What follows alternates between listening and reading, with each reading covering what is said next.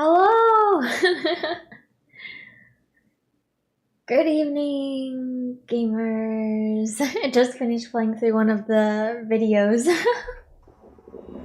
But, hello, Xar, welcome! It's time to give some great delusions to this popsicle stand. Indeed, indeed. I stand by my title. Popsicle really does sound nice right now. I do have some ice cream in the fridge, but it's not the same. It's not the same. But yeah, hello! How has your day been so far? Actually, yeah. It's late for you, right? So I guess just how's it been? Yeah, my day's been pretty good, I would say. I'm doing good. Busy, but the good kind of busy, I would say. How's it going? Hello, young moon, welcome. I like your new profile picture.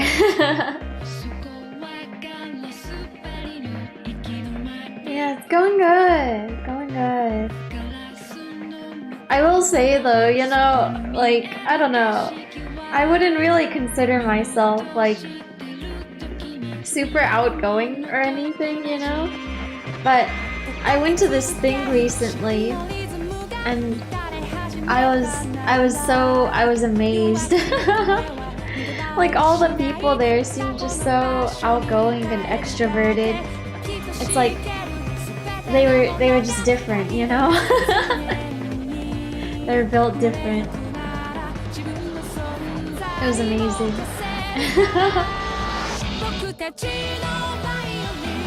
Thank you, you're welcome. Here is this, we do some astrophotography at night to check out this thing I'm watching stream. I see. Astrophotography sounds really cool. Really extroverted. I feel like I have such a hard time like going up to people and talking to them. If they come up to me and talk to me, I'm generally okay. But the other way is so scary. Even if they come and talk to me though, if it like goes on for too long, if I feel it like start to become awkward, then I feel like I just start to get really awkward. I did my best though. At this thing. I tried to talk with people. I think it went okay, but I was so tired afterward. I was so tired. I ended up sleeping for like 13 hours. Oops.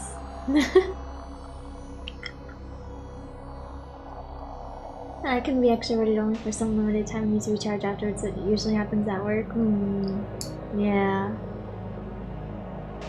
It's tough. And also, this is completely unrelated, but I posted about it in the Discord, but Kafka keyboard arrived. Yay! Man, I love Kafka. From hit mobile game Honkai Star Rail. It's so nice. I'm just looking at it right now. But I like it a lot. And, you know, it is nice being able to see the letters on the keys. Unlike my usual keyboard. Which I do still really like, but...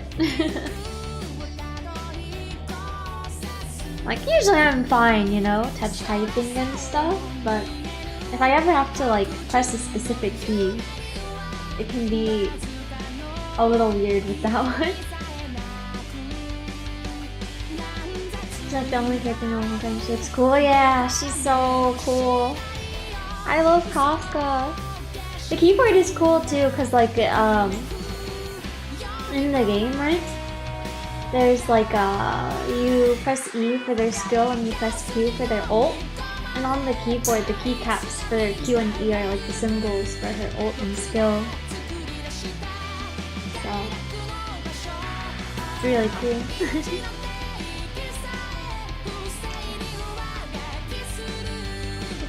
It's nice for real. I will say though, with my usual keyboard, I have like silent switches on it, so it's pretty quiet, I would say. But this one, the switches are not like super quiet or anything. I think they're maybe like normal to loud. They're not like super loud, but I'm just not used to it making so much noise. But it is fun. First time into custom keyboards rabbit hole. Well, I mean, my first keyboard I did build myself several years ago, but I got it, yeah. This is my second keyboard, I guess. I did not build this one myself. This one is just, you know, pre-built official merch. But yeah, I do kind of want to build more someday, but I feel like it's such a money sink.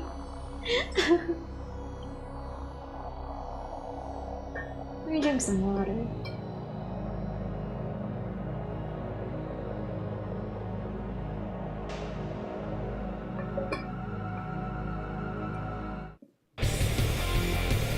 Let me actually start the game.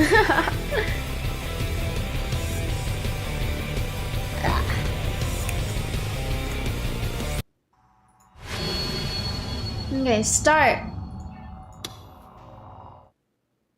Let's go. Also, I was thinking I might start going. Oh no, wait, no, not start. It was supposed to be continue. Okay, wait, not escape. Backspace. Okay, wait, it's not letting me right now. Should I just escape? Oh, okay. Return to title menu. Man, I forgot. I did this last time too. But hello, how have you been? Hello, Larry. Welcome. I've been doing well, thank you. How have you been doing?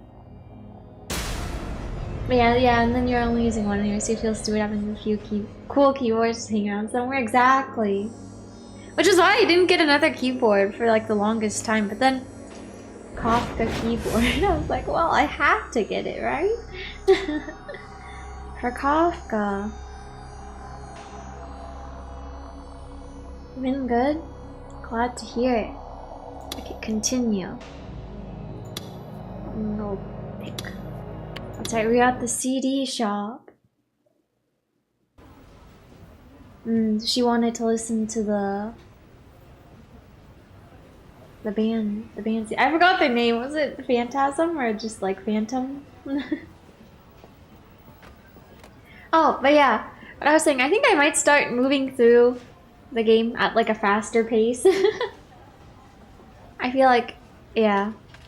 So I'm sorry if you cannot read in time, but I do want to see the end, and it's like, you know, since I can't stream as much these days, yeah. I don't want to like take too long to reach the end, you know? So, yeah. But okay, let's go Good Delusion. Oh wait, I guess I'll still read these out loud, but I'll just read them faster. His inner thoughts, inner narration. She suddenly brought her face in close to mine, which immediately made me flustered. The sweet smell of shampoo wafted from Mimi's hair tickled my nose, and I felt my face turn red. Deal? Oh no, where is this going? She looked at me, her expression dead serious. I gulped. She'll what? What was she going to do? Okay, let's see. Delusion.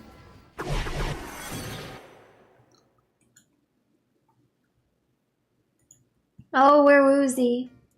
So hello, Zamza. Welcome. You got the damn girl signing me right up. You know what? Me too, honestly. Mimi's cheeks flushed slightly in embarrassment. And then, having seemingly made up her mind, she whispered something to me. When I understood the meaning behind her words, my brain stopped computing. I couldn't tell if she was joking or being serious. I tried to look away, but before I could...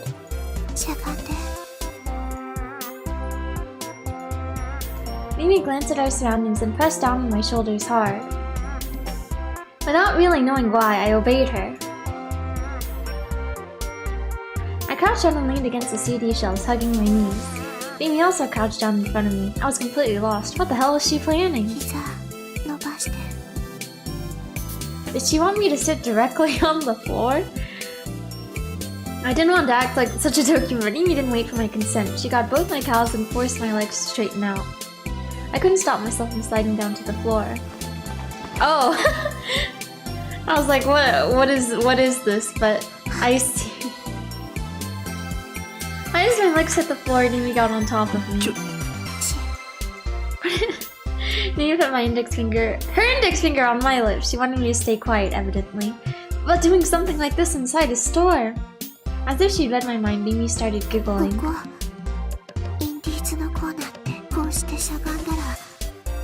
What was she implying? Mimi moved her face in even closer. Breath stroked my cheeks. We moving fast? Yeah. We're picking up the pace. It was hot. I couldn't avert my gaze from Mimi's shimmering eyes. I could feel myself being sucked right into them. It was like I was under some magic spell. Mimi was staring at me just as I was at her. As we stared at each other, Mimi's hands began to move. And she started undoing my blazer one button at a time. Taking me to mind, Mimi's hands grabbed hold of my tie. With one pull, she unfastened it, and then she began unbuttoning my shirt. I'm sorry what she just said. Mimi's slender hands continued to move. They artfully slipped beneath my shirt and onto my bare chest. Her cold hands slowly glided across my skin. What a bewitching smile. She'd always been so cheerful and energetic, never once emitting any kind of sexual vibe or intention. But now the expression on her face made my heart throb.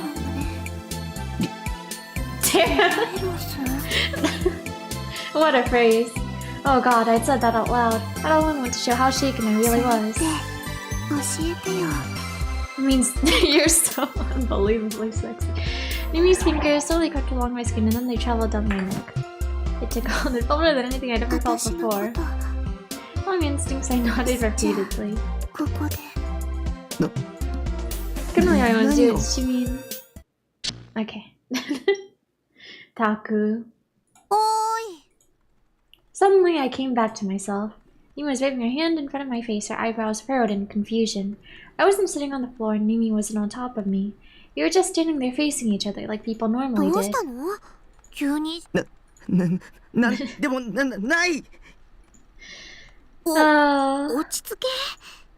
I took a step back from Mimi, turned my back to her and took a deep breath. No. Oh. What's been happening so far? So much. I really don't know how to describe it. It's like we have these delusions. There have been a bunch of murders in Shibuya, where we live.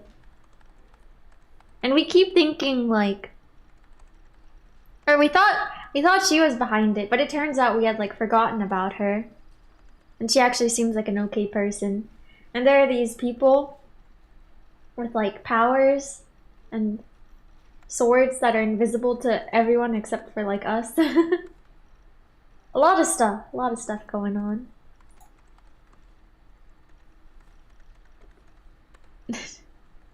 Is talking about giving me something in return. Anyway, what was she actually planning to do for me? その調子だと。じゃあもう一回言うけど、私のお気に入り CD を貸すっていうのでって。は Sure. ねえねえ、いいでしょ？お願いします。この。Life was a cruel mistress. I suppose it was my fault for expecting anything. Come to think of it, I wasn't supposed to be into 3D girls at all, yet I just had a delusion about doing that with Mimi. Why? When I agreed to Mimi's proposal, she delightedly struck a victory pose. That sight was so amusing to me that, despite the critical situation I was in, I couldn't help but laugh. And we're back. I managed to make it back to base safely. Thanks to Mimi, of course. One thing ended up catching me off guard, though. When I arrived, I'd asked her to wait outside while I cleaned my room, but she flat out refused. That's true. She did come in last time. 私 Yeah, but I wish I knew exactly what that meant. Mimi was completely absent from my memory, meaning I didn't really know her. Every once in a while, I'd find myself taken aback at how ridiculously friendly Mimi was whenever she talked to me. It wasn't unpleasant or anything, but it only made it all the more clear how different we felt about each other. Hi, hello, just a normal person. Welcome. On that particular note, was Mimi serious about there being no point in me cleaning my room? The floor was littered with empty boxed lunches, and the bed was piled high with erotic cases of cases not exactly the most safe for work cover art. Either Mimi had nerves of steel or she had no reason to feel on edge around me, but trying to figure out which it was only made me feel even more confused. Being unaware of how distressed I was, went to sit on the sofa, looking earnestly over the lyric booklet, including the Phantasm CD. Okay, so it was Phantasm. I plumped down in my chair and the tension flooding my body left soon after. My mind was completely maxed after spending most of the day terrified, and I wasn't feeling that exhausted. Maybe that was thanks to Mimi being there. さてどうしよっか Closing the lyric booklet, Mimi stretched her arms out high and sent a smile my way. What should we do? What were we supposed to do? She hadn't come here to hang out or anything, she just wanted me to lend her a CD. She was actually doing me a favor by staying with me, but what the hell were we supposed to actually do? Did we have to do anything? They were not good. Wait, stop, I really shouldn't be thinking about that right now. Even under the best circumstances, it was still a really tense situation, being alone in my room with a 3D girl and all. If I would have some unwelcome delusions, I might suddenly shoot back to reality and end up saying something weird. Silence. Mimi was staring vacantly at the various manga scattered on the floor and the eroge piled up on the bed. Awkward. I knew that most of the awkwardness would dissipate if I just said something, but the only subjects I could think of were video games and anime. And I doubted that Mimi knew anything about either. Wouldn't it be more logical for Mimi to say something? She was the one who had said she'd stay with me and all. This is gonna be a bad time if she actually expected me to lead the conversation.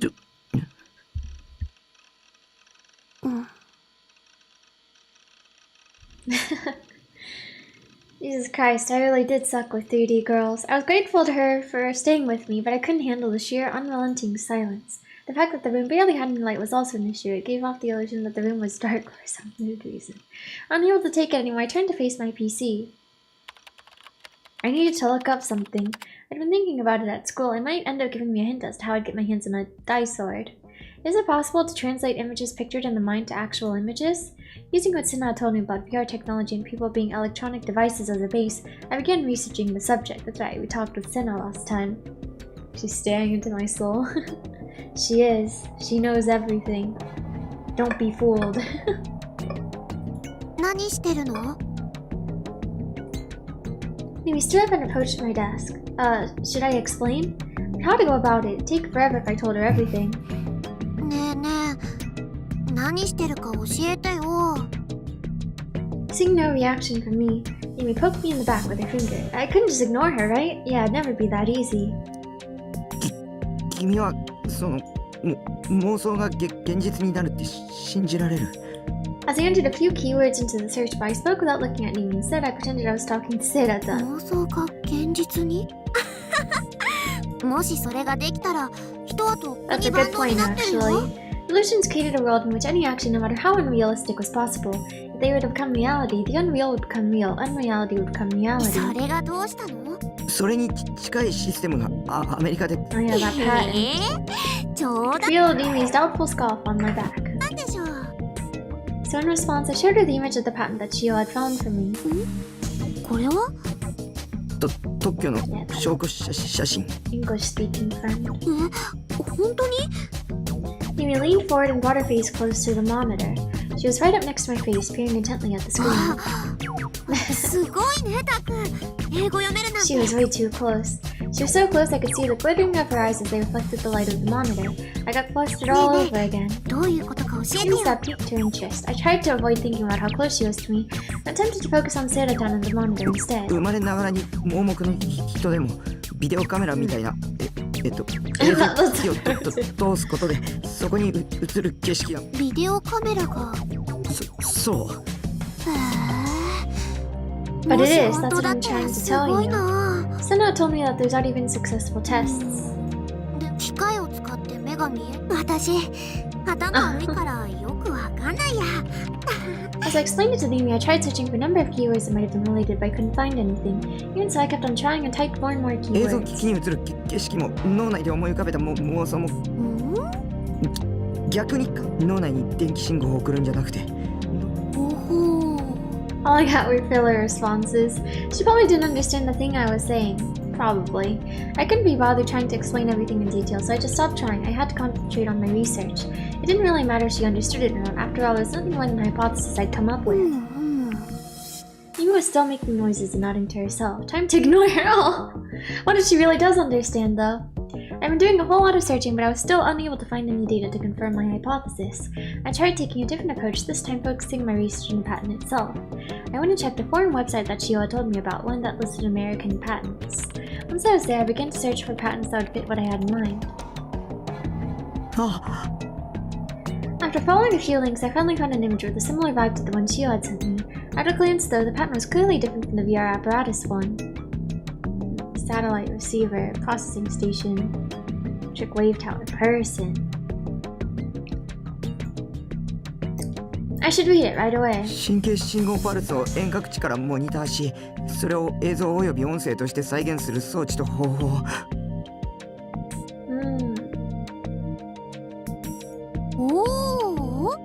Difference between images and similar images? You mean with this one and the one from before? Or... That was exactly what I'd had in mind. I involuntarily leapt out of my chair. これすごいぞ。すごいの？簡単に言うと他人の思考を盗撮する技術だ。思考盗撮。Summing up, the audio and video people were imagining in their heads could be stolen by using a certain apparatus. Moreover, it even said that nerve impulses could be monitored from satellites. That meant it was possible to spy on the subject's thoughts no matter where they were on the planet. The computer lost frame. Oh, yeah, they're just different images. The other one was the American patent. Well, and I guess this is also another patent, but it's different. I don't think you can see the past images, but...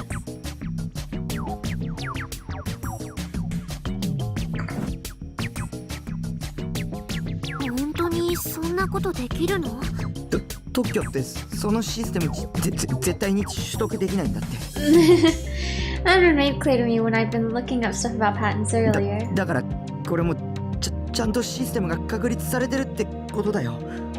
This was a mere fiction. As long as you had the technological capabilities and the funds to build it, you could implement it any time. Forrest somehow told me that. ある意図的な情報を神経パルスへコンバートすることが可能なら、人の五感すべて、さらには人の意志そのものもコントロールできるんじゃないか。I couldn't find a source for that, so it remained as mere conjecture from her. However, for my own theory, there were sources. Why would something so insane not have spread all throughout Japan? This clearly deserved a Nobel Prize, if not something even bigger. I continued my research, this time looking up the mind-reading keyword. Then I found a record of a particular lawsuit from America. また英文だ。頭痛くなってきそうだよ。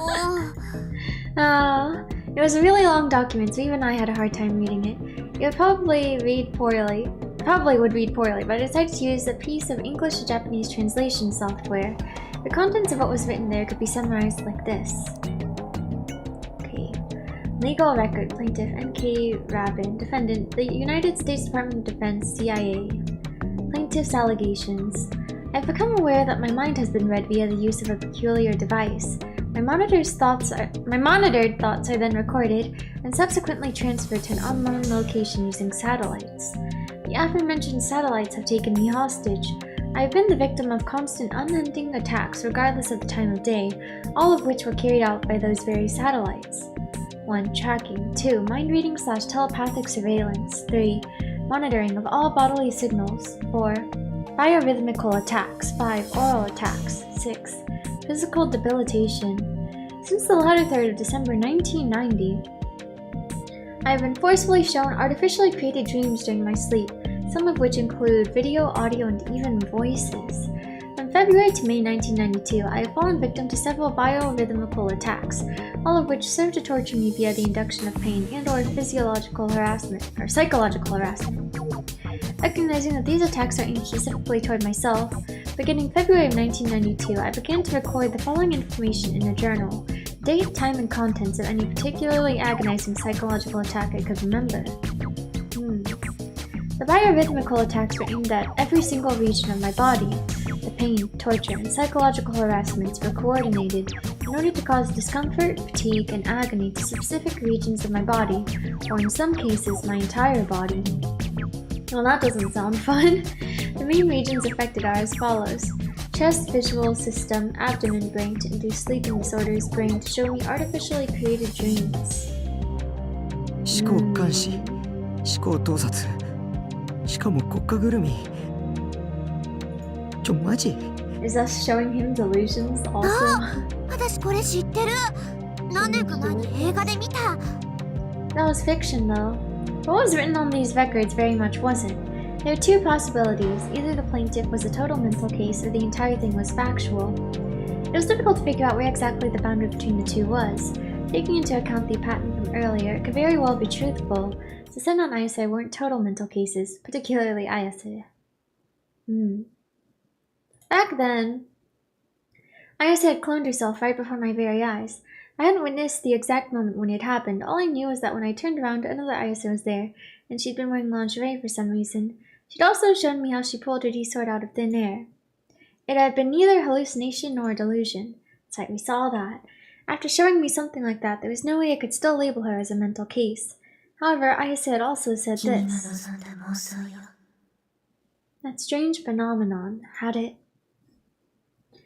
been my delusion coming to fruition? Admittedly, right before it happened, I had been pondering about the color of Ayase's underwear.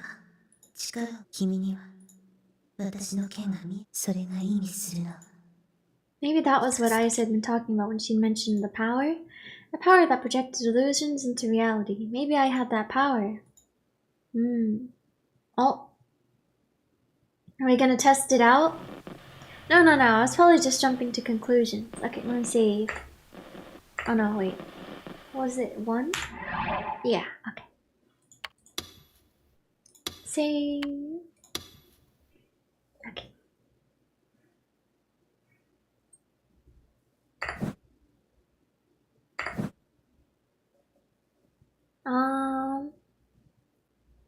Well. We pretty much have only gone green. Turn for 1 second, what just happened? Well, we were thinking about how, like, in was it in the last stream? But, like, there's this other person who's the lead singer of that band called Phantasm, and she has one of the fancy swords. And, like, we're thinking, could our delusions, do we have the power to make them reality? Yeah. It was a total stretch to think that a psychic ability existed just because something, a system using scientific means, was able to reproduce delusions as images. But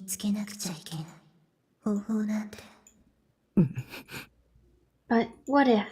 What if the method to obtain a D-sword was by using such a psychic ability? So, let's suppose I had that ability within me. It might have been worth a try. Okay, let's see. Are we gonna obtain sword? Oh. Leaving Mimi to stare at the PC screen with her eyebrows furrowed, I picked up the toy D-sword sitting in the corner of my room. Our vision is not woozy right now. I went to stand in the center of my room and brought my sword to eye level like I was an ESO character. I closed my eyes. I tried to conjure the image of a sword in my mind.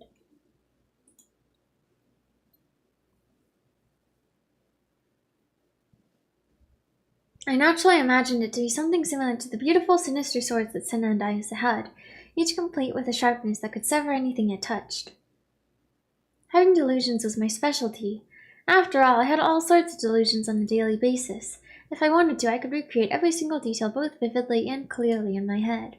Once the image was as precise as it was going to get, I planted my feet, gritted my teeth, and tried grasping the sword of the power I now held in my hands. Become real, become real, become real, become real, become real, become real, become real, become real. I prayed inside my head, devoting all my thoughts toward that one single wish. What I'm holding is a real D sword. It's not fake, it's real. I infused the strength of my entire being into the blade. Come, reveal yourself to me. Grant me salvation. Protect me. I slowly opened my eyes. Did it work? The sword I was holding hadn't changed whatsoever. It was still the same cheap-ass toy. そりゃそうだよな。 There's no such thing as an evil eye-esque psychic power that turned illusions into reality. It was way too toony. What was I, 5? I felt ashamed to have ever thought I held such a power. Heaving a long sigh, I lowered the sword. But right as I did, I sensed the gaze behind me. I could feel chills on the back of my neck. Goosebumps rose across the entirety of my body. The gaze again? That was a clear sign, a sign that, right at that moment, someone was watching me. Don't look at me. I wasn't gonna turn around. Like I'd ever turn around! Not only had I sensed a presence, but I'd heard a voice as well. Though to be precise, it hadn't exactly been a voice, it'd been closer to a sigh. Don't tell me. I might have made a terrible mistake. Oh gosh. I slowly, ever so slowly turned around, okay? Okay, it's just Mimi, okay. And there was Mimi staring right at me. So that was it. No wonder the sense of presence had been more intense than usual. Granted, that only made sense considering I wasn't just feeling like I was being watched, I was being watched. This was definitely going to get confusing. Oh god, had they really seen me go full Chunibyo, brandishing a sword and all that, from start to finish? I was gonna die from embarrassment. Except, something was off about her. Mimi's brow furrowed and she stared at me without blinking even once. However, it wasn't me she was looking at. Was she looking at the sword? But the object I held, the toy D sword. Why did she look so serious? It felt like she was an entirely different person than the one that'd been getting all confused about patents earlier. And a pleasant memory flashed through my mind. Mimi was on my side. She was supposed to be. However, I still hadn't solved the mystery surrounding her. Did Mimi know something about D swords? With a gulp, I nervously called out to her. I'm scared I'm gonna get jump scared again. Her gaze still fixated on me. Mimi opened her mouth. Her voice was stifled, devoid of any and all emotion. Yeah, Mimi was my ally, wasn't she? She wouldn't betray me like you did, would she? If even Mimi betrayed me, I'd... Why do you say that? どうして My voice nearly cracked. Did Mimi know something after all? Because... Mimi's gaze finally moved, but this time it landed squarely on my eyes. I hurriedly averted my own. What was she going to say? Oh, that's the reasoning? Mimi suddenly broke into a grin, a very mischievous grin. The abrupt change in demeanor left me speechless. そりゃ男の子っていくつになってもそういうおもちゃが大好きなんだなってのはなんとなく。さすがにそんな大きなおもちゃそれが許されるのは小学までも Hey, let us play with the sword if we want to. 私の前で披露してくれたってのはちょっと嬉しいかも。私にだけ。What the hell, man? I got all scared for no reason. そもそもそれ。1万円渋谷の。へえ。1 Girl, 万 hello, 円 Origins, you're か。 welcome. 安い。でもそんな大きなおもちゃが普通に売ってるんだね。私その雑貨屋さんに売ってるっていうのは She really wasn't 教 gonna え let て it もらった go. の？ Was she interested in these types of swords or something? Maybe Mimi was actually a total Chunibyo in disguise. That'd be fun. So the one who'd been making fun of me for having a sword, actually wanting one herself? Tsundere-machi fuhihi lamau. 自分で調べた。ネットか。すごいな。何でも情報が手に入るんだね。で、その件ってなんでタコは Did you see ど other うしてそれを people? 買お Oh うと思 no. ったのかなって。Maybe I should just tell her the truth. If she was going to stay on my side moving forward, maybe she'd end up helping me search for a real D sword in the future. If that was the case, it might be better to just tell her everything now and get it out of the way. これは偽物本物があるんだ。本物？ Mimi tilted her head, puzzled. 本物を持ってる人僕知ってるんだ。What happened with the girl that betrayed you in the first chapter? I mean, she's still out there. We had like another encounter with her, like at the PC cafe, internet cafe, where she told us to stop. Basically, she thinks we're the ones who are carrying out the murders, and she also told us that we're the one who is Shogun in the chat room and sent us the image of like the crucifixion the night before it happened. Yeah. Oh, and she also said we have the ID, right? Yeah. You are. 二人いる。同じ学校の女子。女子ね。女の子が。本当な。それにおもちゃじゃない。あ、本物は光るんだ。それに僕それを探してる。それさえ手に入れれば。救われるって。Mimi looked quite puzzled that I was dead serious. Not to mention a day sword would be a powerful tool to confront Shogun. それでI wanted to say that I needed her help to find it. However, when I thought about what I could even do, she said no. I grew too scared and anxious to say anything. I dropped the fake sword on the spot and sat down on the sofa.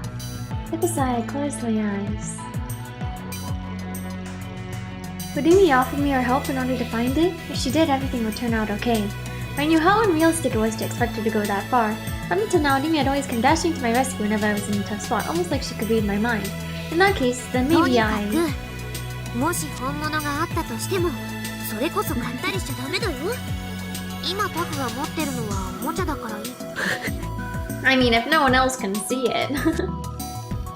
My hopes are crushed instantly. Oh, what an insane disappointment. Then again, Mimi's reaction made sense from the POV of an average person. These past few weeks, I'd encountered so many inexplicable things. I was nearly at the point where I was ready to believe everything that Senna Ayase had said. Maybe Ayase was right. I had to find a D-sword entirely on my own. それでタク。Help Mimi sit down next to me. その本物の剣を持ってる女子って Her voice came from very close by. She was right 誰 next to か me. な。It was just the two of us in an enclosed, dimly lit room, and we were sitting right next to each other. Emergency! Everyone battle stations. タクに Emergency! 女子の知り合いが、もしかして彼女？ No. So that's where she was going with this. Could it be Davy was trying to seduce me? The only possible conversation that could result from this topic was one centered on romance. After I told her the truth, she'd give me her confession, then the mood would... Oh god, I couldn't do this. I wasn't even remotely prepared for this. I opened my eyes and frantically shook my head. Both Ayase and Senna were mysterious creatures, not to mention absolute mental cases. Oh. I'd have mowed over them. They were 2D characters, so I'd never mow over them. Especially with Senna, talking to her just scared me. It wouldn't surprise me if violence was just part of her MO.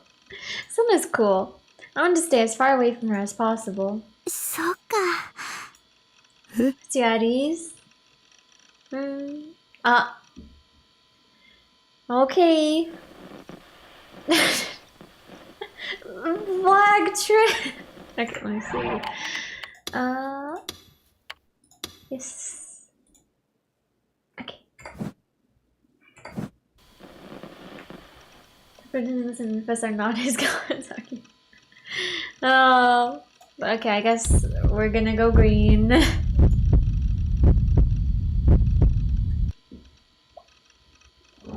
My whole body froze in place. She clearly said that on purpose, right? Was she subtly hitting on me right now?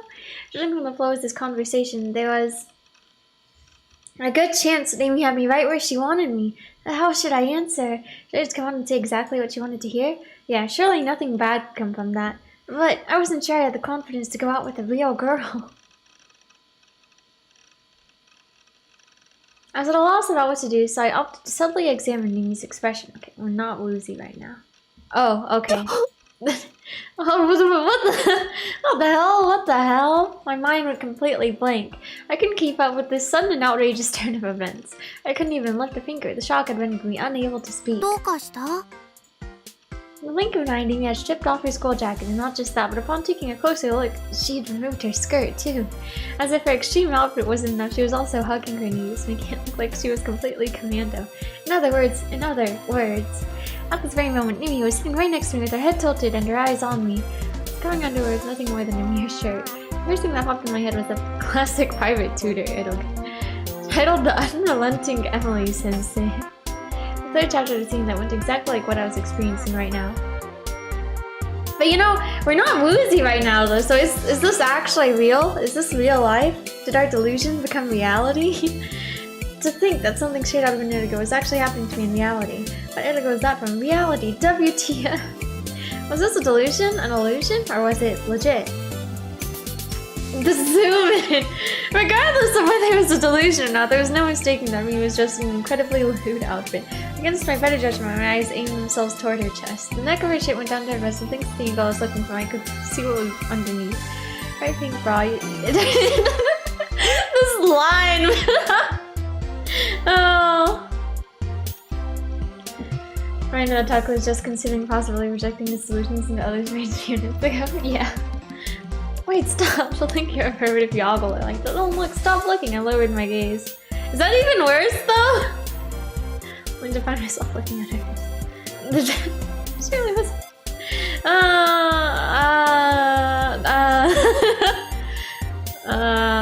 Okay.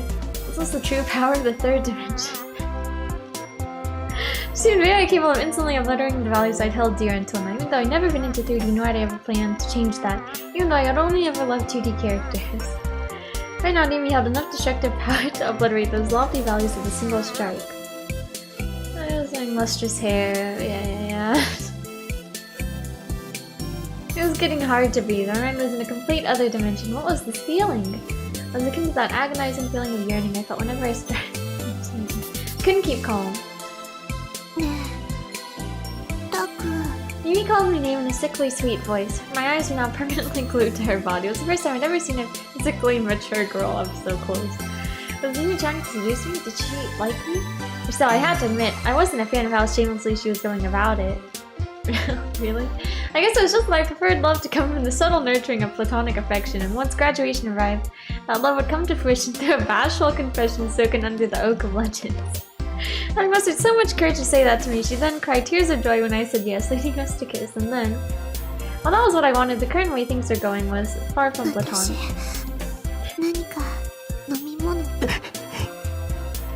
I eagerly rose to my feet. What did I have? Was there anything in the fridge? That's a not finished cola, but I drank directly from the bottle, so it probably wouldn't be the best idea to give it to Demi. Demi stand up behind me. Did she put her clothes on first? She was leaving? Oh, it's dark out. Oh, that's right. Well, it was dim. I frantically turned around to see Demi, still dressed in that shameless outfit, opening the door to head outside. Huh? She wasn't gonna go to the convenience store while people could see. She wasn't normal. Is she an exhibitionist or something? Okay. Okay, we're back, I guess. I guess our vision wasn't woozy, but hearing that behind me made me literally jump in the air and land on my ass. Okay, she's wearing clothes. Good. There stood Nimi. You should have been just about to leave the room. And not only that, but she was wearing her usual outfit and was all fully on. She looked down at me with wide eyes.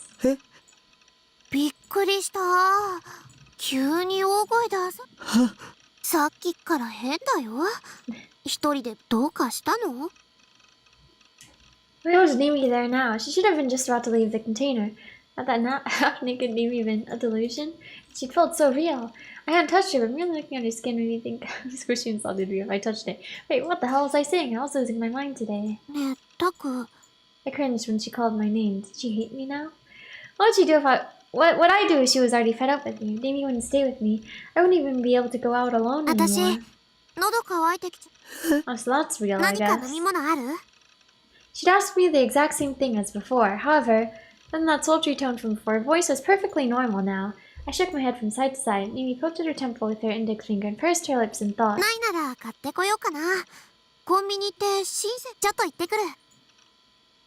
It's the same. She gave me a big smile, then left without waiting for my response. I could only watch her leave in a daze. She was going to the convenience store in uniform, which was completely normal. And half-naked Nimi even before really had been a delusion. I had the mixture of both relief and slight disappointment, but that half-naked Nimi, ice is splitting in two. The mechanism was capable of reproducing those delusions accurately enough to feel real. Had it even been that, though? Did I have powers or not? And if I did, how could I actively use them? How could I obtain a D sword? I was still stuck deep in a maze of questions, unable to do anything but wander around aimlessly.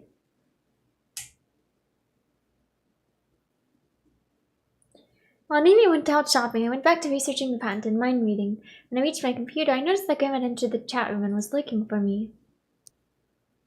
Okay. I sighed and reluctantly entered the chat room. You there, Needart? Hello, Needart. Meeting as usual, I see. Come on, get chat with me, please. Seriously, I've got new info. Needart-chan, dinner's ready. Needart has entered the room. Look, I finally decided to show up. You're too slow. Thanks to that, I've entered whose eyes are those eyes mode. And the fuck was the whose eyes are those eyes mode? Graham obviously just wanted to use the phrase for the hell of it, even though I knew I hated seeing that goddamn thing. I'd always freak out whenever I saw it. Kinda new info, new gen and all. It happened, bro. The 5th case. また Another one. Of course, I felt the usual depression I always felt whenever I heard about new gen, but on the other hand, I was also bewildered. I was sure that Shogun and Yua would target me this time. If it had been delayed, it seemed. But I wasn't sure whether or not to be happy about that. You know the dates? It's on the Taboo homepage. A quick search should tell you everything. Okay. What time today did it happen? Not today. They found the body last night, but the victim died the day before. The time was seriously insane. ちょ Ugh. 待て待て That guy's brains were removed. This time. Ugh. Without warning, Graham started telling me the details of the case, and I began to panic. I was beyond done with all this gory shit. I didn't want to hear about any of it. If I got word of it, I might imagine myself getting brutally murdered in the same way, even though I still hadn't found out how to get a D sword. And yet Graham continued mercilessly. Susie Freaky Dude, what do you think the cause of death was? Drumroll please. Emaciation. Ooh. Which means he was alive even after his brains were removed. Now have a good rest of the day, have a good rest of your day. Alright, see you later, thank you for watching. But the repulsiveness of it almost sent chills down my spine. I wrapped my arms around my body. I didn't want to hear anymore. Spare me, please, I'm begging you. My life already went to shit a long time ago, so please. Well, he was in a state kind of like brain death. He might have even been like that for a week, just sitting there brainless. He obviously couldn't eat or drink. No wonder they died of emaciation. Now channel my name the case in school. I'm a fail. And it seems really epic at names, so this part's hilarious. Get this. The victim was a psychiatrist. A psychiatrist had their brains removed. Actual WTF now levels of irony. Psychiatrist. The moment I saw that word, my heart rate skyrocketed. I might have been overthinking it, but I had to check to make certain. Could it be? Also, I didn't want to. Oh, okay, we're looking. After hesitating on and off for a while, I eventually went to the homepage of Taboo and opened the news article reporting on the non-school incident. Okay.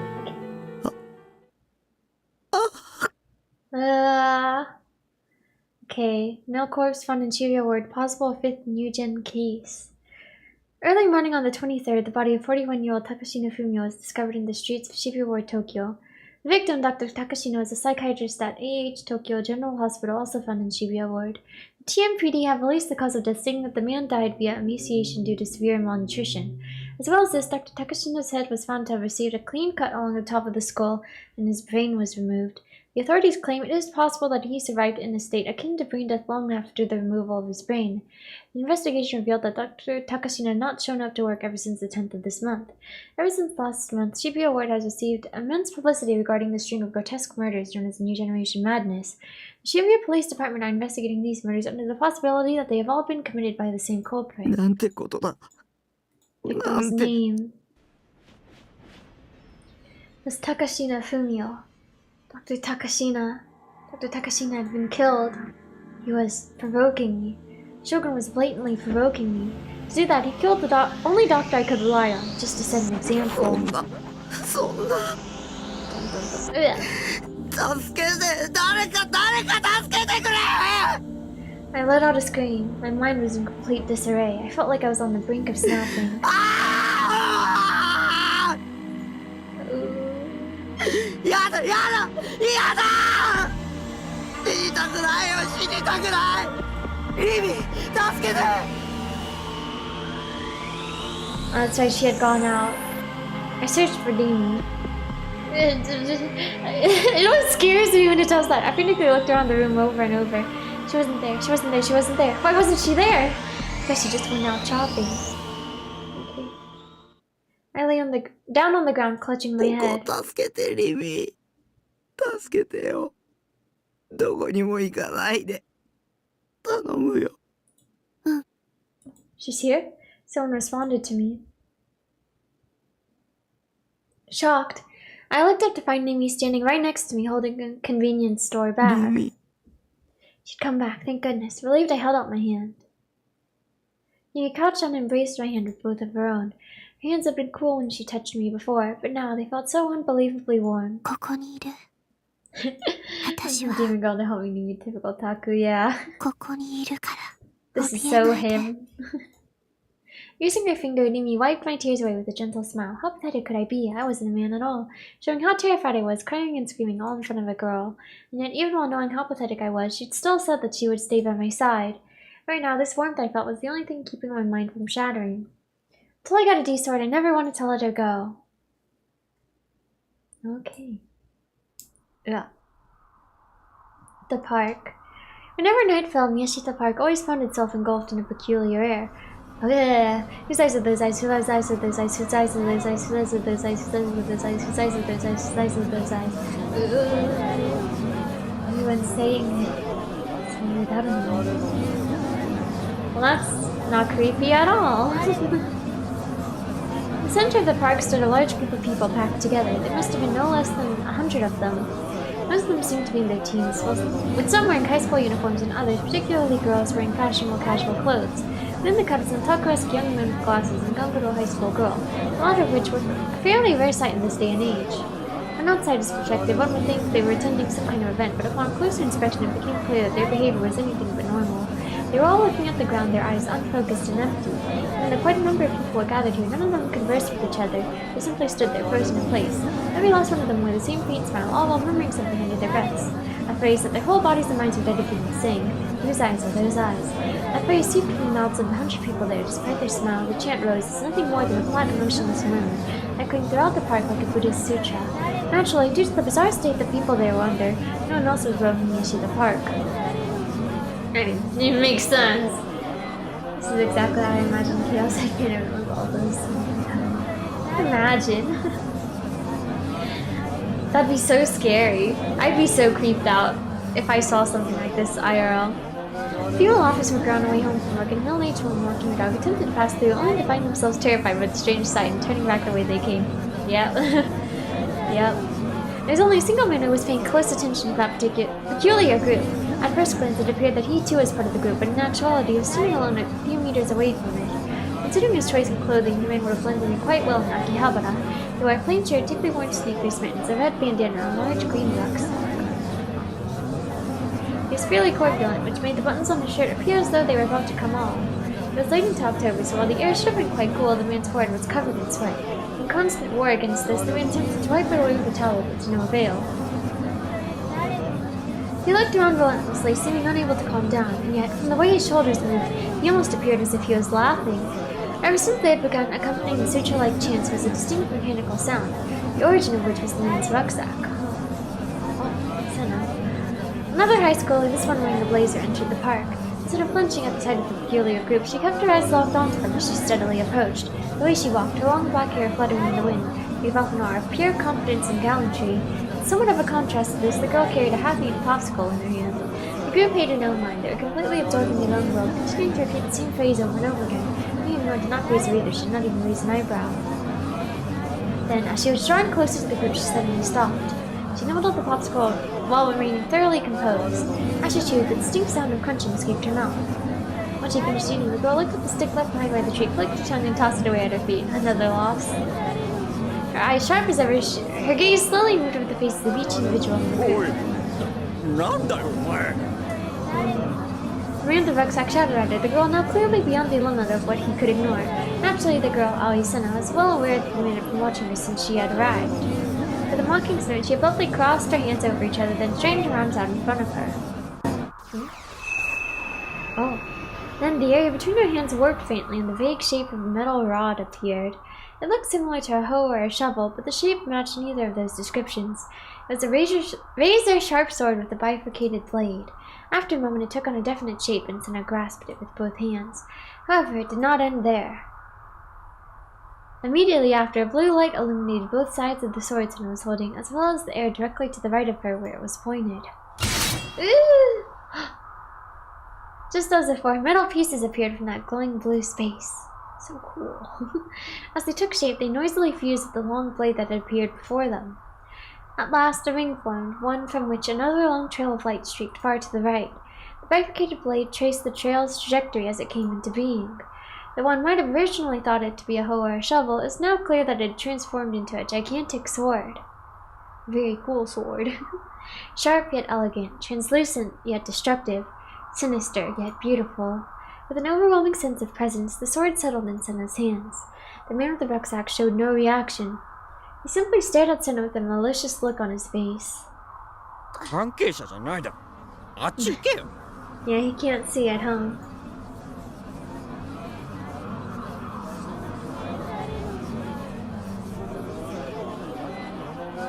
And the voice, quite high-pitched for a man, he had ordered Senna to leave, accompanying it with a violent gesture. His tone was thoroughly domineering, though he kept his distance from her. Senna, on the other hand, opened her mouth without showing any shift in emotions. It seemed to be more a request for confirmation rather than an actual question. She rotated her gaze toward the man with the rucksack, locking him in place. In response, the man showed clear signs of bluster, providing a fierce contrast to what he had displayed before them.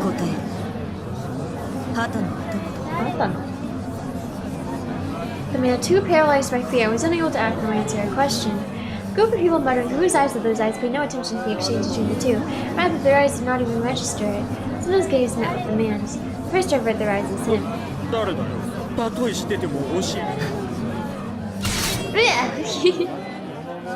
Just pointing at him. Remaining silent, Senna brandished the great sword she was holding in both hands in a Kasumi no Kamae stance. She then slowly lowered her hips and then she cast her upper body forward. Ooh, pink.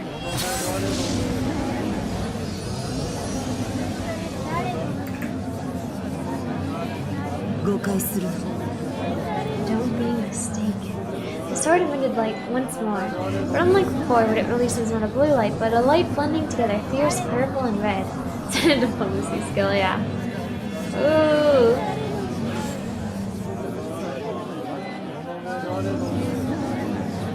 Suddenly, a high-pitched screech resembling a woman's scream resounded. The atmosphere between her and the man was warped with anger. Oh, but not in the metaphorical manner. It was entirely physical. The very air itself vibrated, converging toward the sword Senna was holding. The red glow of the sword became inconceivably intense to the point of dazzlement. Senna took a small breath and gritted her teeth. Oh my gosh.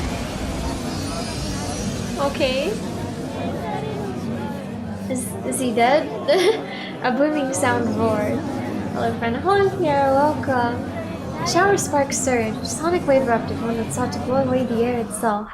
Vibration in the air then immediately subsided. The sword, however, continued to flicker with a brilliant red glow, one reminiscent of pulsing blood. Senna slowly pointed the tip of her sword directly at the man. As one would expect, the previously indifferent group started showing signs of agitation. Bewildered, they all started running away as if they had returned to their senses. Ooh, they're screaming. Senna paid them no mind. She simply kept her eyes locked on the single man with the rucksack. The man, who until now had shown no clear signs of fear, began to panic. He started taking a few steps back, his face turning pale. He shook his head in denial.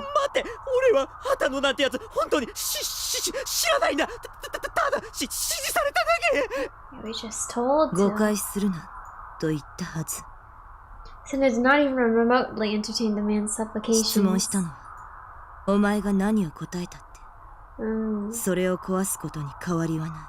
A fierce glitter dwelled within her eyes. The man shrieked pitifully, turned on his heel, and attempted to flee. However, the group, which had only just dispersed, was now running away in confusion. His escape route blocked the man, who had grown far beyond frantic, stopped dead in his tracks. And at that very moment, Senna kicked off the gun and closed the gap between her and the man's back. Oh? It was a blow so swift. It was hard to conceptualize that it had come from Senna's slender arms. The blade swept horizontally, shredding the rucksack the man was carrying. The impact blew the man away. Okay, I see. He collapsed to the ground and curled into a ball, covering his head with his hands. Having lost the will to flee, all the man could do was tremble. There was the sun, the man having become incontinent out of fear. Senna walked over to the man and, without paying him any mind, gazed down at the contents of the destroyed rucksack. A collection of small sparks spurted out from within, emitting a crackling sound. There was a device inside.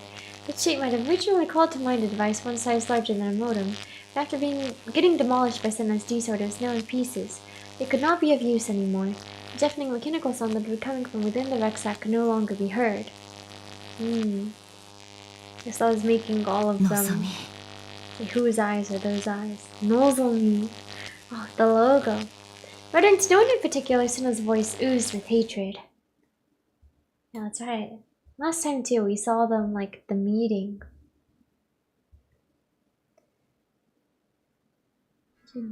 As fall moved forward, it had gradually been getting colder outside. The fact that I had been able to go out in a short-sleeved shirt only a few days ago felt unreal. The color of the sky was also somewhat dull. Its previously bright tints seemed to be fading. If you went to a park, you'd be able to see the vibrant autumn leaves sprouting from the trees. Maybe they were sucking the color from the sky. As I looked up toward that sky, I jammed my toothbrush into my mouth. The nice thing about my base is that I had no eyes on me. I could do anything I wanted on the roof without fear of other people's scrutiny. It was also fairly spacious, giving it a nice open feel. My sink was located outside of my container, which allowed me to brush my teeth outside when the weather was nice. It was pretty inconvenient when it rained, though. I see. As I rubbed my sleepy eyes, I moved my toothbrush around my mouth and thought back to what happened a day prior. Even after everything, Numi had stayed in my room until late at night. She'd even held my hand until I finally calmed down, which had taken at least an hour. Oh. Although I should clarify that nothing had actually happened between us before she'd gone home. Two people of opposite sex of the same age no less had been left all alone in a cramped room for hours on end, yet they never broached any particularly light topics. If I had the skills to carry out conversations like that, I would have gained normie status a long time ago. Jesus Christ, why was I like this? Apparently no one in this meeting on a puke. He was genuinely trying to help me, and it was as a friend, nothing more. She'd already done a lot for me just by saying I'll stay by your side. That alone had made me feel leagues better. And just that pillar of support made a tremendous difference. Despite the gut-wrenching murder of Dr. Takashin in the numbskull case, I found myself feeling pretty stable after the night had passed. Come to think of it, what the hell was up with her acting so sexual before? It felt way too real to be called a hallucination. No matter how much I tried to convince myself otherwise, I just couldn't get over how sexy it was. Not like I stared at them or anything. I was still looking, albeit only for figures. Okay. Okay, you know what? Who cares? Just forget it. The power to project delusions onto reality. Does such a thing really exist? Was I being targeted by Shogun because I had the power to do so? If I did have that power, childhood memory resurfaced. The bus. The field trip. It was the day I hadn't been able to go on the field trip, the day where I'd been the only one not involved in a certain accident. The bus had crashed and some of my classmates were injured, and Mr. Saito, my teacher, had died. I remembered images of those things appearing vividly in my mind back then. I'd seen them clear as day. Had it really been just foreknowledge? What if those images hadn't just been foreknowledge? What if they'd been a delusion of mine? What if I'd projected that delusion onto reality? My body threatened to start trembling, so I wrapped my arms around myself in an attempt to counter it. だとしたら僕は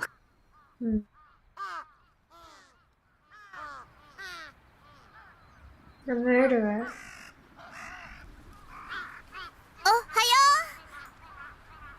Mimi?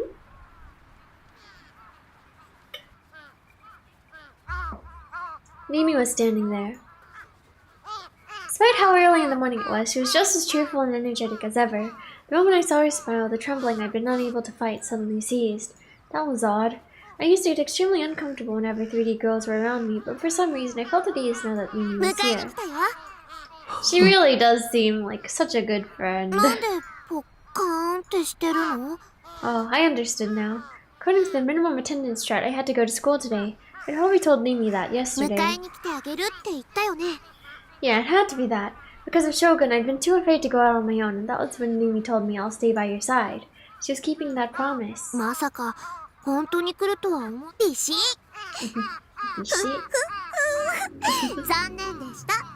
Mimi winked mischievously at me. What anarchy was this? I couldn't believe a girl from my class had come to pick me up. It was a scenario I would have never expected to ever happen in real life. If she wanted to make it genuinely top tier, she should have barged into my room and woken me up. That would have insta-killed me. While I cooked up idiotic delusions like that, Mimi looked up at the sky. That distant look of hers again. So lifeless. Well, the sunlight is composed of 7 colors, the well-known colors of the rainbow. But there are 7 colors to reach the human eye. They first have to pass through the Earth's atmosphere. When that happens, a phenomenon called scattering occurs. Put it simply, when light collides with the particles in the atmosphere, it gets refracted in several random directions.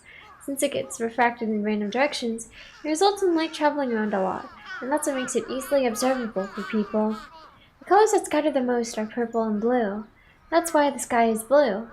I was so smart, I even impressed myself sometimes. However, while my answer was based on scientific fact, Amy's came from emotions and romanticism. 寒くて、みんな青を望む人の数が減っちゃうの。I felt like maybe I'd already said something like that before, but when exactly? だから、寒くても上を向いて歩こう。 I'm excited for it to get cold. Speaking of winter. We're like a few months away, but I love winter. I quickly changed clothes and left the Kudinai Conference Hall building with Mimi. Going to school together, for all intents and purposes, this was some normie shit. Shogun and Yua terrified me so much, and I honestly wanted them to die, and I really meant that. Oh, and yet thanks to them, I'd been able to test out normiedom. Maybe I owed them more than I realized. I attempted to force myself to change how I felt about them, but Dr. Takashina's face resurfaced in my mind, and my good mood was instantly blown away. My doctor had been killed, and it could have very well have been because of me. Shogun had killed a doctor I knew well, all to set an example would provoke me. I was hit with a wave of pure anxiety and dread. I began to gradually fall behind Mimi. Looking at her diagonally now, I glanced at the back of her head. What kind of expression could she be making? She was humming. Oh, I wonder, did she get the chance to listen to the CD? She was humming the song from the Phantasm CD I had lent her the day prior. Her footsteps were light and bouncy. We weren't even talking, so why was she so happy?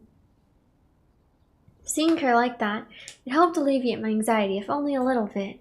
It was probably time to be honest with myself. Why was Amy being so nice to me? Maybe the reason lay within the memories I had with her, memories that were lost to me. When we arrived at school, I let Nimi go off on her own and made a break for the restroom. That was one of my secretly OP tactics. I felt bad since Nimi would have gone out of her way to pick me up, but coming to school with a girl would make me stand out, especially if the Dokyans in my class noticed. Who knew what terrible fate would be in store for me then? That was why I had taken a short break in the restroom. It would buy me enough time to make them think I'd come alone, and yet my mission had ended in failure.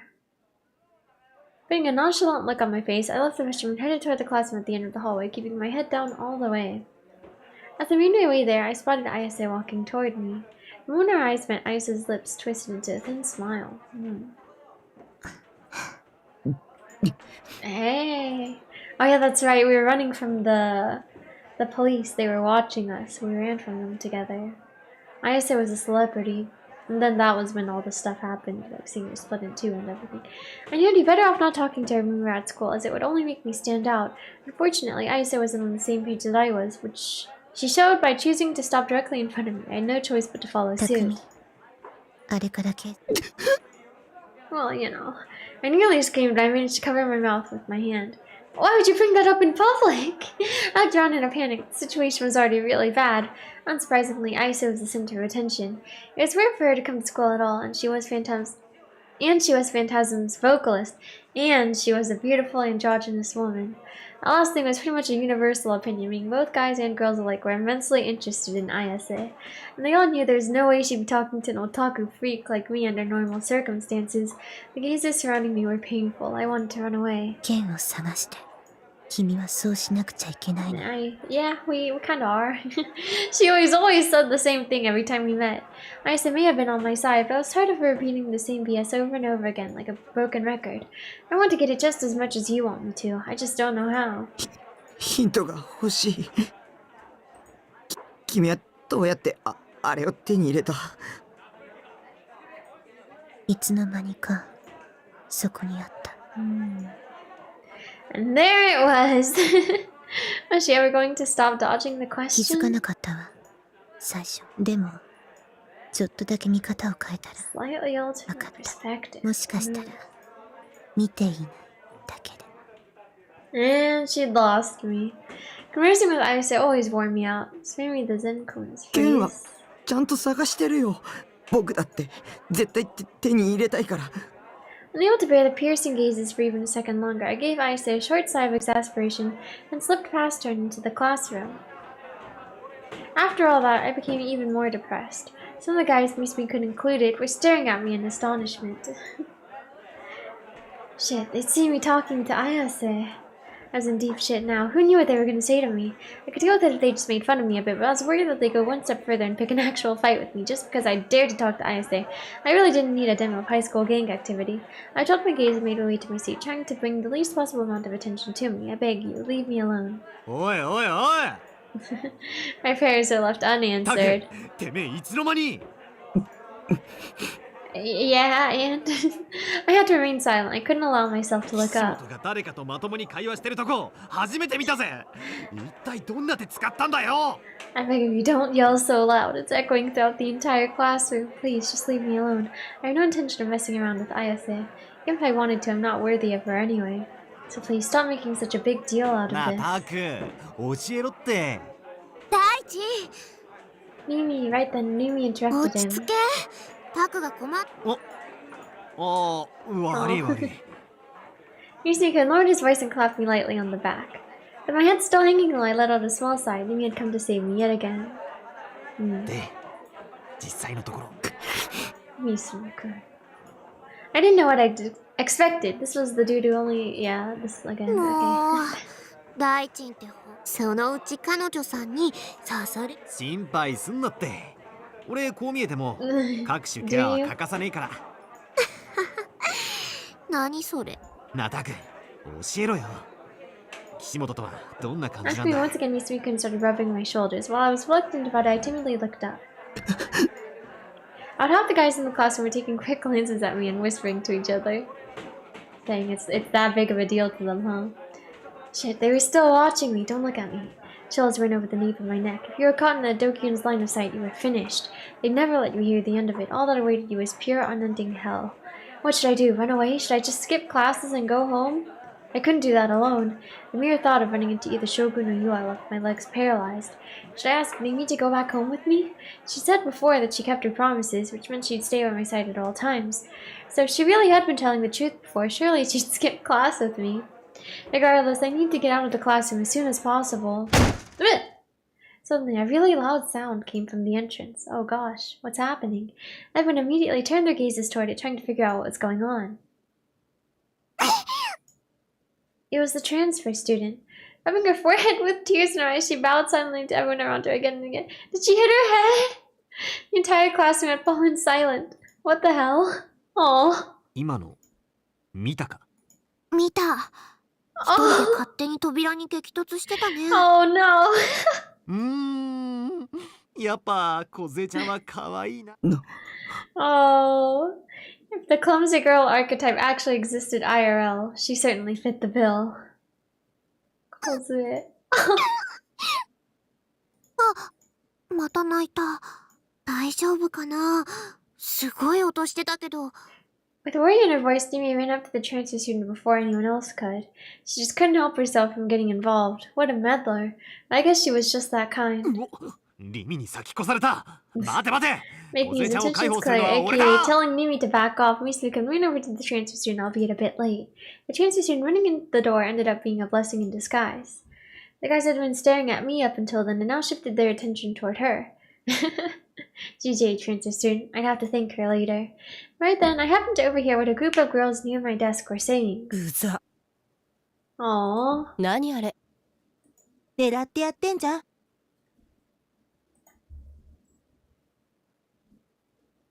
Their whispers were faint, but I knew exactly what they said. Man. Goes from having talk of being the only guy who was in its competitor into saying it for times instead of even chances anyone else. 視界には Exactly. デッドスポットと呼ばれる通常は使用されることのないいくつかの神経チャネルが存在することをご存知ですか Nah. I think he's chill though.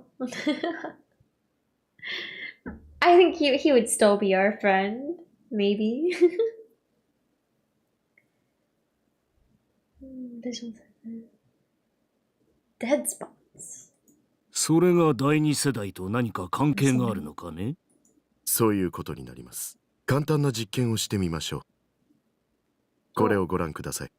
子供騙しを聞いている暇はないぞ。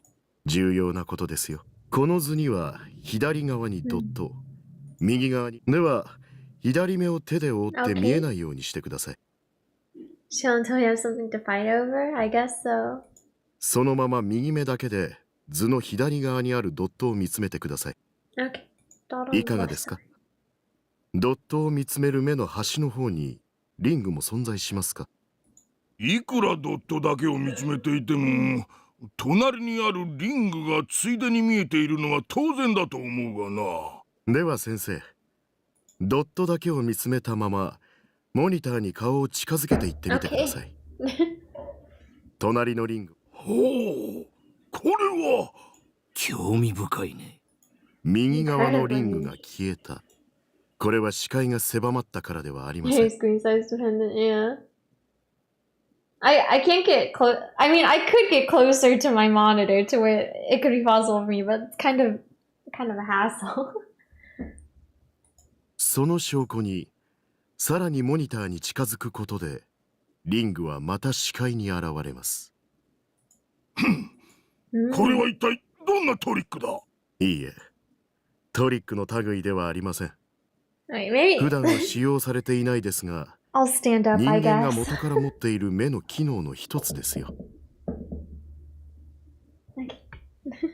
これはデッドスポットと呼ばれ、ノアによって I 人 like 間 how の science 視 puts 界の actual 中に stuff in existence 無から into 有を phasing 作り出す their 際に world 使用する building. チャネルなのです。 Yeah. Something from nothing.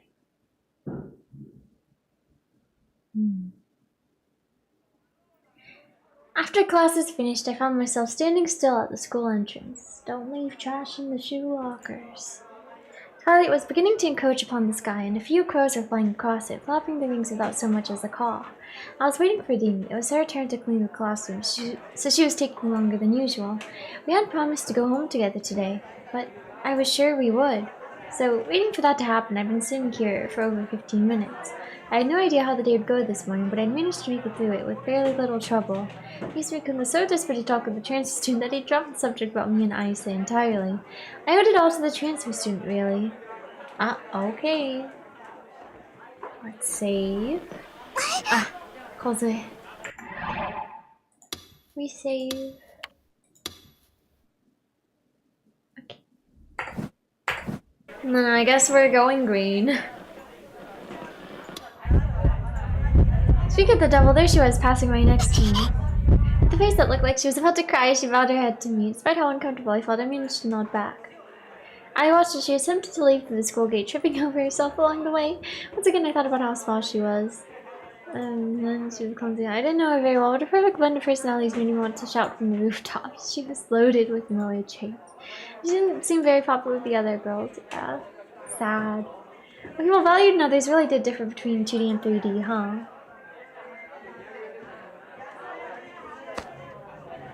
My vision suddenly went pitch black. I felt something push against my eyes. What the hell?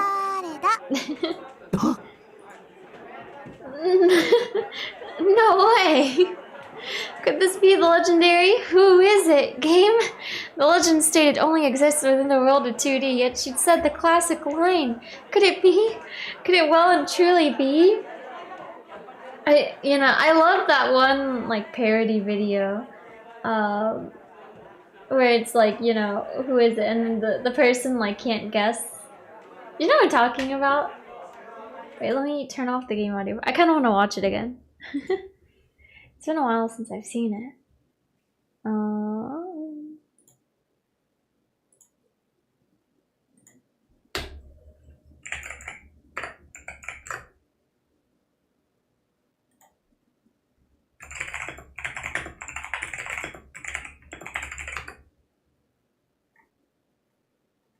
This one.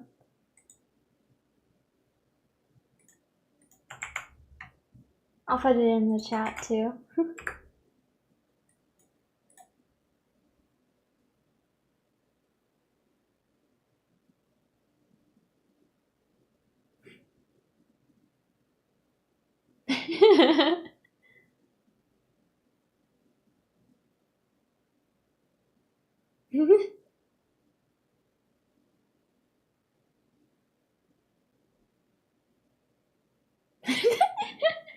The cursing.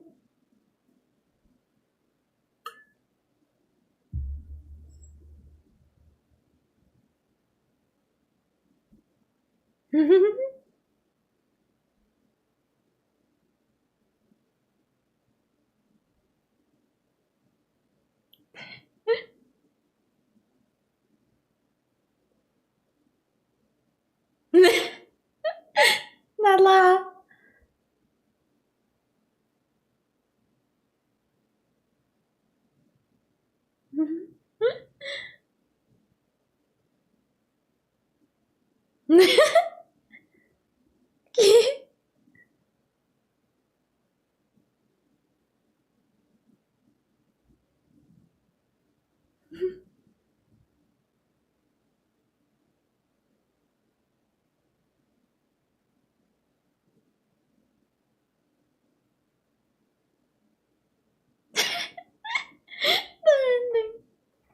Ah.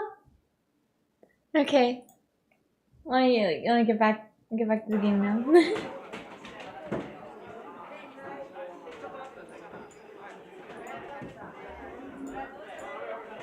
I never thought I'd experience it in my lifetime. As of right now, I basically won the game of life. No, hang on, calm down. There's no way I'd encounter an urban legend in the third dimension. Surely. Right, what was I thinking? I was in a delusion. I had to be. I mean, it was an urban legend, aka something that nobody can confirm the existence of. Phew, almost had me there. I'd managed to regain my composure. If this was a delusion, I'd wanted to get back to reality ASAP. That way I could just get it over with, kind of like jumping into a lake or something. That way it'd hurt less. On the other hand, why don't I just indulge myself in this blissful fantasy for a little while? I'm sure Mimi won't mind. ヒントはね、名前に「り」がつく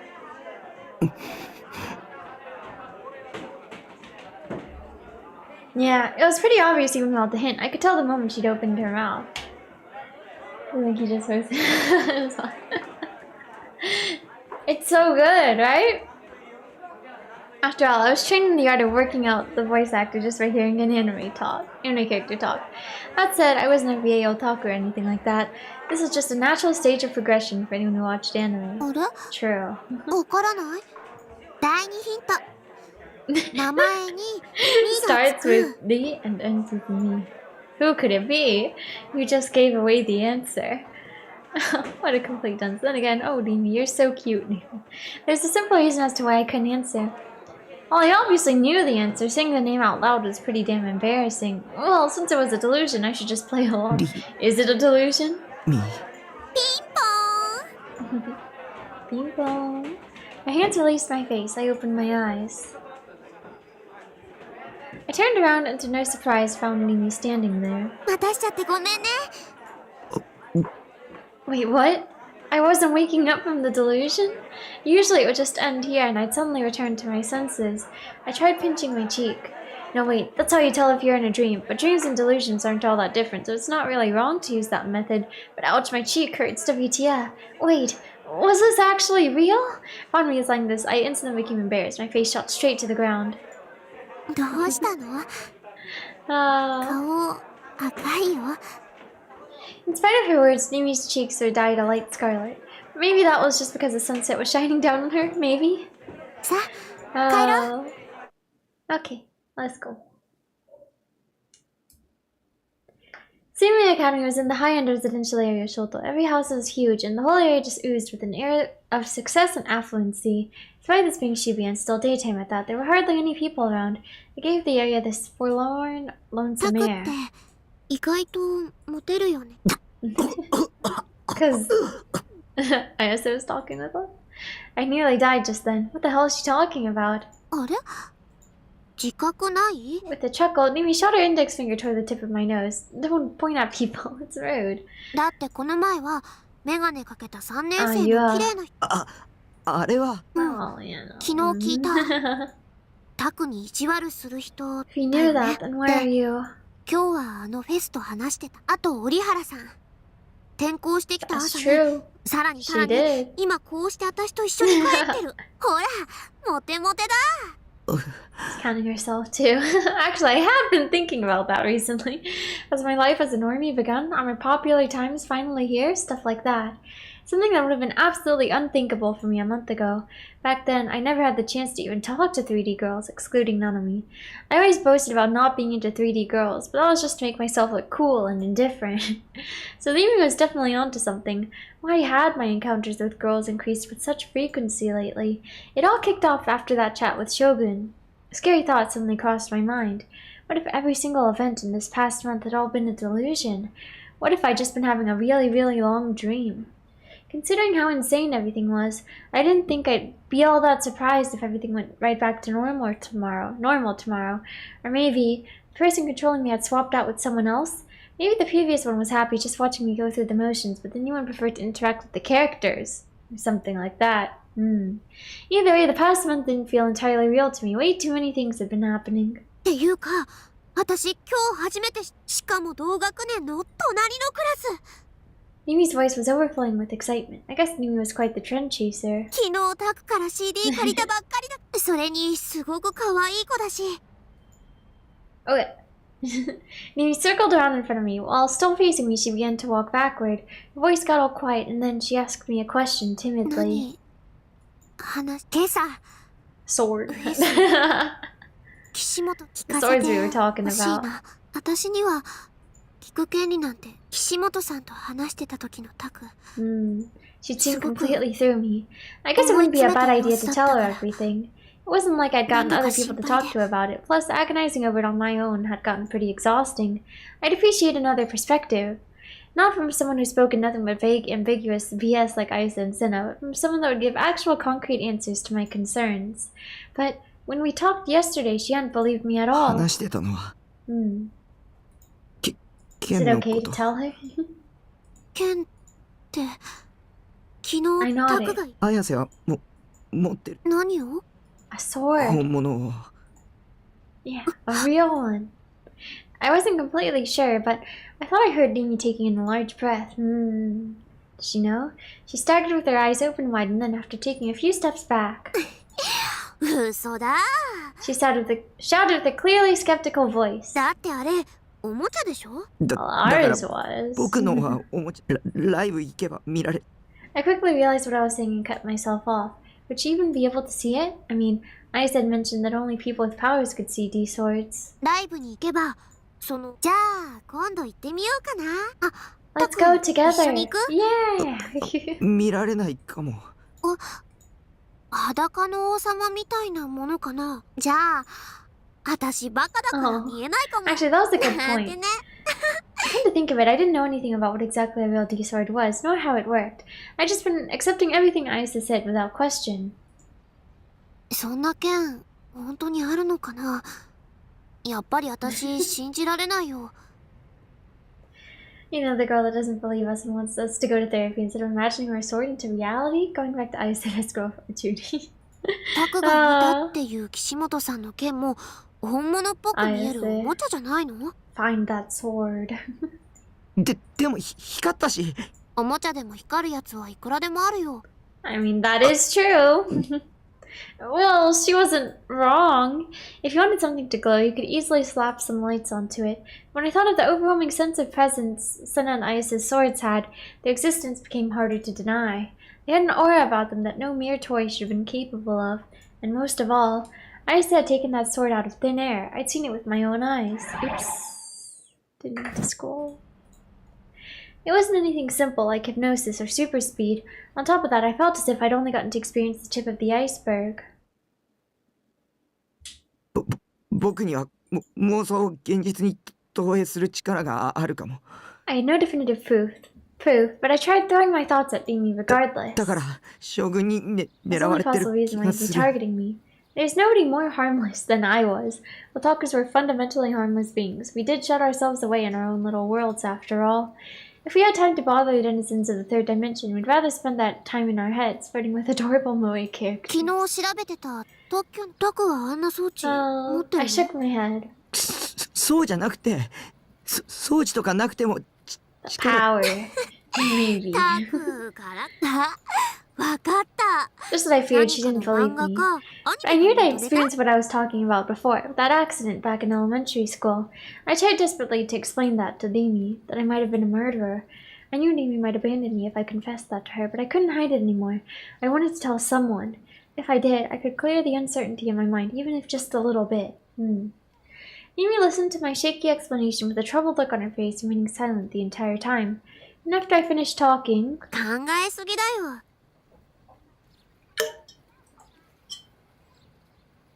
She nonchalantly laughed the whole thing そう off. 考えてることだって、タクの妄想なんだよ。わかってる。 Was I really overthinking it? That was a nice thought. But even with that theory, the uncertainty in the depths of my mind hadn't cleared at all.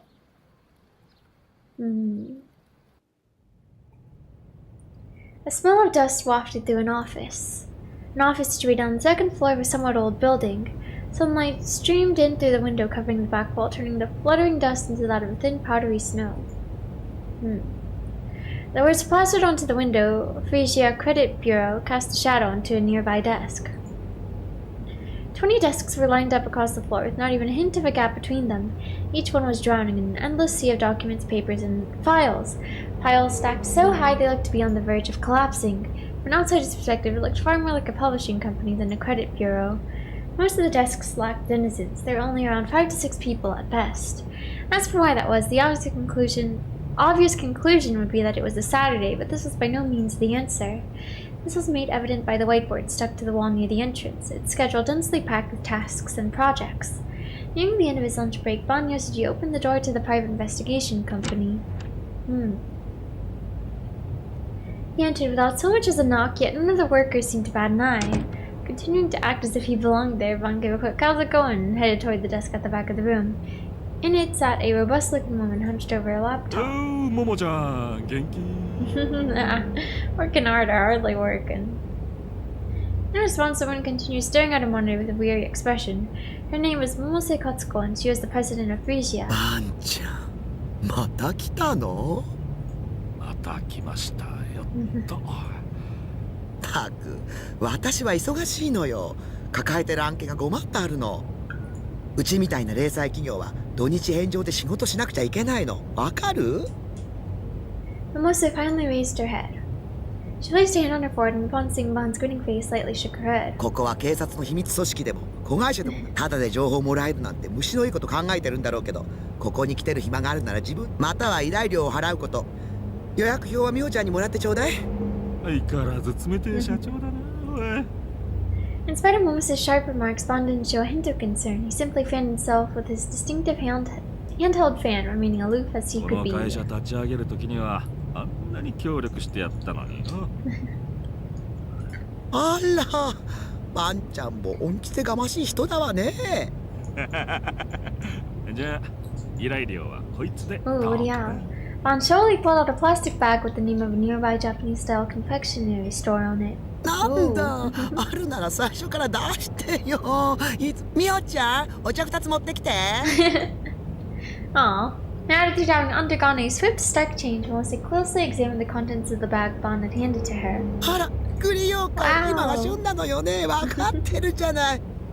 あ、ばんちゃん、そんなところに突っ立ってないで座って。どうも。 Bon gave a wry smile, took a chair from the closest desk, and seated himself beside Momose. The clerical lady Momose had called for before brought over 2 steaming cups of tea. なんかちょっと待ちなさいって。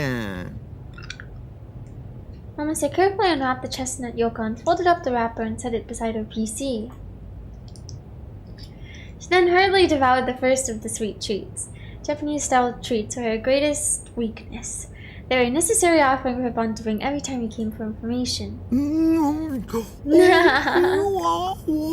人に言えた義理じゃないけどよ。でないといつまでたって。ほん、私はもうとっくに今期は逃したわよ。With a shrug of her shoulders, Mimosa took a sip from her tea, then turned to face Bon. また新しいニュージェネ事件起きた。そっちの調査は俺以外の、俺は別のアプローチからし。かっこつけちゃって似合わないわよ。 Knowing himself to be quite sensitive to hot drinks, Bon showed no hint of reaching for his cup. He simply continued to fan his face in spite of the already chilly air. It was something of a habit of his. 警察は G レートの線追ってるの？そうそう。 G G レートね。ありゃすん。私が嘘の情報を渡すわけないでしょうに。それでまあ勝手に調べてるよ。勝手にって。ちょっとばあちゃん。 Momus's voice carried well. Her personality was intrinsically energetic, lending her voice quite a bit of volume. The workers of Phrygia were used to this, not even batting an eye as her angry voice reverberated throughout the office. The boss's yelling was an everyday occurrence, after all. Bon and Momus were old friends, so he was all too familiar with being on the receiving end of it.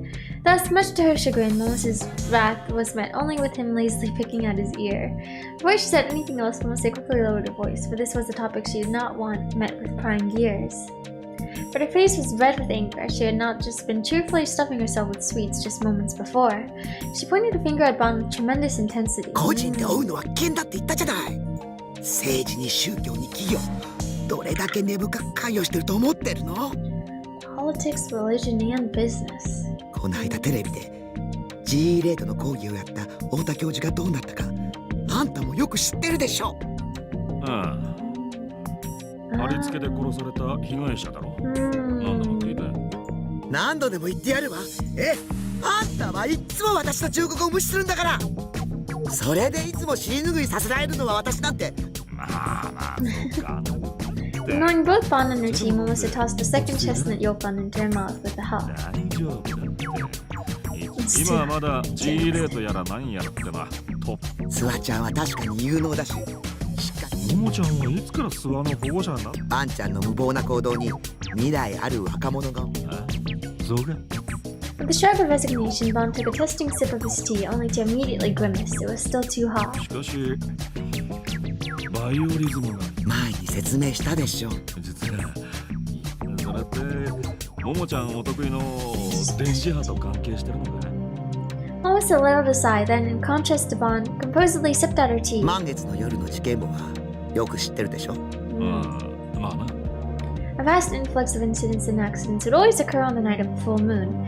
This was no urban legend either. One need only glance at the Tokyo Metropolitan Police's statistical records. その満月以上の力でバイオリ興奮するってこと。それだけ渋谷は特殊な街なのよ。言ったで G レートが高ければバイオリズムカーブは上昇する。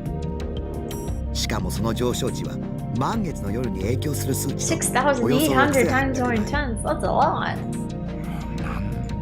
比べ物にならないくらいすごい。しかし殺された太田教授が言っていたのは G レートが半年前から地層の構造に大きな変化が起きない。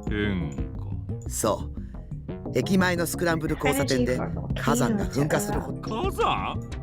それくらい今の G レートはそれを世間に訴えよう。事件の前日に教授が出演する予定だった。確か知り合いに MHK に国営放送の番組に。私も詳細についてはわからないわ。知ってたらとっくに告発してるだろうし。俺でも大体予想はつくさ。本気で聞きたい？社会の暗部に踏み込むことになるわ。バンちゃん。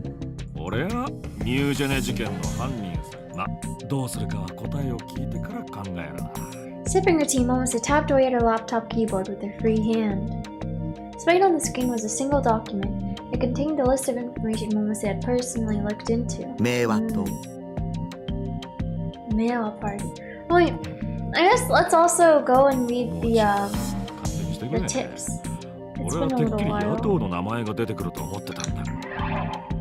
Save real quick. And then tips list. Meiwa Party, fictional. One of the two major political parties in Japan. 4 years ago, the Meiwa Party was an opposition party. That changed following a major breakthrough in the general election that year. Its catchphrase is, a brighter peace for the people. The two kanji used in its name, Mei and Wa, mean bright and peace, respectively. Kasumi no Kamae, translated as mist stance, it is a type of stance utilized in sword fights. The sword is held horizontally at the hilt beside the face and the tip of the blade pointed toward the opponent. It is a stance often employed in many ancient styles of swordsmanship.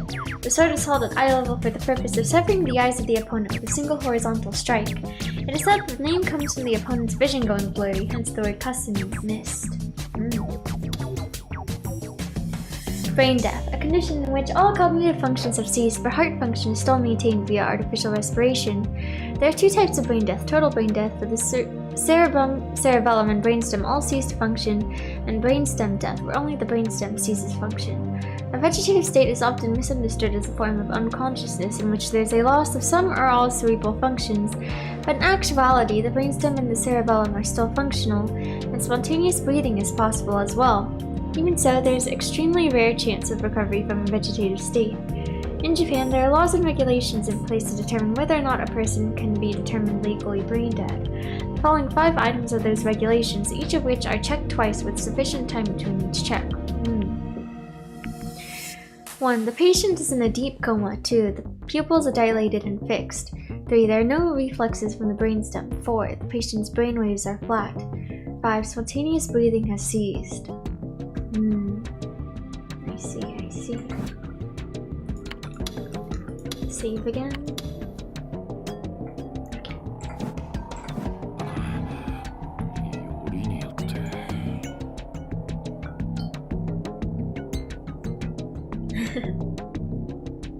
Monk wrote in utter exasperation. Melissa is one of my favorite characters despite having not so much screen time. Seems good, seems cool. Yet, despite his smile, his eyes showed not even a hint of one. All they housed now was the cold, discerning gaze of the detective.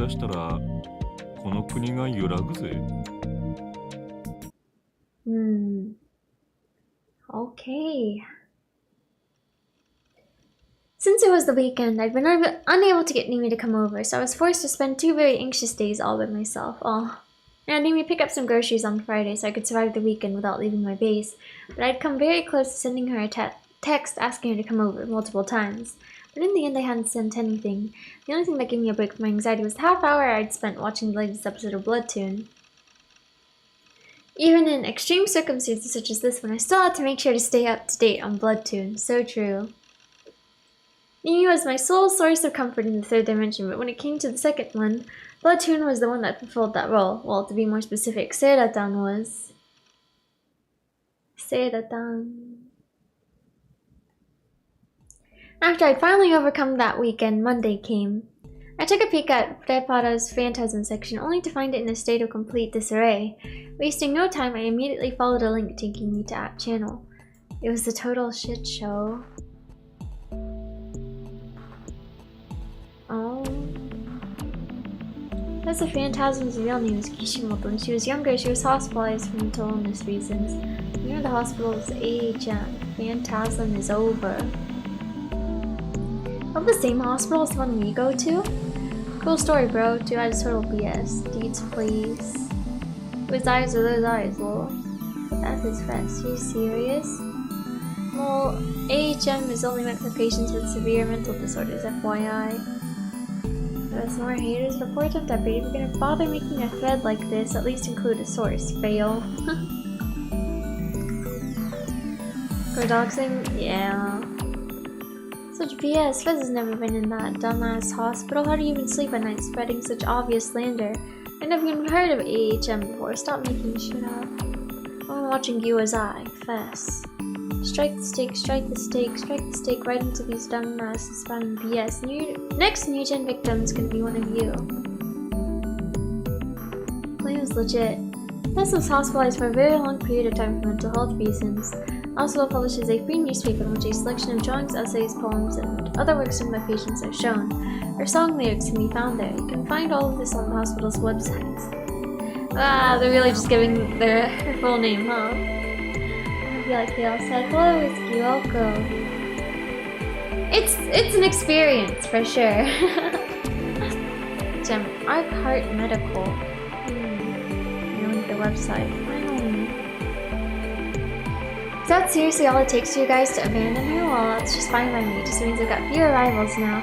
Best done will be my seal at the wedding. Emily. Wait, Lamau, it was actually true. Don't see up, lol. Yes.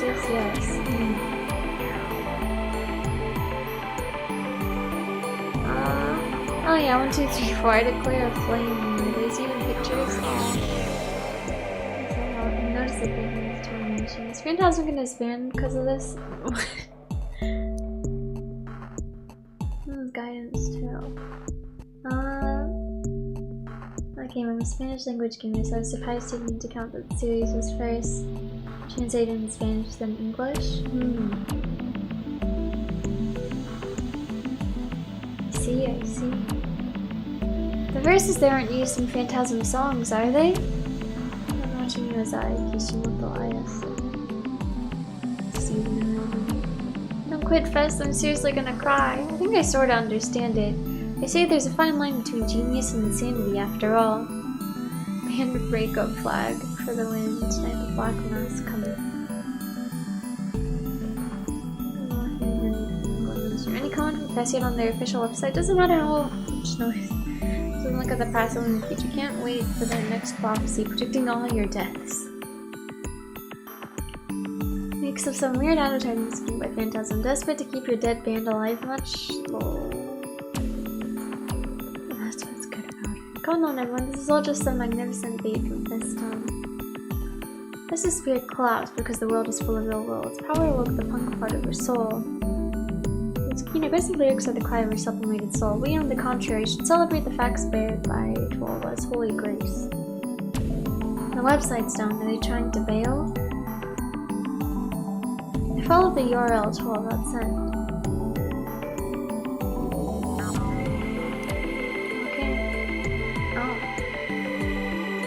Apparently, our Cart Medical is an old-school psychiatric facility that only treated severe cases of mental illness. Or at least that's what the website said. Let's read the page. Overview about us, annual events, dormitory information, our facilities, childcare information, transportation access, our young patients, art gallery, contact us. Our Cart Medical is an organization that seeks to guide children to the right way of life by providing them with good role models and a wonderful natural environment to learn and grow in. The website had pictures of the place, and frankly, it looked like a straight-up penitentiary. There were iron bars in every single window. Oh my gosh. I wasn't even sure if it was still open or not. The homepage hadn't been updated for years or so. But just as the poster on that channel had said, beneath a certain poem was a name and photo of a young Ayase. Ayase ga seishin byou.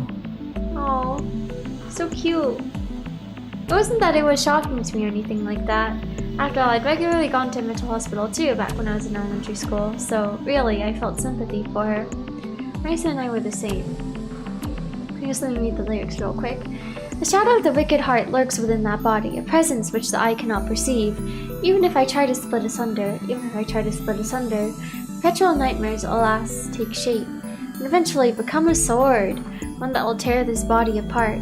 Should they bear the shield of apathy, these souls shall escape the flames of war. On a battlefield be born, come foes with malice in their hearts. Ill will without compare. When that time comes, malice shall possess its own will, and thus reveal its true form. She had that bewitching aura to her, and every person my age in Shibuya thought she was so charismatic. But despite how different that made us, in this one way we were the same. The fact that we had that in common reinforced my hypothesis that I had the same power she did, the power to project illusions onto reality. It wouldn't be wrong to say that it gave me some courage, maybe even strength. Though, there was one problem. Up until now, I had taken everything I said at face value. That might have been a mistake. Things about how to acquire a D sword. Things about getting my hands on them could save how getting my hands on it. It wasn't the phenomenon she'd shown me that was making me doubt her, but the words she'd said. I wasn't sure whether or not to believe her. Maybe... Oh, my phone's ringing. The sudden ringing on my phone startled me. You could always count them to take me by surprise. I pissed myself. That was why I hated these things. The loud ringing refused to stop, so I clicked my tongue and grabbed it. It was probably Nanami calling me. She's probably just calling me to bitch about whatever random bullshit was bothering her. Kill me now. Annoyed as I could be, I pressed the accept call button and held the phone to my ear without checking who was calling. Ooh, I bet it was that. Well, I guess it said that number was like, you know, not in use, right? But maybe it's them. I had no idea why I did that. After everything that I'd been through, why the hell did I not check the caller's number? Oh gosh, it's this again. What came from the other side of the line was a certain melody playing loudly. You may pass. I frantically checked the number on the display. Yup. Shit, I knew I should have checked. October 27th. It was them, but how? It said it wasn't in use anymore. When I'd had Nanami call the number to check, that one notice played. Maybe the prankster had reactivated it? どうしよう。 Vision is gaslighting us to stop us from believing our Chuny queen, but our will shall not break in this dark times. Yeah. I believe in Fess. Panicking, I turned toward the center of my room. Okay. Surely Nimi would be there, ready to give me some advice. But she obviously wasn't. Nimi was at school right now, in the middle of class.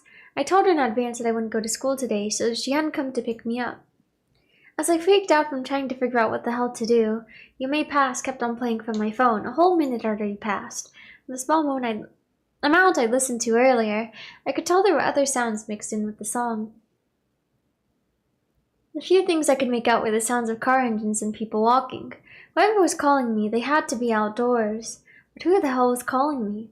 I could only think of one person that would pull a prank like that. Shogun.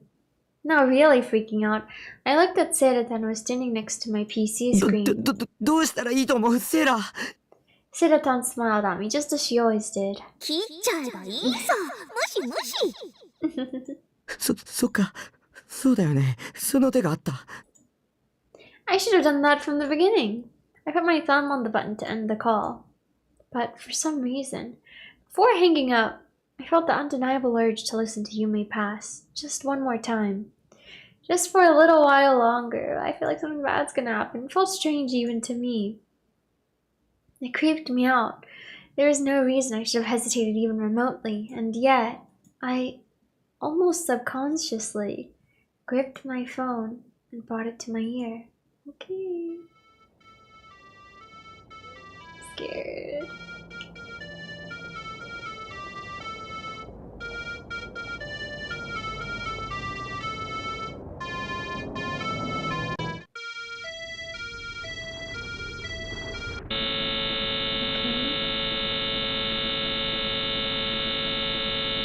It came surging out of the phone. Oh, a fierce pain. A violent, piercing, nearly ultrasonic noise. That sound shot throughout my entire body. It was as if lightning had struck my head. My entire body was paralyzed. I screamed as loud as I could, yet I couldn't hear my own voice. Boiling. My brain, my heart, they boiled, they bubbled, they melted into mush. Pain crawled from deep within my body, tearing me apart. My consciousness liquefied and coursed through my veins, and when it finally arrived at my heart, it erupted in a resounding explosion, then vanished. Overwhelmed by these horrific sensations, I was unable to figure out what was going on. I could no longer even think. Oh, that does not sound fun. Time thinking of song game. Oh man. When Kusunoki Yua slowly opened her eyes, she saw her class 3B, enveloped in pure chaos. Several students had collapsed, their eyes had rolled back into their heads. Foam bubbled from their mouths as their entire bodies convulsed. Oh gosh. Another group of students were crouched low to the floor, cowering, pressing down on their heads in pain. The students that remained shot up from their seats and made straight for the hallway, even though classes were technically still in session. The teacher was too focused on taking care of the students that had collapsed to pay those who left any attention. All the students that had run away were screaming in terror, but none of that seemed to register within Yua's mind. What's happening? Her phone had been vibrating in her skirt pocket for a while now. Once she finally realized that, Yua slowly reached for it. Bitch!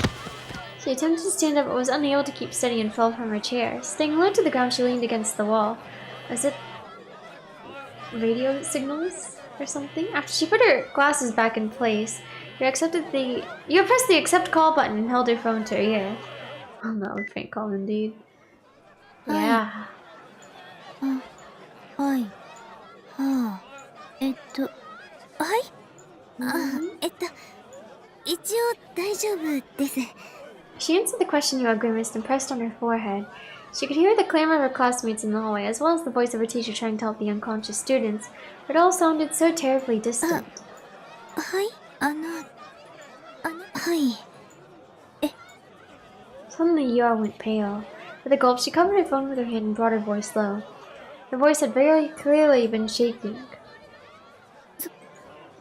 そんなわけないんです。だって本当は。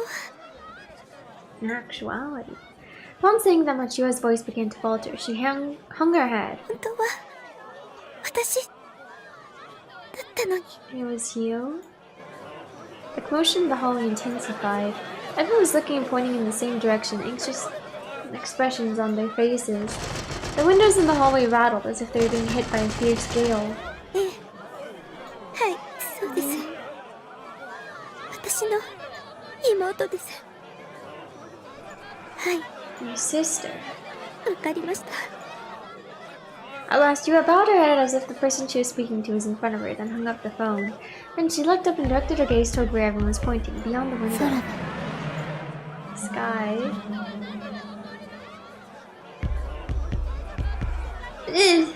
There's a bug.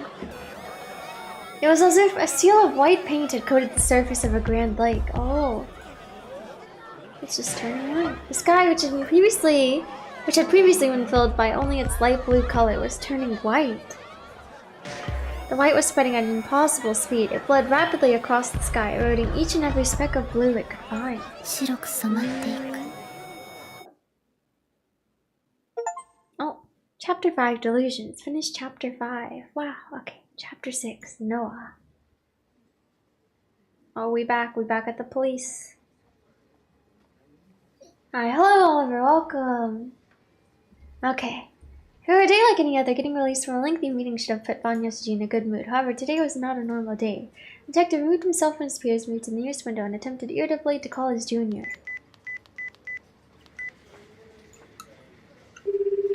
So his partner had not shown up to today's meeting. I get wanting to play hooky on this, but you really have to leave me to go get it alone? Darn kid, Bon thought to himself. At first glance, Sue may have appeared lighthearted. In actuality, he was quite a diligent man and took his job very seriously. But this being Von's opinion of him, what had happened today was quite the shock. He had attempted to call him several times, but always went to voicemail.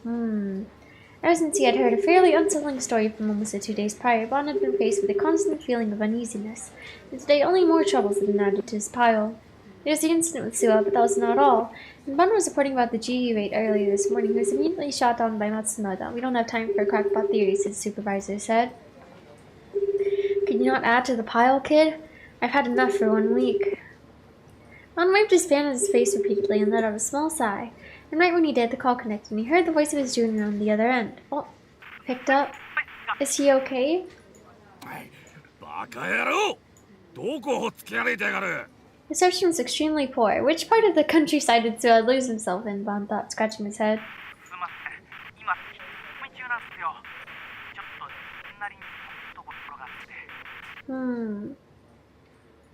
Ah? なんだって？今どこだ？ As Bon shouted into the receiver, Sua's voice disappeared on the other end, replaced by a continuous rustling sound. Oh, seems better. Oops. それで、お前一体どこに？いや、自分なりに思う。お前な。Though he still acted on his own without getting permission, was not something that was worthy of praise. Oops. However, Bon could not help but smile rally to himself as he too was taking unauthorized actions even now. He considered that perhaps he was a bad influence on his junior. Aww. Okay. Stay safe out there, though. The color in Bon's eyes shifted. とにかく一度戻ってこい。あ？おい。あ、Oh, the connection. Oh, it's shaking. Right at that moment, the area below Bon's feet began to shake. The shaking gradually increased in intensity. It was hard to even stand up straight. Unable to maintain his balance for any longer, Bon got down low to the floor. The other detectives who at first seemed to be underestimating the seriousness of the situation all quickly moved under their tables. The clock fixed to the wall, the paper cups and pens atop the tables, the projection equipment. They all crashed to the floor one by one. 2 whiteboards sitting side by side near the podium fell to the ground as well. It's like being stuck in some insane turbulence. It kind of sounds like that too. It kind of sounds like they're like on a plane or something. The That was how it felt to Bond. It felt like the ground was disappearing beneath him. His entire body was being swung left and right by the shaking. It seemed to have a seismic intensity of around 5 or 6. As the Great Kanto earthquake finally arrived, of all times for it to hit, it hits now. Immediately after thinking that, a fierce pain shot through Bond, causing him to groan out in pain. It felt as if he had taken a violent blow to the head. He had not been physically struck by anyone, it was simply a severe headache. Suddenly, a scream echoed throughout the conference room. Gritting his teeth, Bond looked up to see one of the detectives gripping his head as he writhed in agony. And then, like a lifeless doll, he fell to the ground with a thump. Most of the other detectives were gripping their heads as well, their faces contorted in pain. What was this headache that bore no resemblance to any he had experienced before? Whether it was connected to the earthquake, there's no way for Bond to know. Eventually, the shaking gradually subsided. With his vision blurred, Bond looked out the window. Was it seeing the sky turning white? Everything was covered in a milky white light. A light so dazzling, Bond could no longer keep his eyes open. Okay.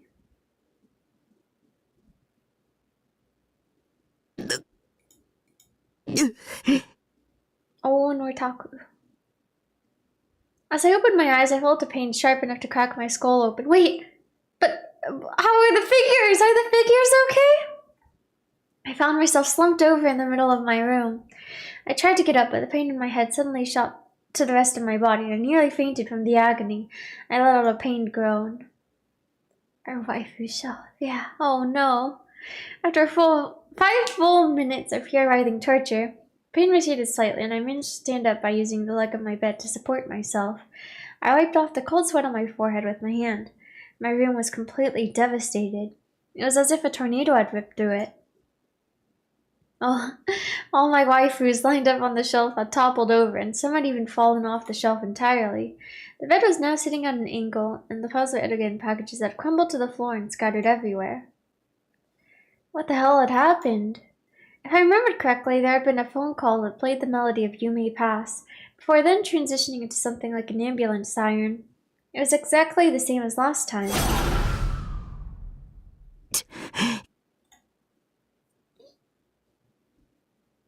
That's right. When the buzzard sounded, I'd heard the ground roar, and immediately after that, my whole body had felt like it was boiling and melting. And then, I couldn't remember a damn thing. It was all completely blank. Oh god. Oops. Was it an EM wave attack from Shogun? What if Shogun was capable of something similar to what was in that patent I'd found? Just the thought alone sent a chill down my spine. While trying my best to endure my headache, I looked up at the ceiling. Of course, there wasn't anything to see up there. If he was reading my mind, he'd have to be using a satellite that'd be in orbit way up there. But, considering what Sina told me before, that patented system could already be in use.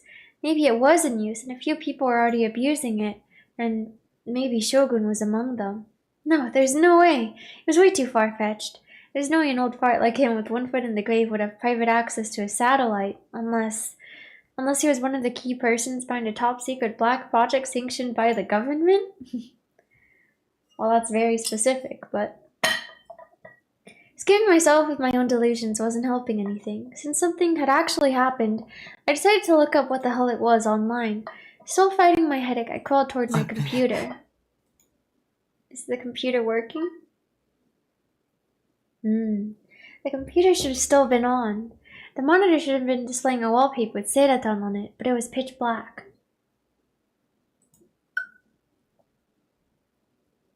I hadn't set it up to automatically go into sleep mode, so it wouldn't make any sense for it to do that. I was feeling dizzy. It was as if I had no strength left in my body. Even standing up took almost everything I had.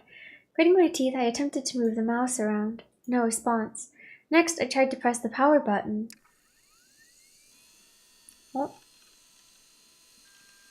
After a second, the hard disk started emitting its typical scratching noise.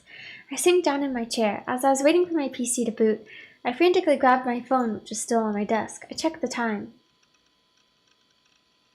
13時 Before I'd gotten that phone call, what time had it been back when I was browsing the ISIS stuff on that channel? When I tried using my brain, the stabbing pain coursing through it got even worse. Think, the time, remember the time. It couldn't have been, yeah, it hadn't been noon yet, which meant... 1時間以上も気絶してた。Or maybe I've been sleepwalking and I'd ended up wandering off somewhere else for an hour? 僕は無遊病じゃない。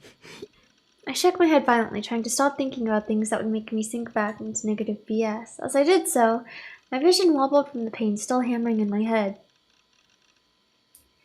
It was like a lump of lead was sitting in the middle of my skull. When I looked at my PC monitor, I saw... what are you seeing? おい、マジで Running BIOS updates. No way. The hard disk data was corrupted? 嘘だ。そんなのありえない。あっちゃダメだ。そんなことになったら全てが終わる。That was a screamer, alright. Yeah. My bookmarks are sites I browsed daily, my minimum attendance chart, and the thing I treasured the most, my ESO save data. Yeah, it would be terrible to lose that. You're telling me everything's gone? I wanted to cry out in frustration. I wanted to smash my keyboard in anger. I wanted to kick the wall with everything I had. Before I did anything, though, I needed to check if I could restore it. My whole body was still heavy, and my headache refused to go away. All I could do was bite my lip and sink deeper into my chair. It was over. My life was over. Losing my ESO data meant I had no reason left to live. Nothing mattered anymore. It had all burned away. Just kill me. Oh. 待ってタッキー With an angelic smile on her face, Seira-chan gently called for me from atop my 冷 desk. 静になりなよ円数みたいなオンラインのゲームってセーブデータは全部サーバーに保存されてるんじゃない By server, you mean the dev だ server? からたとえタッキー Victim の PC が demo. 壊れてもナイトハ That's true. Oh, you're right. I was so dizzy and confused I'd forgotten even the basics. It felt like I'd finally found a ray of hope shining through the endless despair. I knew I could depend on my waifu. I'd still have to give up on my treasured pics and MP3s that I hadn't backed up, though. I need to start reformatting the OS as quickly as possible. And I wanted to see with my own two eyes that my ESO data was safe. Though, in order to do that, the headache that was still torturing me had to stop. Unfortunately for me, the pain didn't feel like it would be going anywhere anytime soon.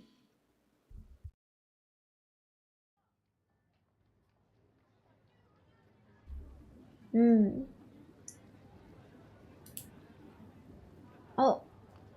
There was rarely ever a moment in which the screens of Shibuya Station were not colored with advertisements, video clips, or music videos from the latest popular objects.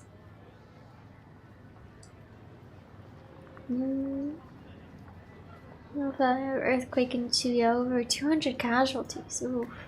And yet currently, the screens are instead displaying a female anchor with a grave expression on her face. It was an ongoing special TV broadcast. Sensational words decorated the top left of the screen. Site 5 earthquake in Shibuya, over 200 casualties. Earthquake was not particularly unexpected in Japan. The Tokyo metropolitan area had already fallen victim to several seismic intensity 5 earthquakes over the years. However, as the media gathered more and more information about the incident, the sheer number of casualties made it clear that this was no ordinary earthquake. It was especially peculiar when compared to the 2005 earthquake, also seismic intensity 5, when no fatalities had been reported. Seismic. Moreover, the epicenter was Shibuya, a city which was already the center of attention in Japan due to the New-Gen incidents. There had already been an earthquake in Shibuya approximately 3 months prior. It was a seismic intensity 3 quake and 8 people had died. Maybe Shibuya's cursed. That was what the people observing the breaking news about the latest earthquake were thinking, even if they were not saying it out loud. In any case, each station had started their special broadcast right when the earthquake hit. Information was having trouble circulating, and the total death count was still unclear. Nonetheless, the female anchor continued to report. Reading from a stack of paper, she declared, The Fire and Disaster Management Agency has confirmed 31 deaths, and that number is expected to rise as they continue to aid those affected. The causes of death remain unknown, but Furthermore, various reports described a mysterious white light appearing immediately after the earthquake had hit. According to those reports, the light had been accompanied by a massive shockwave, and it had turned the sky completely white. The camera sped across Shibuya Scramble Crossing had caught the aforementioned light on tape, and after the earthquake ended, nothing but pure white footage was displayed on loop on the jumbotrons located there. The discoloration that had appeared alongside the earthquake had not simply been a dull white, however. It had been utterly blinding. Shibuya had been momentarily enveloped in light, the sheer glare forcing each and every resident's eyes shut. If this were an era of war, the people would have undoubtedly believed it to have come from a nuclear weapon. As a matter of fact, there were some who claimed to have spotted a white mushroom cloud floating a few hundred meters above Shibuya that was quick to vanish. No one knew what the origin of that light was, nor if it was connected to the earthquake. I guess it's normal now, huh? Yeah. And then just as mysteriously as its arrival, the white sky had returned to its original color in less than an hour, and now a dull light blue lay above the people of Shibuya. The asphalt of Dogenzaka was very slightly cracked, its damage only millimeters wide, and the multi-tenant buildings, together with many other structures along the Intergai, had all grown small crevices across their walls.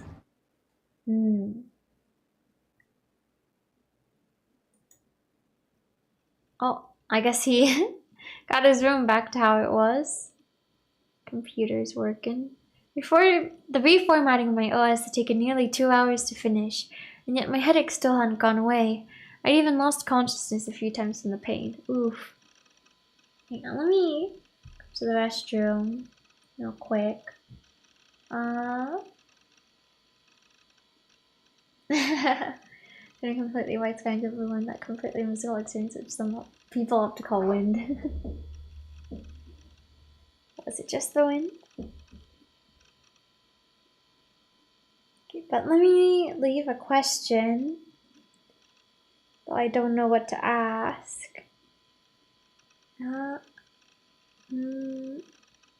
Okay, I'll ask this.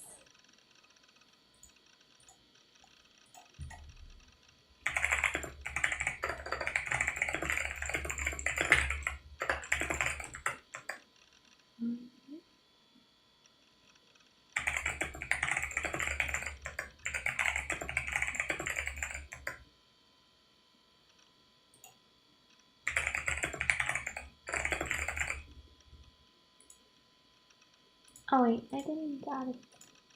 Okay. And then theory. Then let me take the heart monitor off. That clickety clackety new keyboard, yeah. It is fun. The sounds of it are like satisfying, you know? But okay. I shall BRB.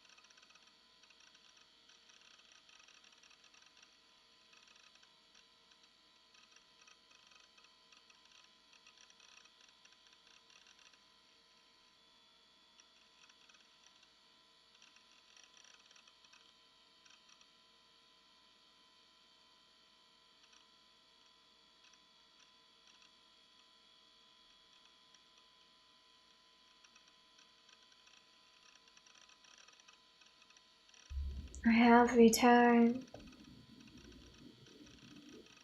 But yeah, there are different sweet potatoes.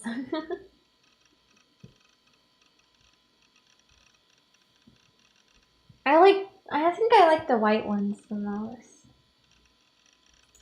Get rid of the ugly. But yeah, the orange sweet potato fries are good. Thank you. Yeah, I'm gonna tell it which are orange. Then I discovered other sweet potato types, but my mom likes the white ones. I don't know, something about the white ones. I guess I like the texture. I feel like it's nice. If you just like roast them and then eat them, you know, they're so good.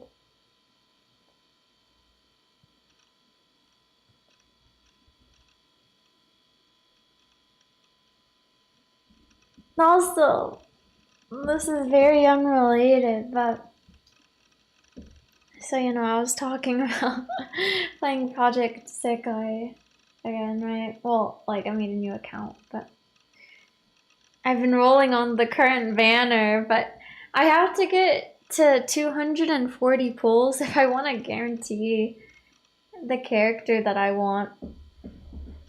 And I'm at like 204 now. Oh. It's ending in like 3-ish days. I mean, I guess I can just grind it out and then maybe spend more money. It's unfortunate though. I wish you would come home. Mafuyu. But anyways. Just thinking, I'm like, after I end this stream, maybe I'll just try to get more full combos on songs. And like read more of the story and stuff.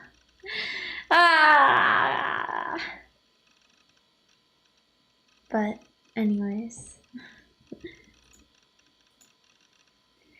I passed out on my keyboard from exhaustion before, but today was the first time I'd literally passed out. On the plus side though, the pain was way more bearable now than it had been 2 hours ago. I wet my throat with some cola, then summoning all my energy, stood up. I fixed my broken bed and made it level again, then I cleaned my floor to the extent that I'd be able to walk around. It took a lot of effort to do because of how weak I was feeling, but it had to be done. I wouldn't have been able to leave my own room otherwise. If Shogun were to attack again, not that I actually knew if it was him this time, I would have been trapped and unable to escape. In other words, I'd be completely effed. I had to secure an escape route, or else. Once I'd finished reforming my OS and cleaning my room, I went straight to the PC, installed ESO, and tried logging into Baselard. Okay. Wow! It's still there! やった Yippee! ナイトハルトは消えてない装備とかも全部無事だよかったよかった Oh, I was so moved that I tried to get up and pump my fist in the air, but even that took too much energy, so I gave up halfway through. I couldn't have been more happy to see my other self alive and well. I thought he was gone forever. Okay, time for the next step. Well, it was definitely a huge load off of my shoulders. I still wanted to try and figure out what exactly had even happened, not to mention demand compensation and a formal apology.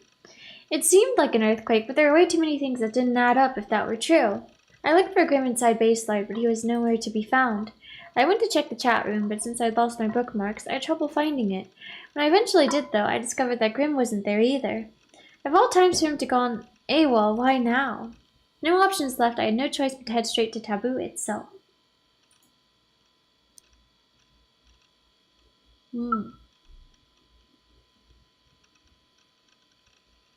On it, I found the following article: over 200 casualties in Shibuya. 200, over 300 persons injured in Shibuya, Kanto region, seismic intensity 5 earthquake. So there really had been an earthquake. It had been a seismic intensity 5 quake and loads of people had died. The casualties are currently set at 200, but the article stated that the number may even go beyond that. There are also reports of Shibuya sky turning pure white for a short period of time, as well as a giant mushroom cloud. No one knew if either of those were connected to the earthquake. The earthquake was also being discussed on our channel with people posting things like more Shibuya stuff or Shibuya's over or whatever else. There's also a video uploaded on there showing footage of Scramble Crossing that had been taken from its various surveillance cameras. 地震だけじゃないよね。When it happened, I'd been hit with a terrible headache. And it wasn't just your normal headache, it felt like my head was boiling. And even now, almost 2 hours later, I was still experiencing throbbing pain 電子 and レンジに fatigue. 閉じ込められたらあんな風になるかもしれない。I don't want to think about that. If I thought about it that way, my delusion that Shogun was going after me with EM wave attacks might not have been so far-fetched. Oh? A message. Oh. Right at that moment, I heard a familiar sound coming from my PC. It was a notification tone that played whenever someone entered the chat room. Grim might have joined. I wanted to get the full story of what had happened, so I opened up the chat room. What if it's Shogun? It is. Shogun has entered the room. Dun dun dun. The moment I saw that name, a shriek escaped my mouth. Okay. Don't scare me too. What was with this timing? Could he actually read my mind after all? The hand I was using to hold the mouse was trembling. My entire body was frozen in fear, overriding even my headache. Just looking at Shogun's name made me feel sick, but I couldn't look away. I wanted to close the chat room, but I was in such a state of shock my mind and body felt like they had been ripped apart. I tried desperately to move the mouse, but my body simply refused to listen to me. I felt chills on the nape of my neck. I was being watched, God's gaze. Or maybe it wasn't God. Maybe it was Shogun's gaze being shot down from an orbiting satellite. Ugh, just leave me alone. I wanted to run away. But where would I run? It didn't matter where I went. Even if I went to the very edges of Japan, he'd still catch me. It's been a long time. Ooh. That was the first thing Shogun said to me. He'd said it like he was just casually saying hello to a friend he hadn't seen in a while. But I knew for a fact I'd never ever considered this guy a friend. My teeth sank into my lip as I stared at the words written across the monitor. However, instead of making me freeze out of fear, the message from Shogun instead sent me grabbing for my phone. It was past 3 p.m. At this hour, classes were probably still in session, but surely my situation wasn't hopeless. If Amy was here, she could do something. That's what I wanted to believe. I went to my address book, although it wasn't much of a book considering how empty it was, and called Amy's phone number. She's gonna pick up.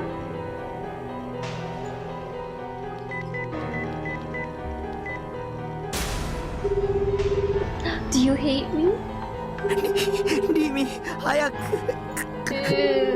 It was hard to breathe. I couldn't think straight. Amy wasn't picking up. There's no voice on the other end, only the monotonous dialing sound repeating endlessly. Why? Whenever I'm in trouble, you're always there for me. So why aren't you answering? I have a present for you. Oh, I don't want to receive it. A present?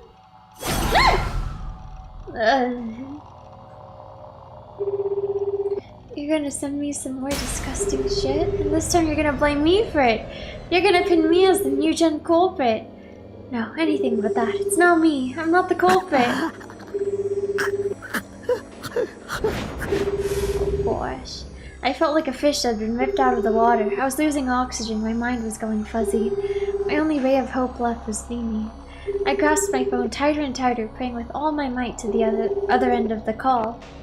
She picked up.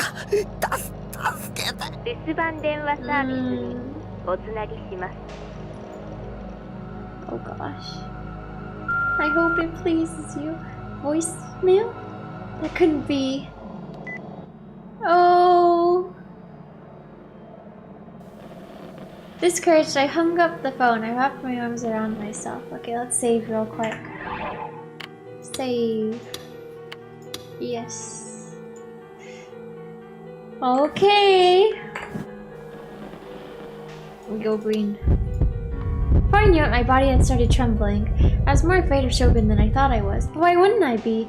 He was a homicidal maniac posing as a handicapped person. We'd already committed 5 unspeakable crimes. And I was the next one in his sights. Okay. Mimi? Mimi! Mimi! It was like my prayers had been answered, like the cries of my heart had been heard. Mimi really did always appear whenever I was in trouble. She opened the door and leapt into my room. リミ、助けて。 Mimi looked straight at me, then quickly examined our surroundings. Immediately realizing that the source of terror was my PC, she began typing on the keyboard with an angry expression. What's she gonna say? In chat. Shut your mouth, stupid! Leave Taco alone, or I'll kick your butt! きつく言った方がいいよ。 That's being ruthless. Mimi looked back at me and smiled こう言っ gently. ておけば、案外あっさり引き下がるでしょ。 Was that really how it worked? Mimi was only that reckless because she didn't know much about the internet. Being that blunt would only make the other person even madder. She just talks. Yeah, I guess so. Kind of. Taku. Well, it's a nickname, but... And here, the other person was Shogun. Oh, as I stared at the monitor with bated breath, Shogun sent yet another message. I just realized his name has an extra... You ended the... You're dead! Shogun has left the room. Current users 1. The room went silent. What the hell? I knew it. It really had pissed him off. The tone of his last message was very clearly different. どうせ口だけだよ、口だ You け。 think so? まさかここに直接押しかけてくるなんてことはないって。 Well... それよりタク、大丈夫だった。ごめんね。電話くれたでしょ。ちょうどこっちに向かってるところだったから出られなかった。さっきの地震の後、タクが心配になってきてよかった。 While I was listening to Damie's voice, I couldn't take my eyes off the monitor. His message had left me deeply unsettled. You're dead. 私が来たから、もう。なんてことをし、殺される。早く逃げないと。 落ち着いて。殺されなんてしないよ。タク。 Huh? Her eyes? Suddenly Nimi went silent. Her eyebrows furrowed and she looked up at the ceiling. Why? Why the sudden change?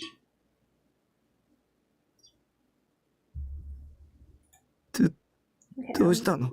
I'm half looking. その目、 Whose 誰の目？ eyes are those eyes? Her voice was a soft murmur. Suddenly, Nimi's face contorted and she grabbed at her head with both hands. 頭、 Oh gosh. 痛くなってきた。痛い。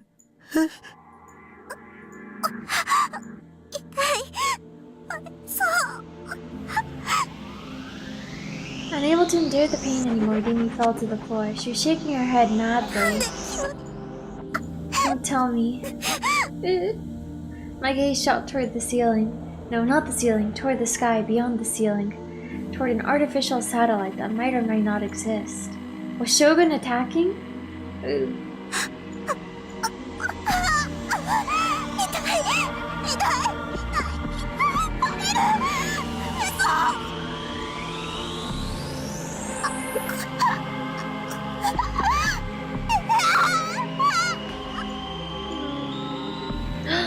'Clip! A drop of blood fell from Mimi's nose. Oh no. My half-moans half-screams ceased. Mimi's body shook violently as she staggered, and then she dropped to the floor head first. That sound. Mimi. Ooh. Emergency tinfoil hat. Yeah, actually. There was no answer. She didn't even twitch. He'd killed her. Using a satellite. Using EM waves. Shogun had killed Demi. How? They'd been so quiet. Killed Demi with neither sound nor smell. Without even a hint of his presence. It'd been way too quiet, but that only made it even more terrifying. There was no escape. I kneeled to the floor and shook Mimi's shoulder. ねえ、起きてよ。リミ。 Is she really dead? There was no escape. No matter where I went on Earth, there would be no escape. 僕を置いていかないでよ。 Wherever I would try to flee, Shogun would be able to attack from high above in the sky. こんなの妄想に決まってる。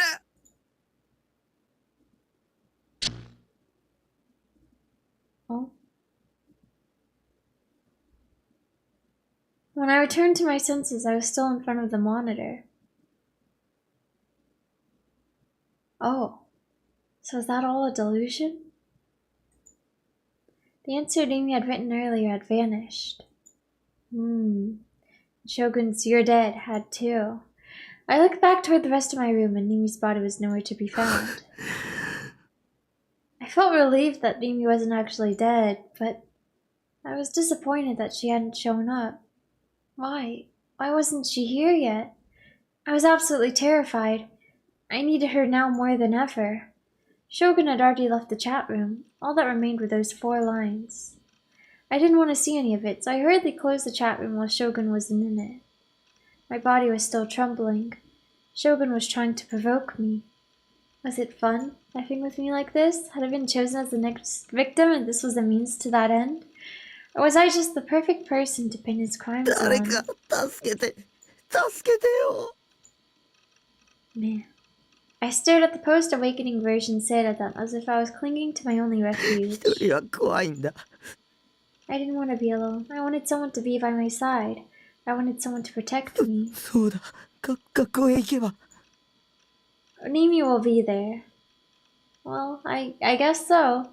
I couldn't bear staying here alone with my spiraling anxiety.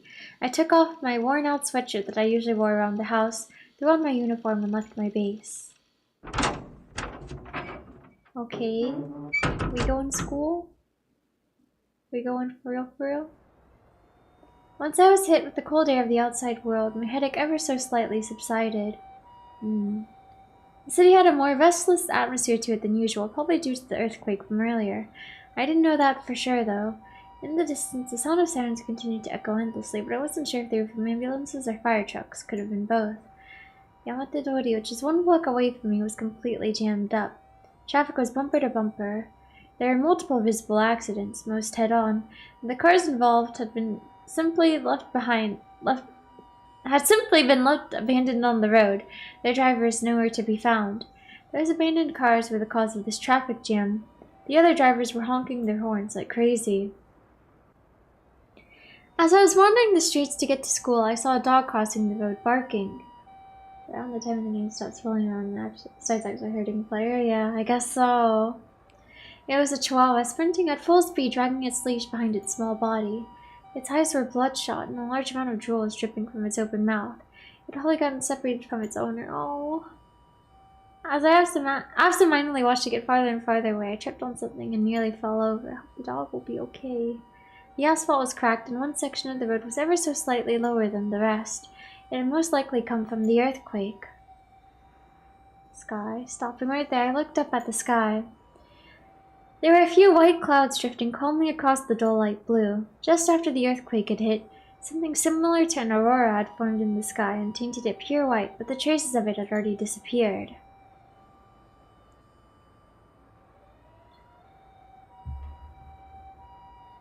This isn't right.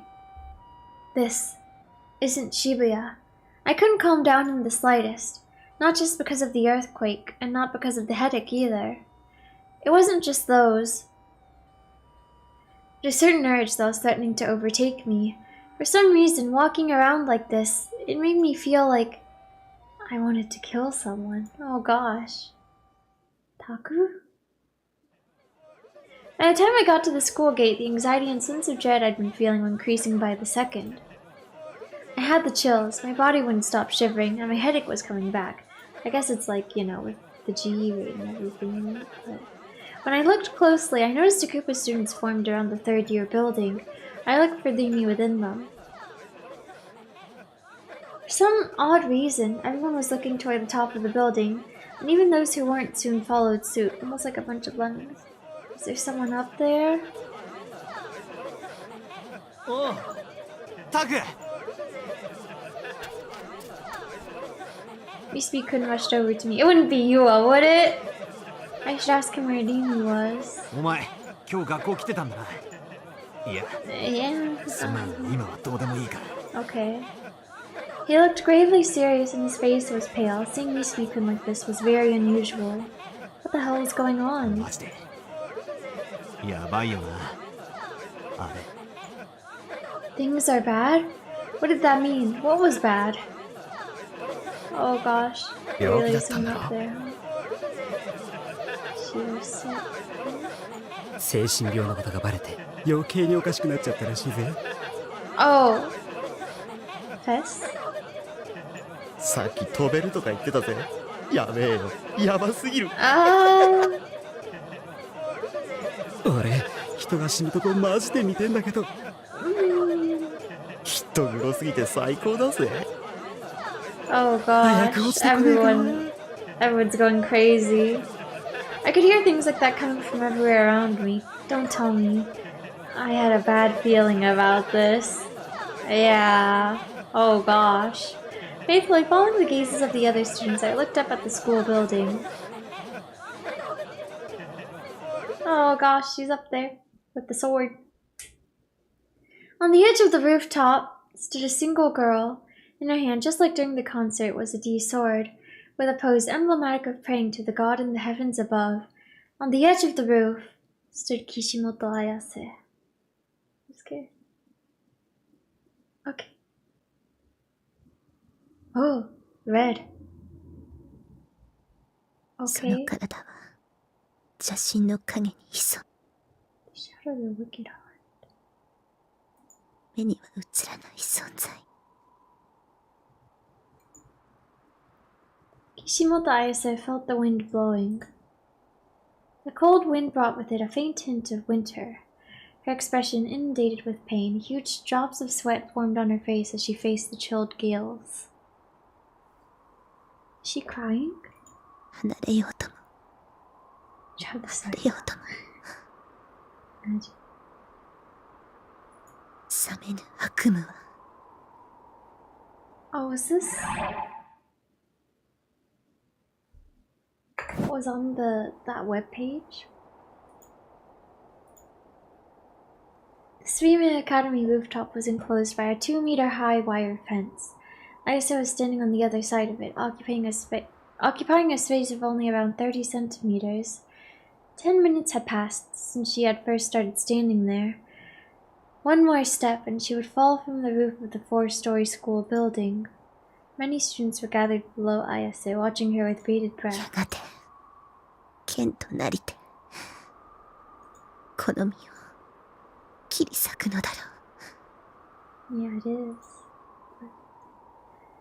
Although the police and emergency services had already been contacted, they had yet to arrive, likely due to the earthquake that had only hit a few hours prior. The teachers were running around in a panic, scrambling to get gym mats ready in case of the worst possible outcome. 無関心という名の盾で I hear the shield about it. 戦火を免れる人々。 And yet, Ayase stood completely still, unperturbed by the ruckus below. Or rather, she had deliberately cut herself off from the rest of the world that lay beneath her. As she gazed up to the sky, Ayase closed her eyes, her pose emulative of that of a maiden praying to the heavens. Due to her good sense of balance, the wind did not manage to sway her slender body, a fact made all the more impressive by her grasping a sword as long as she was tall. 神聖なる戦場の敵は心の内の悪意なるもの。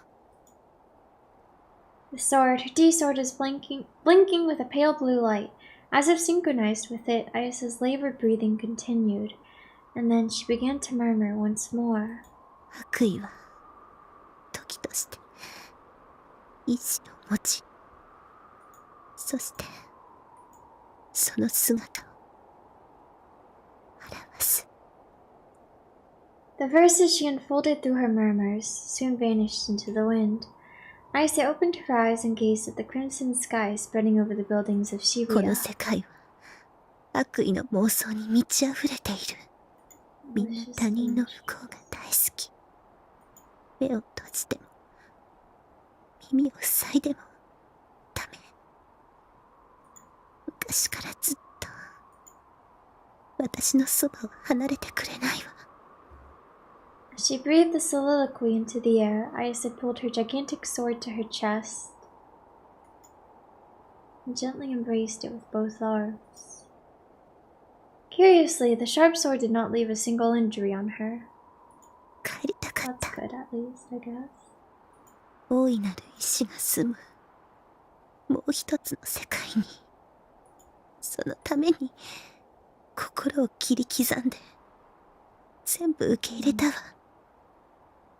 混沌の器としての夢を。Aya's face twisted in sorrow, tears quietly spilled from her eyes. Droplets flowing voicelessly were all swiftly carried away by the だけ wind. どグラジオールの帯同が活発化している。もう時間がないのに見つからない。見つからないのよ。天国の扉も賢者も黒騎士の伝説は本当なの。歌はもうたくさん歌ったわ。それで足りないって言うならね。大いなる意志よ。Ayasa spread her arms out far and wide, as if trying to embrace the sky itself, as if trying to show her presence to God on high. 私は飛ぶわ。The pale blue pulsation of her sword intensified. Ayasa closed her eyes once more, and in that moment a final tear dropped from the corner of her eye. お願い、この器は差し出すから。魂を連れて行って。 And then, without a moment's hesitation, the girl, with nothing there to support her, took a step forward. 帰るべき場所へ。 She felt the cold caressing her cheek. Her gaze fell to the earth. Terrifying. Oh, a door? Looming closer as she fell was a door, a gate, and on the other side of it was the sky Ayasa desired. Okay.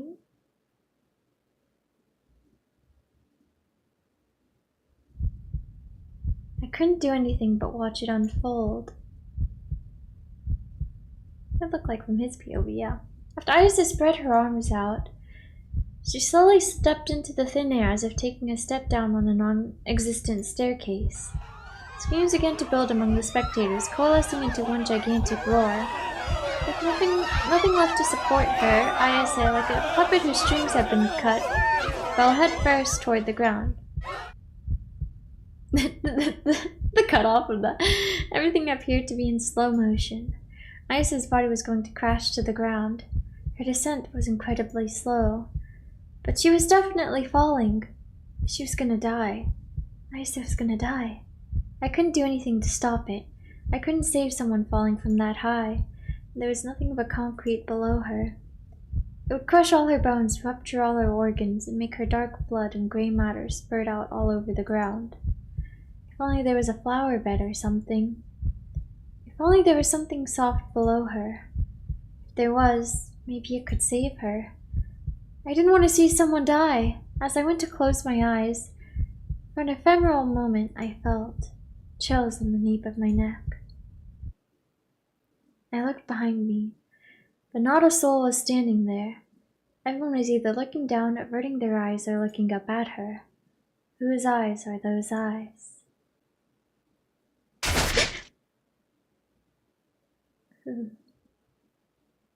A sound shook the air. The sound of a person crashing down. It was the first time I'd ever heard that sound, but it had a lot less impact than I was expecting. Next to me stood Misumiku, his eyes wide as dinner plates. I expected his gaze to be tainted by dread, but the way he stared at the place Ayase had fallen was one of surprise, not horror. And it wasn't just Misumiku that was like that. All of the spectators looked like they had no idea what was going on. They were all lost for words. Huh? She was alive? Oh. Oh! Flower bed. Like we were thinking. Ayase wasn't getting up. I couldn't tell if her bones were crushed. I couldn't tell if her organs had ruptured. But her gray matter hadn't spreaded everywhere. nor had her dark blood. A small feeble groan escaped from Ayas's mouth. She was alive. She seemed to be unconscious and she wasn't moving, but she was alive. She was barely even injured. There was only a small drop of blood on her forehead. She was saved magically, Tuscon. She had fallen from the rooftop, but there she was, lying there almost completely unharmed, lying atop a flower bed. I don't know what just disconnected, but was there always a flower bed there?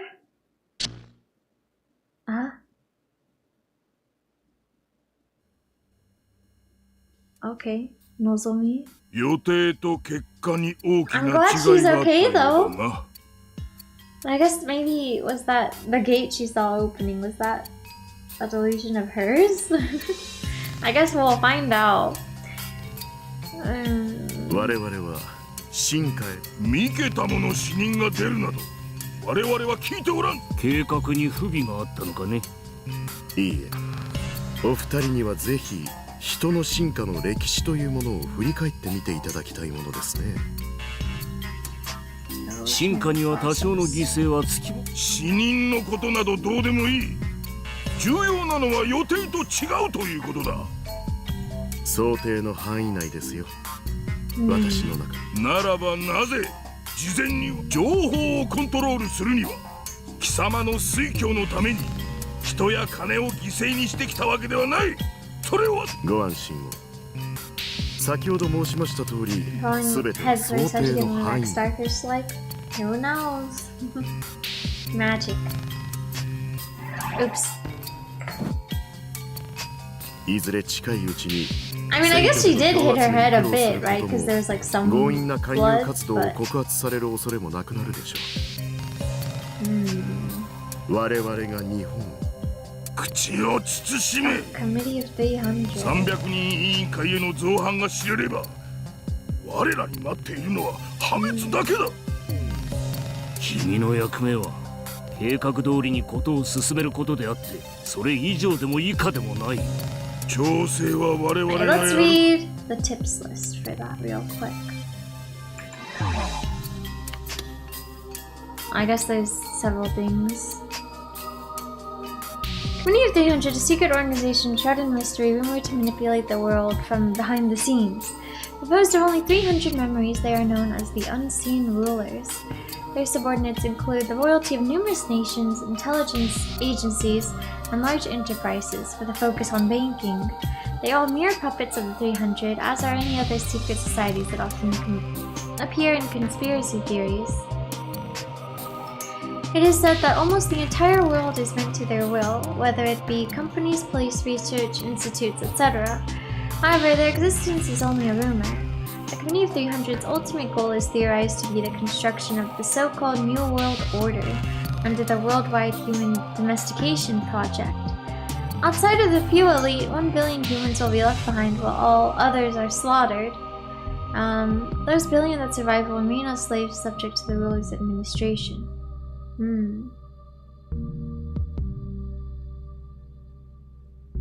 Please note the Committee of 300 record and tips is not marked as fictional. Yeah, I guess it's not. Committee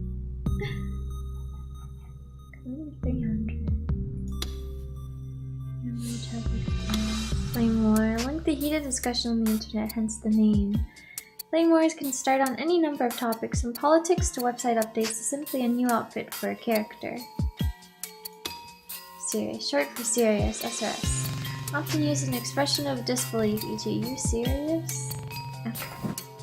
Save.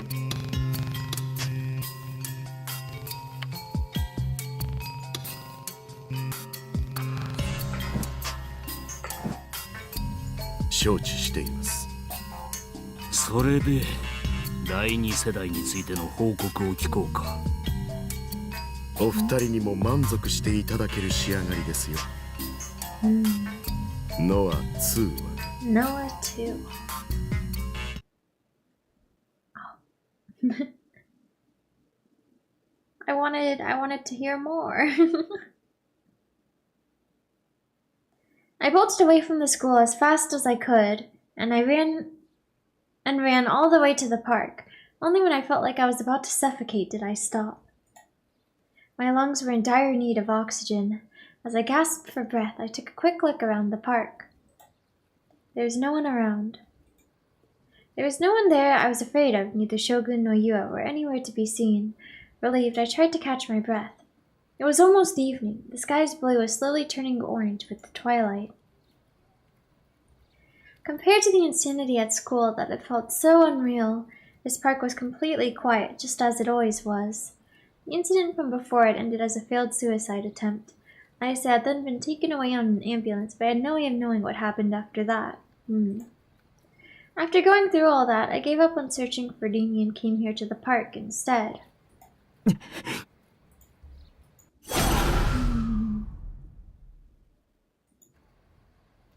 The scene from only a few minutes ago was engraved into my mind. Back then, when Ayasa's body came crashing down, I'd been convinced that nothing could have saved her. But she had been saved. I didn't know how exactly, but I at least knew she wasn't dead. She had been breathing, virtually unharmed, too.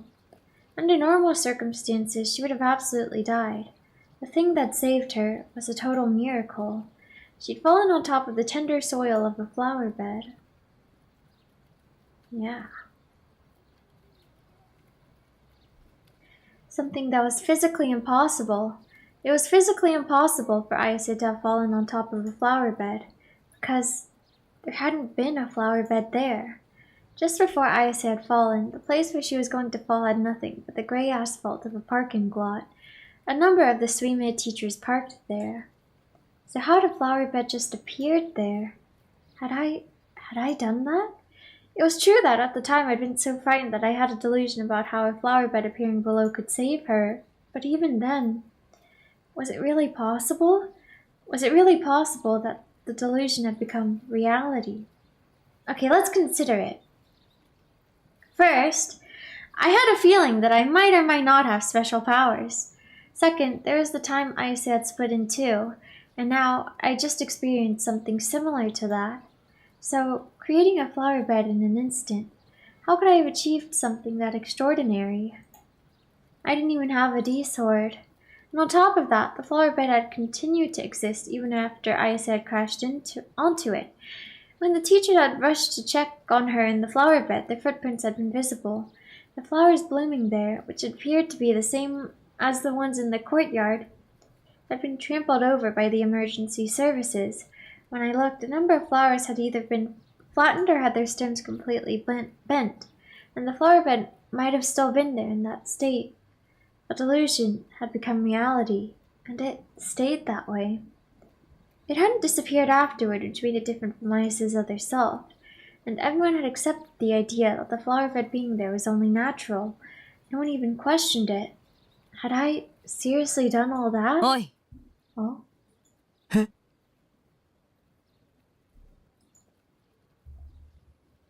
sharp voice called me from behind. Is it Yua? If I even got the chance to turn around, a hand grabbed me by the collar. With no chance to resist, I was shoved violently against the playground equipment. I groaned in pain as my back hit the equipment hard. Oh, it's Senna. Okay. お前だな。 That was you, wasn't it? Imagine after seeing all that shouting, no, the flower bed never existed. Imagine, yeah. Maybe we get taken to the hospital too. But okay, I shall save.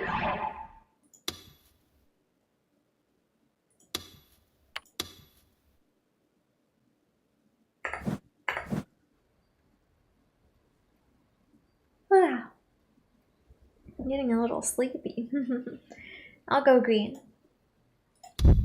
あの花壇を作ったの。 How bad could it be?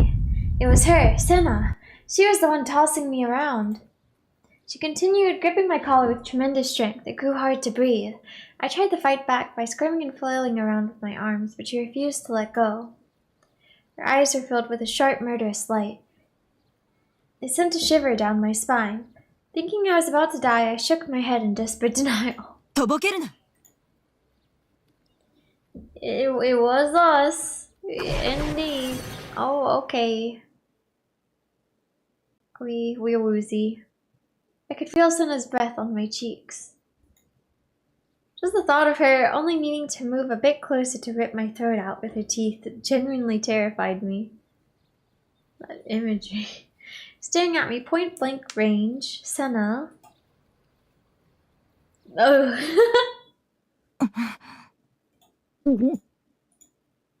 I felt something soft press against my lips. I had no idea what was going on. All I knew was that I couldn't breathe and I was getting really dizzy. I tried to push myself away from her, but Senna was still grabbing me by the chest, so I couldn't move. I can't. I'm feeling lustfully against my lips. This music. It violated me. What a description. I didn't know what was going on. All I knew was, for some reason, it felt really good. But I still was having trouble breathing. I was about to pass out. But just before I would have, the wriggling object left my mouth. Totally what we are doing after starts making delusions reality. Yeah, definitely. This is definitely why she came and was like violently throwing us around. The way she looks here, she does not look like herself. Senna's lips glistened with saliva. She was staring at me with murderous eyes only a few moments ago, but now her eyes looked utterly enchanted. Wait, had she just kissed me? Oh. You're a hero. Oh.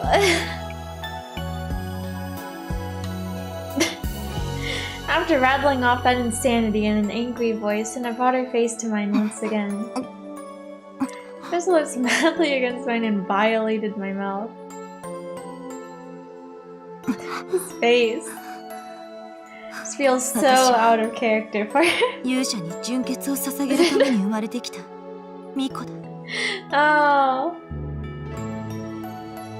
In a state of pure ecstasy, she rattled off line after line that made me think, what eroge is this?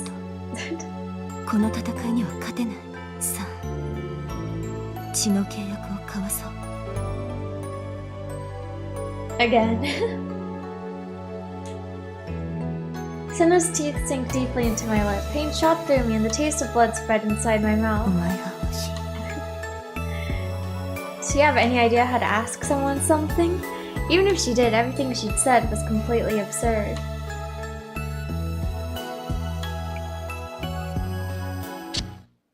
Okay, we're back. Paku.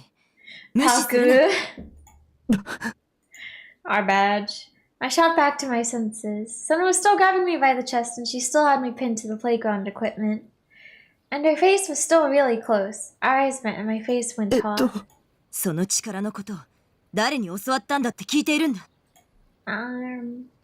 We're self-taught. I didn't remember her asking anything like that. Maybe that scenario from earlier was just a delusion I'd used to escape reality? Maybe? Despite me still trying to wrap my head around the situation, Senna didn't seem to care and started shaking me violently. Oh.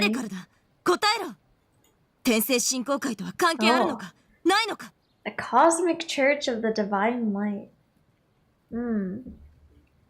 Is Fess involved with them, perhaps? Let us read the tips list. Fictional.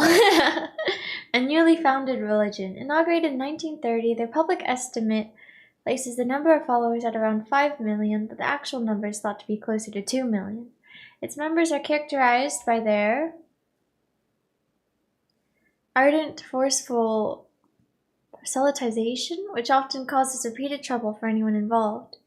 Kunomochi Yudai, the second-generational founder, possesses absolute charisma, and in return, his followers offer absolute reverence.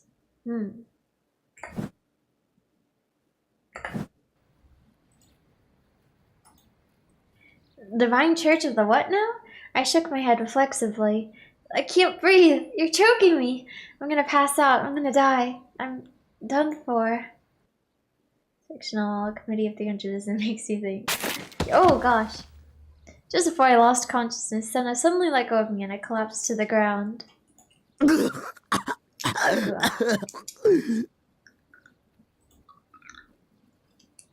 I kept on coughing, struggling desperately to get oxygen in my lungs. Was Senna my enemy after all? Was she another one of Shogun's underlings? If she was, then I had to run away. 関係ないならいい。悪かった。 Oh, okay. Yeah, thanks. I'll go now. Noticing my confusion, Senna clicked her tongue lightly, then let out a sigh. And then, without saying another word, she went to leave. Guess she wasn't going to hurt me. Then... Mustering up all of my courage, I called after her. I'd expected her to ignore me, but instead she stopped and turned around. Her expression remained stern, but she still looked like she was willing to listen to what I had to say. 力って、何なの? Senna knew something. She'd asked me if I'd created the flower bed from before. Everyone but me had recognized the flower bed as something that had always been there. That didn't seem to apply to Senna. さっきの花壇。お前が妄想したんだろ。 A delusion? I had, but... 妄想は現実にすることが可能だ。本当じゃないものが景色に紛れ込む。つまり、エラーを現実として認識させる。でも、視界に映すだけじゃ、それって、幻でしかないよ。 Illusions are nothing more than that. Illusions. Fake stuff you perceived as real. If that flower bed had just been an illusion, then Ayase shouldn't have survived. The only way Ayase would have been saved was if the flower bed hadn't been an illusion, but entirely real. 世界の仕組みは3つの数字で全て説明できる。0と1、そしてマイナス1。ディソードはそのマイナス1を生み出すためのショートカットになる。だがお前はディソードなしでそれをやった。I see. There she goes again, more incomprehensible garbage. Wait, but I realized that what Senna was telling me wasn't just stuff she'd come up with. The VR technology patent did exist after all, so that at least wasn't BS. Senna definitely knew things that I didn't. いいか、これ以上エラーを作るな。それがお前のためだ。それと、他にもエラーを見たら教えろ。 Without letting me even get a word in, Senna blasted me with thing after thing, most of which sounded like threats. And then, when she was finally done, she turned her back to me. 目に見えるものだけを信じられることが、どんなに幸せか。 After splitting out one last murmur, this time Senna finally left the park. Okay. Ah. The hospital, no one here this time. The floor of the AH Tokyo General Hospital that housed the psychiatric ward was engulfed in silence. Ever since the earthquake had struck, the emergency room and surgical ward had been faced with a difficult situation. Injured citizens who had lost consciousness due to unexplained symptoms were being carried into the clinic one after the other.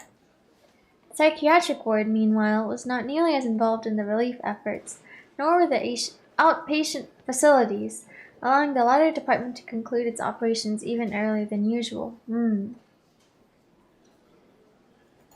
not telling her about the big new shaped area we saw recently, huh? Yeah, I guess not.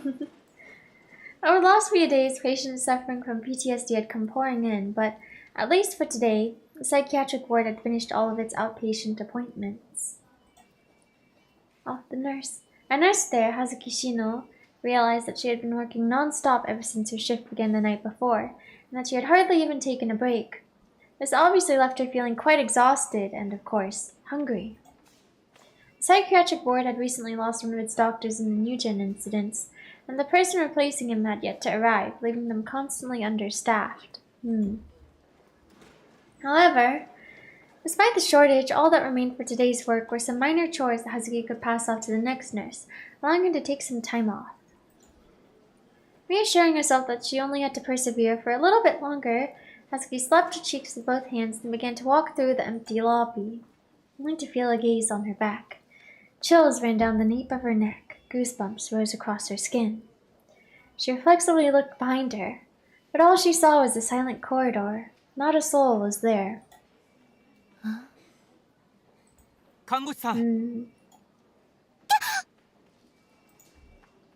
Hazuki jumped in surprise.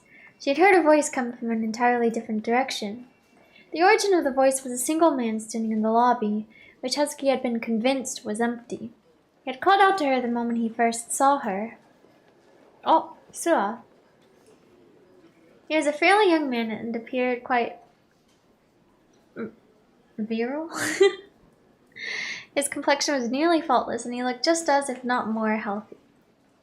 あなたは Oops.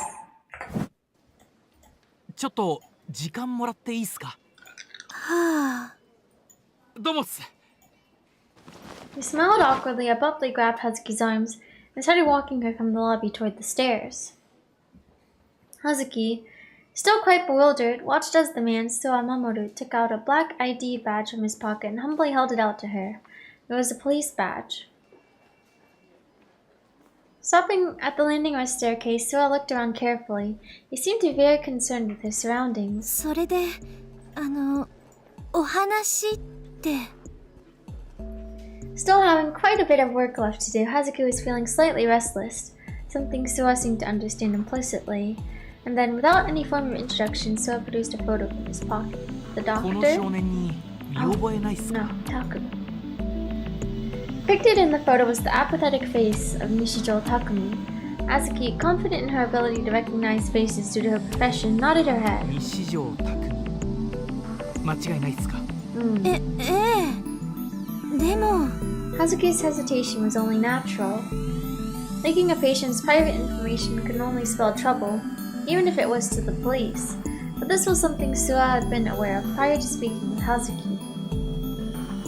Suddenly, Sua's light attitude that he had been displaying up until that moment shifted to a far more serious one, and he began to speak in a low voice. 頼みがあるんすけど。Okay. 西条匠のカルテ、こっそり見せてもらえないっすか？ Under the table. そんなの。とある事件に関わる重要なことなんすよ。 Now at a complete loss for words, Hazuki tried to leave, but Suwa circled around her and blocked her path. 困ります。迷惑はかけないっす。だから頼みますよ。As a last resort, Suwa got down on his knees. やめてください。本当に無理なんです。これ以上犠牲者を出さないためにも。 Hazuki had no idea what she could do to make him give up. Unable to think of any proper way to say no, Hazuki could do nothing but stammer. Oh. Going to a different scene? Yeah. Takumi's base. I was in a bit of a daze after Senna left, but I quickly shook myself out of it and dashed all the way back to my base. Luckily, I hadn't been confronted by Shogun or Yua on the way. In the end, I'd come back home without finding Mimi. With all the insanity caused by Ayase and the earthquake, the school would probably let everyone go home early. So maybe if I waited a bit, Mimi would show up. In the meantime, though, I just have to suck it up and deal with my own fear. Alone. Okay. To distract myself from my growing anxiety, I went to try and gather information on my freshly restored PC. Right as I thought that, the notification light on my phone, which I had set right next to my monitor, started blinking. When I opened it, I saw that I had received a text. I thought it was Mimi trying to contact me, but when I opened it... It's gonna be fun. Oh, Nanami. OMG, it's Nanami. Tokomo.ne.gp. Subject, gotta tell you about school today. Something crazy happened at school today. There's a suicide attempt. It was so freaky. I haven't been that scared in a while. Sniffle. I hope she's okay. Were you at school when it all went down, big bro? Oh, and wow, that earthquake was crazy too. It gave me a really bad headache though. What was that all about? The little faces are cute. So she kind of enjoyed being part of the spectators, huh? That's not effed up at all. Naturally, I didn't send a reply.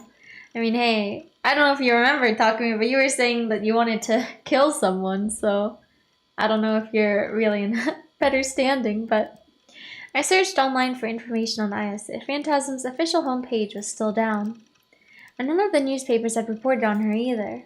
Well, I guess they had their hands full with the earthquake, so they couldn't really spend the time reporting on some random indie singer's suicide attempt.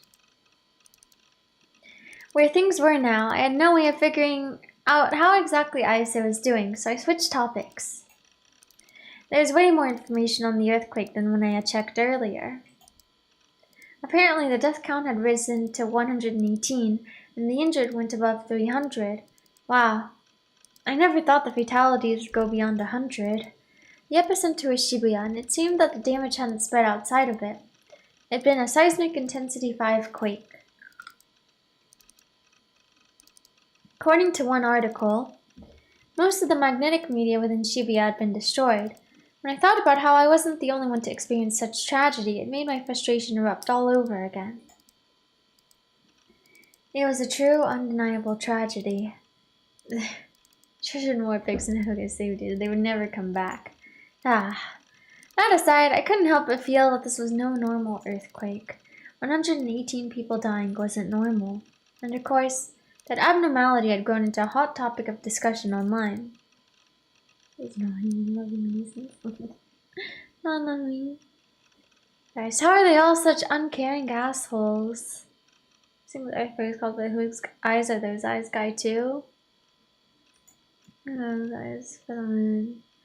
Yeah, 100%. How else would 118 people die in a seismic intensity 5 earthquake like WTF will know? I should think back to what had happened during the earthquake. First, I'd been hit by a tremendous impact. My head had felt like it was boiling, exploding even, a sensation I had never experienced before. Getting hit by something that bad, dying from shock wouldn't be all that surprising. Telling myself that I shouldn't stick to just the internet, I decided to watch some news on TV as well. My PC had a TV tuner attached to it, so that was why I didn't have no need an actual TV. 現在までに死者118名、重軽傷者300名以上と非常に多くの犠牲者が出ていることが分かっています。さて、渋谷の駅前と中継がつながったようです。島谷さん、現地の様子はいかがですか？2005年に同じように震度5の地震が東京であったんですよ。その時はゼロで、なぜ今回は100名以上の被害者が出ているんですか？被害者の数は震度に比例するわけじゃないんです。そこには様々な要因がありまして。亡くなった方の死因や病院に運ばれた負傷者の容体については未だ詳しい情報が入っておりません。また渋谷区を中心に磁気メディアが全壊してしまっていることについて今日は専門家にお越しいただいております。地質学産業研究所より林原泰造先生、財団法人地質調査環境センターより小沢幹人先生にお越しいただきました。林原さん、今回の地震について磁気メディアに深刻な被害が出た原因というのはどういうところにあるんでしょう？まず知っておいていただきたいのは渋谷区あたりの地下200メートル付近、地層の分類としては火成岩層ですが、地中にある磁石の谷ですね。文字通りここにですね、今回の地震のような大きな刺激が、その影響で地上に存在する磁生態、主に何をバカな。小沢先生は別の意見ですか？確かに渋谷の地下には巨大なマグネタイトの岩脈があることは事実です。ですが磁石と呼ぶにはあまりにも微弱なこのマグネタイト、実際ですね、過去にも震度5の地震は何度も発生しています。過去のそれらのなので原因は別にある。そうは言うがね、今回の異常な犠牲者数についてはただの地震では片付けられない何かが、渋谷にいた人のほとんどが頭痛がしたって訴えていることからも間違いなく自鉄鋼が関係している可能性。地場ごときで100人も殺せると主張するおつもりですか？それではここで CM です。Getting heated. Okay. 結局詳しいことは何もわからずか。Right after the earthquake, there had been a huge white mist floating above Shibuya. It turned the sky completely white, and yet it hadn't even been mentioned on the news. Oops. When the information had been fresh, everyone made sure to report on it. But now they were acting like it never happened. Something about that just felt wrong. Okay. Like it had never happened. The off-hours entrance to AH Tokyo General Hospital featured an area where ambulances could pull up alongside the building in order to deliver emergency patients. 2 ambulances were currently parked there, and paramedics were carrying those injured during the earthquake into the hospital. A doctor wearing light green surgical scrubs and the middle-aged head nurse accompanying him were loudly directing the paramedics through the process. The area around the off-hours entrance was already lined with patients waiting to receive treatment, the sheer number of which indicating how busy the doctors truly were. There are 2 types of patients getting carried into the hospital. First, the ones suffering from physical trauma. Patients would come with blood flowing from their arms, legs, and foreheads, their faces contorted in pain. While their state made them difficult to look upon, the treatment had been relegated to a lower priority. The other type was those who were unconscious despite showing no signs of physical trauma. These patients were prioritized. The number of unconscious people was awfully high among the emergency patients brought in from this particular earthquake. Such a high number had not been observed following the previous major earthquakes. It was an entirely new phenomenon. Moreover, the doctors were unable to explain the reason why so many of them had fallen unconscious.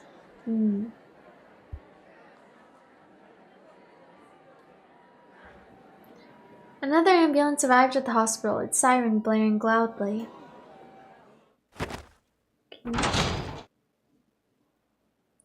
When the emergency responders disembarked from the ambulance, a doctor asked the patient's condition, and a paramedic immediately responded with top priority. That was all it took. In a normal situation, the doctor would have protested, asked for more information. In such an unprecedented, chaotic situation, one would have expected that just shouting top priority would be answered with a succinct, "You don't say." And yet, both the doctor and the head nurse merely gave a light nod and then proceeded to help unload the stretcher from the ambulance. The person lying on the stretcher was Kishimoto Ayase. She was unconscious, yet faint moans escaped her lips. Paying no mind to the resentful gazes of the injured patient sitting around the entrance, the doctors and paramedics hurriedly carried the stretcher inside the hospital. Oh, she's there? A girl stood at the hospital's main entrance, observing the situation from a distance. Takehato Nimi's eyebrows furrowed atop her stern expression. Her teeth sank into her lip.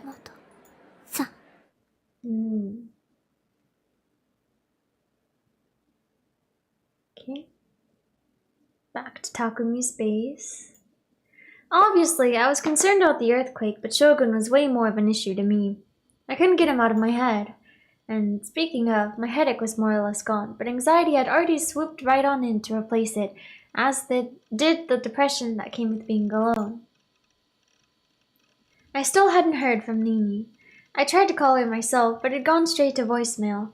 Up until now, Nimi had always come dashing in to rescue me, to tell me everything would be fine. So of all days for her not to do that, why today? Hadn't she told me that she would always stay by my side?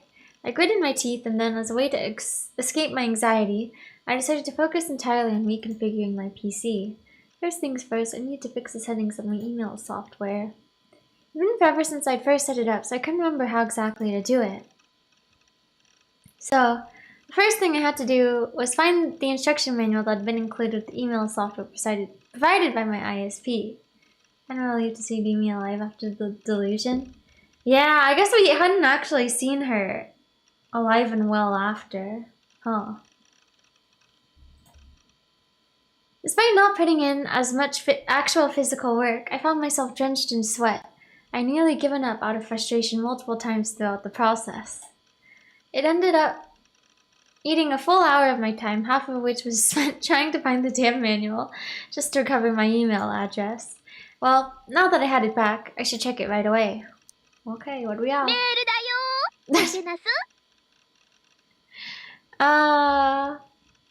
Those eyes are those eyes. I could finally hear that voice again. I felt so relieved. All that pain and suffering had all been worth it. I had 8 new emails, all of which were spam. Actually, hidden among the spam was an email with a strange subject line. Oh, I just realized the sender is Nanami. An even stranger sender. Dun dun dun. I groaned reflexively. What the hell? Was Nanami trying to prank me? If she was, then it was a pretty shitty thing to do. No, wait a minute. There was no reason for me to get an email from Nanami. She had never contacted me using my computer's email address before. She'd always just texted me on my phone like she had earlier. And not only that, but I'd never even given her my email address. Was it just a coincidence? A fluke? Nanami was a common first name after all. And the phrase, whose eyes are those eyes, had become so popular, pretty much everyone was using it. There's nothing strange about it being used as a subject for a spam email, but just to soothe my anxiety, I decided to check the contents. Okay. 結構な長文だな。さっきはチャットで話ができて楽しかったよ。ちなみに送信者の名前はダミー。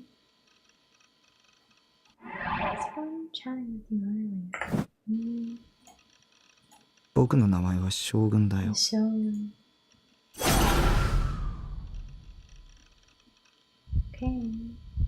え？Shogun? No, it couldn't be. 将軍が僕のメアド知ってるはずが。Wait, what if Shogun had read my mind? If he'd done that, figuring out my email address would be child's play. 嘘でしょ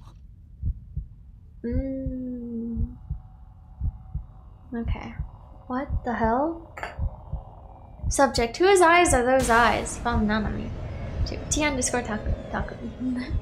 It was fun chatting with you earlier. Before anything else though, I should mention, sender name is an alias. My actual name is Shogun. I'm glad Iris is unsafe. I initially planned to paint her as the next victim of my new gen canvas, but suicide works too. You've outdone yourself, Takumi-kun. You got a new high score. I'm very impressed. You really are something special. But enough about that stuff. Let's talk about Nishijo and Nanami-chan. The two of you are siblings, so I'd love to see some... It's kind of hard to read. I guess it'll probably scroll down later, but... This is like... What's... You know...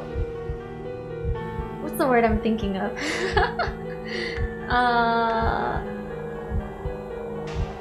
Too antagonistic. This does not feel real. It does feel like it is something he would have made up and sent to himself or something. Okay.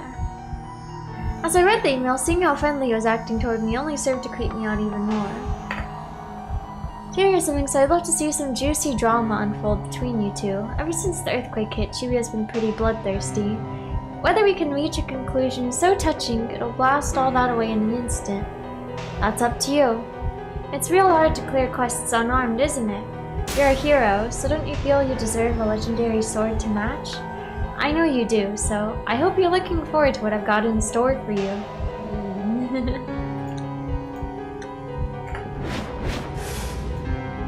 This guy, he was insane. Why would he... He's talking about quests and high scores, like this was some sort of game. At 9 p.m. tonight, I want you to come to the roof of O-Front. You're gonna be on TV, so make sure you put on a heroic tunic. Now then, let the quest to rescue Nanami begin. P.S. Before I forget, did you get my present? Present. 僕が勇者なんかじゃない。ナイトハルトじゃない。He was planning to finally kill me. I couldn't go. There's no way I could go. I wanted to run away. Mimi, I need you to protect me. I wasn't she answered me when I tried to contact her. Maybe she'd been injured in the earthquake?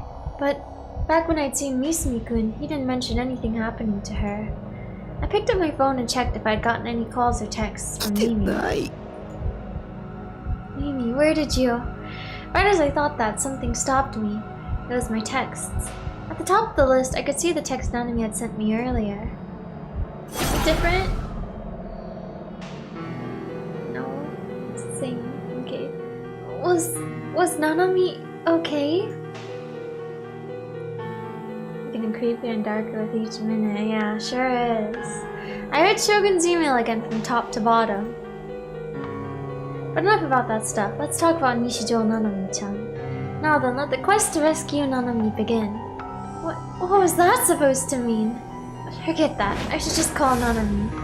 I opened the address book on my phone. Only 3 numbers were registered there. Mimi's, Nanami's, and the number from my parents' house. Nanami was always nagging me to call her. Every time we saw each other, she'd bug me about it. Well, since she'd asked so many times, I guess I could throw her a bone. So please, answer. If you don't, I'm never calling you again. Oh. Swear to God, if you got injured during the earthquake and aren't answering because of it, I'll never let you hear the end of it. I selected Nanami's number and pressed the call button. I put the phone to my ear. I heard nothing. The ringing tone didn't start immediately. It was normal for my phone to take a second whenever I called with it, but right now that 1 second of silence felt like an eternity. I was getting increasingly antsy. 早くしてよ。よし、繋がった。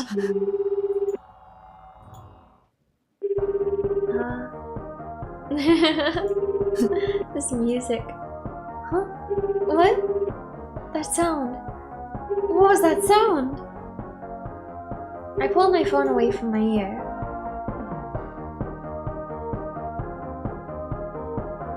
An unfamiliar melody echoed throughout the room. Could it be a ringtone? Ah? Our phone is here.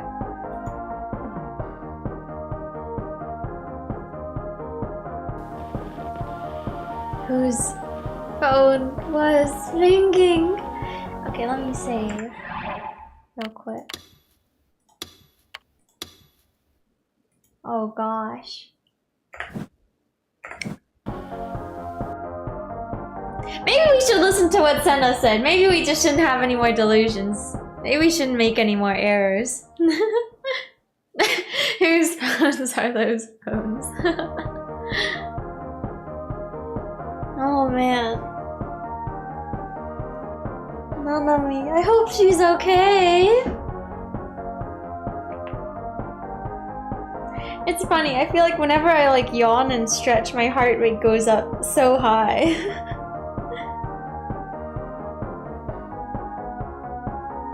But with that ringtone on my phone for real, it's a nice little melody. Okay,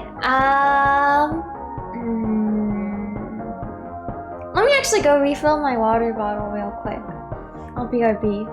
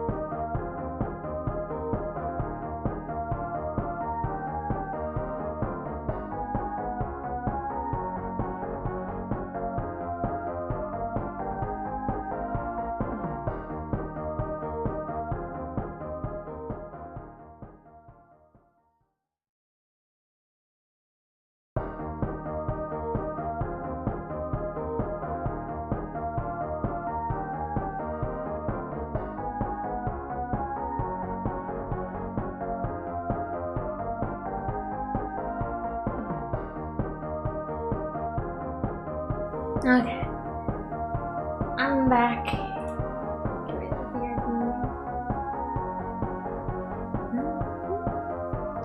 Are delusions made reality? I can't speak. Aren't only delusions made reality considered errors, though? I guess you're right.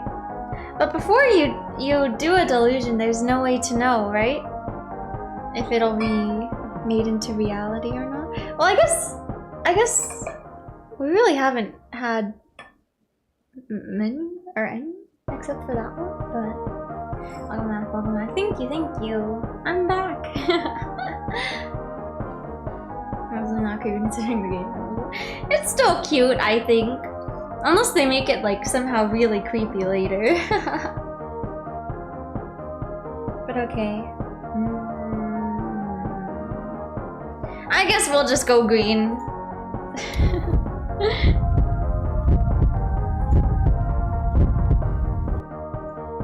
But with the timing, what else could it be? I shook my head. I never heard Nanomi's ringtone, so there was no proof the melody I was hearing was it. No proof at all. I was getting scared now. I pressed my phone back to my ear. Okay, let's see. Okay. You go ahead and make it creepy yourself. I mean, I guess I could, but... Nanami still wasn't answering. Please pick up the phone already. Oh, she picked up. Nanami. Okay, how bad could this be? Nanami でしょ。返事しろよ。今どこにいるんだ。大丈夫なの。何か言って。Nanami. We're not woozy right now, but... 実は Yeah. Huh? What the? Something weird was going on. It was almost like I was hearing Nanami not just through the phone, but from somewhere really close by, too. She's in here? あのね、上。 On top. 上 Wait, is she gonna be like a spider or something just on the ceiling? My gaze wandered upward. Oh. Something was moving on top of my bed. A person. Someone was wriggling around up there, and because of how little space they had, Roge cases crumbled to the floor as they did. Don't tell me. そこにいるの。見つかっちゃった。My guess had been right. Nanami peeked out from the top of the bed with an apologetic look on her face. Had she just been hiding this whole time? But since when? 何か手だよ。それより車椅子の怪しいやつに会わなかったか。Oh, okay. I was like, we haven't actually still like seen her yet, but as she got off the bed, I examined her from top to bottom to see if she was hurt anywhere. 鬼、ちょっと落ち着いてってば。聞いてるんだ。答えろよ。お前、本当に大丈夫なのか。それって、まさか、あったのか。どこで何をされた。I grabbed Nanami by the shoulders, desperately pressing her for an answer. Jesus Christ. Yes, Nanami could be a huge brat, but if Shogun had defiled her, it'd be all my fault. Shogun had put his hands on her as a means to provoke me. To him, she was just collateral damage. Oh, I was so ashamed I started to cry. I was causing problems not just for myself, but for those around me. Harmless otaku my ass. I was the failure, not just as a brother, but as a human being. I was scum. Complete and utter scum. 鬼、泣いてるの？もしかして、ナナのことを心配してくれてる？ It's good that he cares about her. ごめん。僕 But also I'm like, is this reality though? Or... But... 泣かないでよ。It's like... 困ったな。She mentioned Shogun, right? Does she 実 know は about him? あの将軍のメール、ナナのいたずらなんだ。Huh? I couldn't process what she'd said. I was stunned. つまり将軍って7だったの、最初からずっと。お兄があんまりにも7の相手してくれないからちょっとからかうつもりでつい。 Is this for real? だからね、 Like for real, 7 for は real? 誰にも何にもされてないし、全くお兄が泣くことなんてないの。お前。I was relieved. Upon learning that she deceived me, the release of all my tension and fear made me cry even harder. I couldn't believe that she'd do that to me, and I was pretty upset that she'd been screwing with me for so long, but none of that mattered right now. Music though, yeah. This silly music. White sweet potato also. Okay, welcome. Yeah, there's a white sweet potato. It's really good. I highly recommend it. I like the texture of it. I'm just like, is this really for real? Like, I don't know. I'm still doubtful. Is she really capable of doing that? Only had orange and purple? Yeah, I guess I've had all of them, I think. I think I've had purple the least, though, probably. I can't remember when I've eaten, but I feel like I have. But yeah, usually you see the orange ones with, like, the sweet potato fries and stuff, or, like... There's also, you know, there's... What is it? Like, sweet potato casserole? I've never had it before. It seems kind of interesting, but I don't think I'd like it. Because there's like marshmallows, right? I don't really like marshmallows too much by themselves. I guess I do like them in like hot cocoa, but aside from that, I'm like kind of meh about them. But I've had purple the most. My family Mexico usually sends over bed stuff with purple sweet potato and it's so good. That does sound really good. Bread. Man, I wanna get bread sometime soon.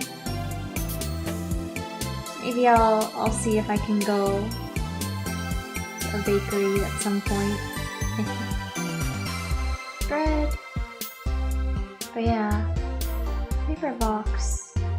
Inside the box are 4 tiny cakes, 2 Mont Blancs and 2 cheesecakes. Wow. どう？美味しそうでしょ？まあ当然だよね。7の手作りだもん。お兄、ほら、一緒に食べよう。 Nana put the box on my desk, then placed 2 cakes, each on 2 different paper plates that she'd set out. No idea where they'd come from, though. ねえお兄、7のこと心配してくれてありがとう。すごく嬉しかった。お兄にもいいとこ。There's no way this is real, right? Oh, shut your mouth. My pride had been torn to shreds. I'd been deceived, betrayed, and I'd even ended up crying. I couldn't believe how pathetic I was, how stupid I was. でも、お兄が7のお兄でよかった。She smiled at me happily. It was a more peaceful sight than I was used to. How nice it would be if that was what actually happened. Okay. Yeah, okay. Yeah. That was nothing more than just an overly convenient, easy-to-swallow delusion of mine.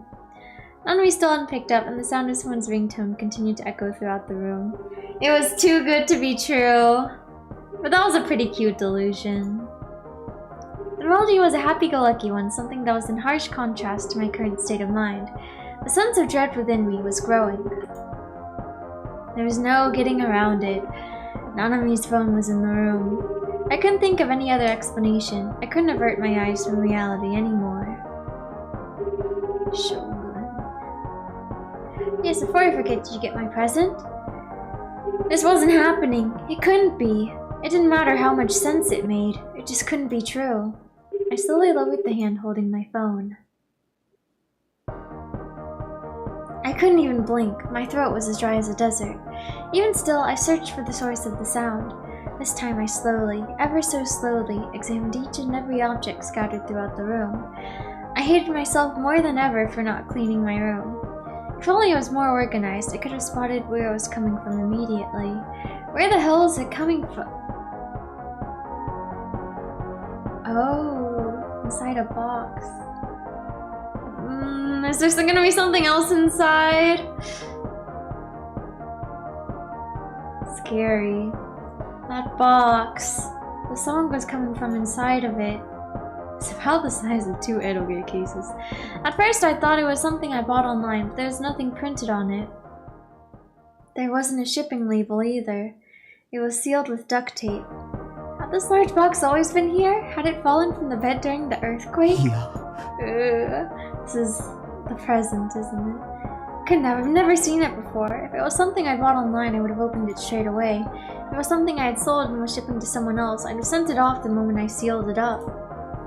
For a second, I considered that maybe Nanami had dropped it off, but I couldn't remember her bringing in a cardboard box of this size, which could only mean, during the hour I'd been at school, someone had entered my base.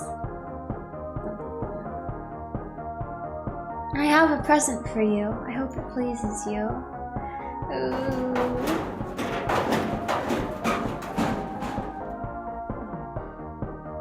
My heart was beating out of my chest. In a panic, I went to check the lock on my door.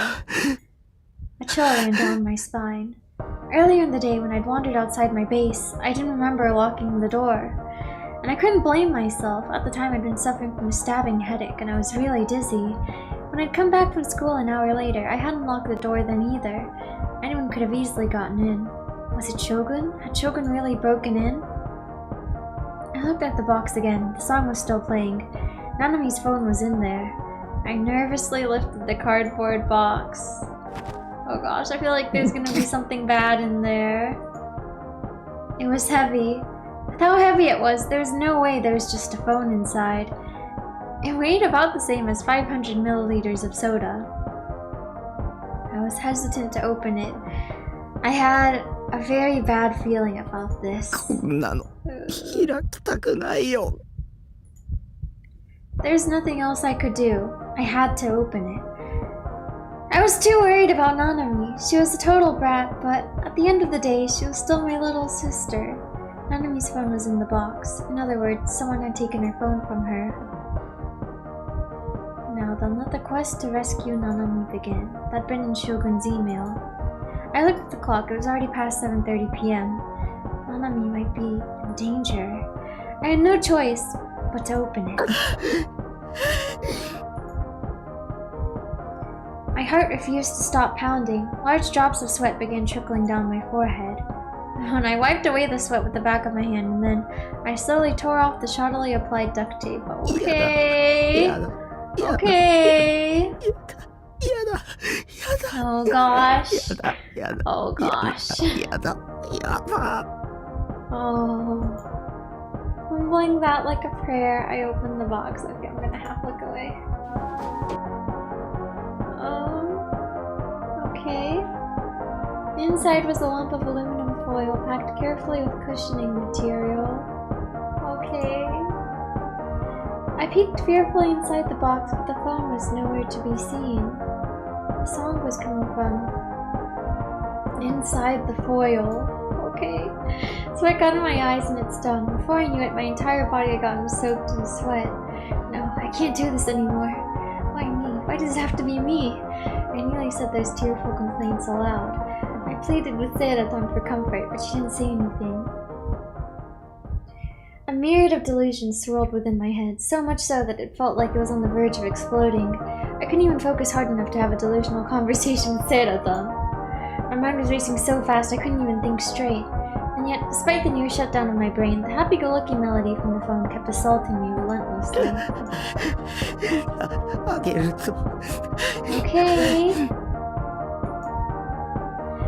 Having made up my mind, I pinched the edges of the aluminum foil with my fingers. Okay. Closed my eyes, held my breath, and tore off the aluminum foil in one go. Okay.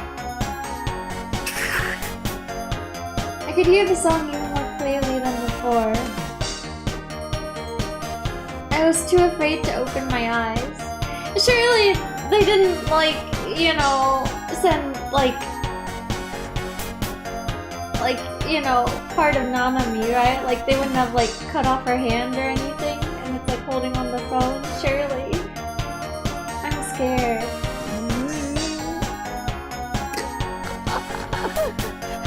What if it's something? What if it's just the phone? Maybe it's just the phone, you know? Surely. Yeah. I tried as hard as I could to catch my breath, but to no avail. It was fine. Everything was fine. There was nothing to be afraid of. It was just a harmless prank from Nanami. Just wait. Any second now, Nanami was gonna burst into the room with a big smile on her face, yelling, "Surprise! Haha, I got you!" Yeah, I was sure of it. There's no reason to even consider anything else.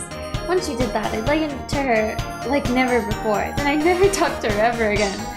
Go on, Nanami. Prove me right.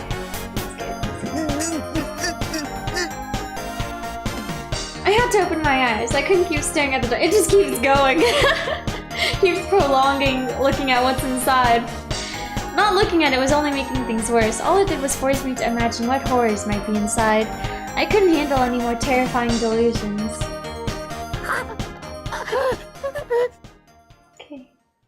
And so, I slowly opened my eyes and saw it. Okay. What did you see?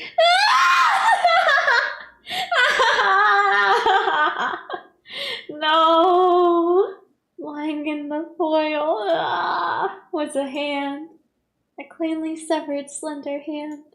Oh no, and Ghetto Froggy! Grasping that hand was a phone identical to mine. Ooh. And wrapped around its wrist was...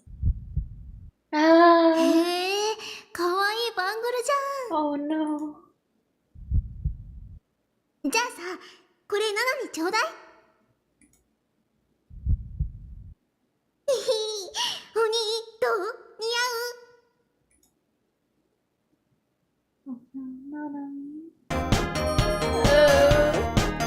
Yellow leather band that had turned crimson. A bangle.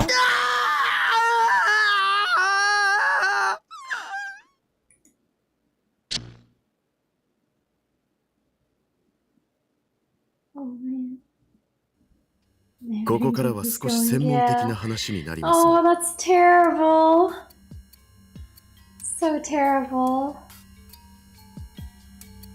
Man, I didn't want to be right.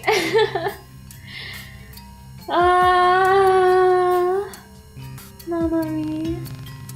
君は元医師だろ。患者に説明するように分かりやすく簡潔に話してもらえる。努力しましょう。さて、人間の脳の中にある何億という脳細胞。しかし実際には各神経の先端にある手と手の間にはごくわずかな隙間が空いているんです。I do kind of prefer when it is serious though. I will say.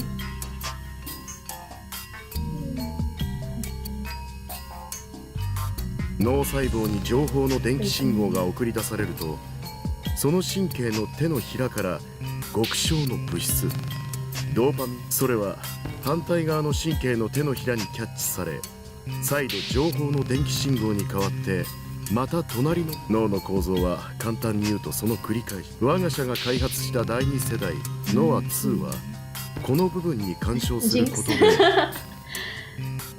人に疑似的な映像を見せることを可能としました。ホログラムのようなものか。あるいは幻覚かな。幻覚の方が近いでしょう。ですが明確に違う点として、その疑似的映像は確かな存在感があるものとして映るという人間の目。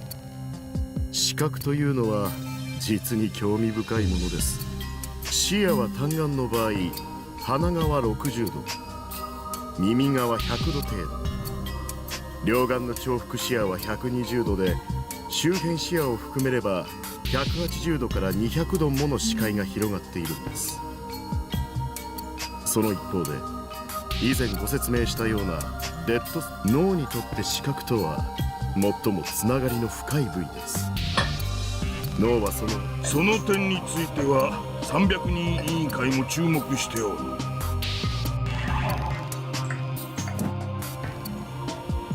人間の視覚にはまだまだ謎が多い。世界中で研究テーマとして上がっているものだけでも1000以上に及ぶからね。アメリカで数年前に発行された行政命令というのはいい圧力ではない。これは選定だ。300人委員会はどこの馬の骨とも知れん研究者がこの分野に、当然ながらアメリカだけではなく我が国は随分自由のようですね。勘違いしてはいかんな。君はすでに選定済みなんだからこそ君には何よりも成果が求められている。300人委員会をも出し、うかつな口を聞くなと言っておる。今はまだ我らの真の目的を誰にも悟られてはならない。たとえ委員会に対してもね。これは失礼。説明を続けたまえ。ノア2が生み出した疑似的映像は視神経パルスに変換して電磁波として照射します。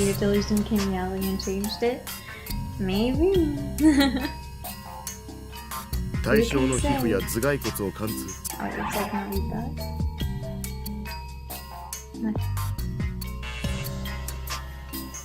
そしてデッドスポットへと最終的に落とし込まれる。特に G レートの高いエリアの人々は空中の映像パルス信号を敏感にキャッチします。混乱した脳はこれが人間の視界の中に無から有を作り出すメカニズムです。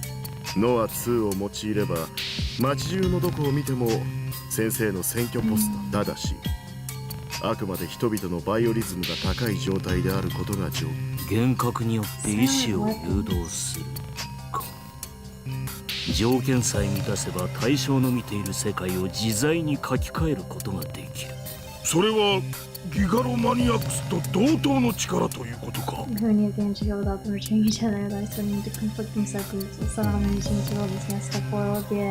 その通りです。ノア2は機械仕掛けのギガロマニアックスと言ってもいいでしょう。理論値通りに稼働を始めればギガロマニアックスたちと同等、いや近い将来それ以上の能力を再現できるよ。だが効果の有効範囲はどう？それでは汎用性という点がおろそかに。我々は無差別な洗脳を望んでおるわけではない。ご心配なく。そのためにモニターをご覧ください。なんだこの小汚い連中は。The backpacks, like that person in the park. 我が社ではポーターと呼んでいます。言い換えればマインドコントロールのための部隊といったところでしょうか。彼らが背負っているリュックの中にはノア2のパルス波を送受信するためのポートが入っています。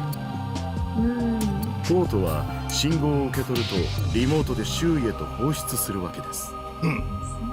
歩く端末というわけか。それなら限定的使用も問題ないことになるね。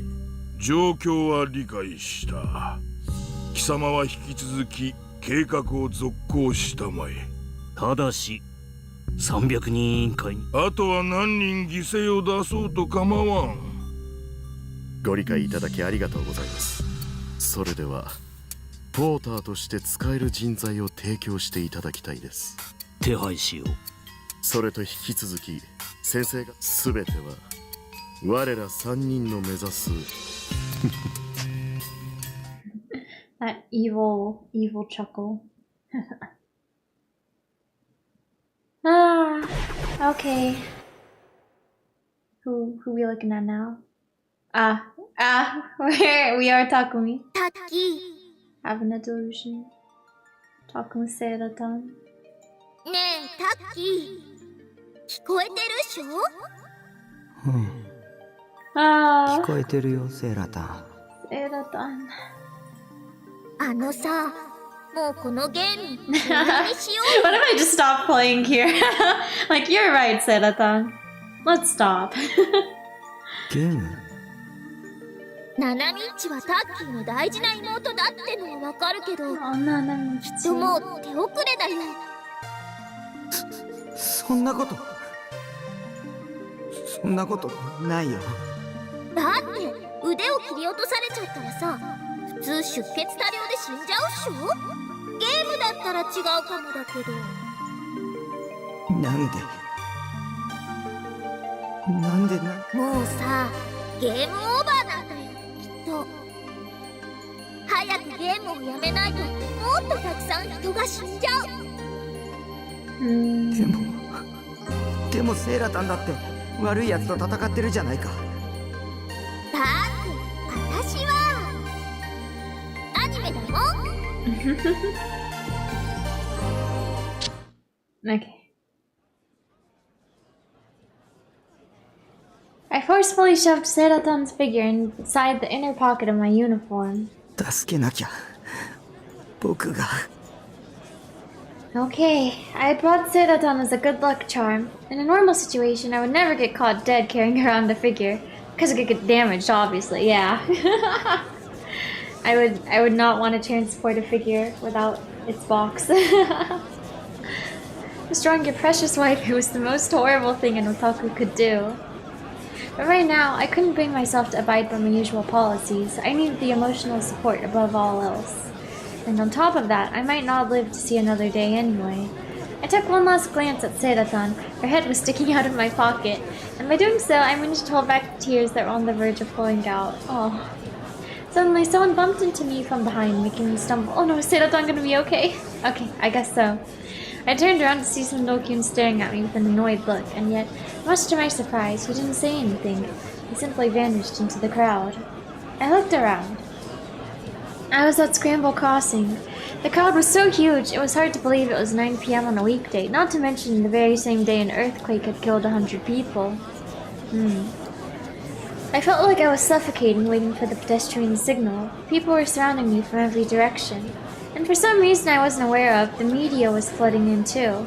People with huge TV cameras are forcing themselves onto the road, halting traffic.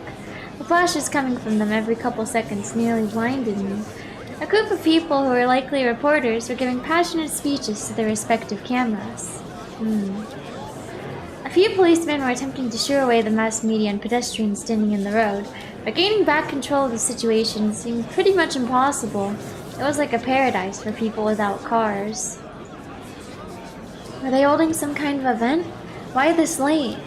Why today? Considering 100 people had died, that was definitely in bad taste. Didn't they have any kind of respect? And if there was an event, it was crazy that even the mass media was joining in on the insanity. Japan was over. Nah, not that it mattered to me. The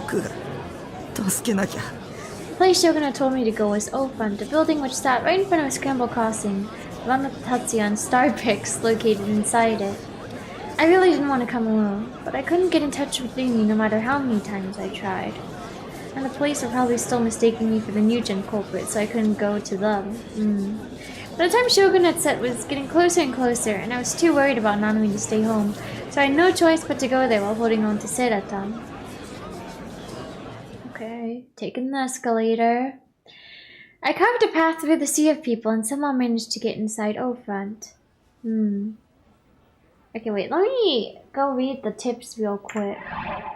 Also, I really read the email properly.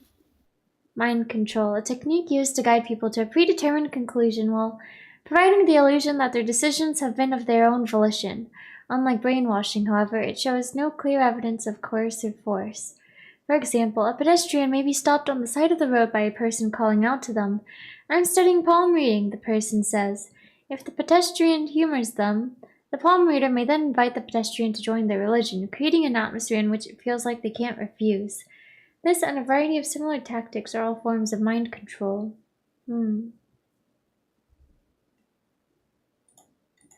Silent weapons, devices designed to implement mind control on a global scale. They allow for the automation of society and the enslavement of all humanity except for the few elite. Based on the top secret document, Silent Weapons for Quiet Wars, discovered in the United States.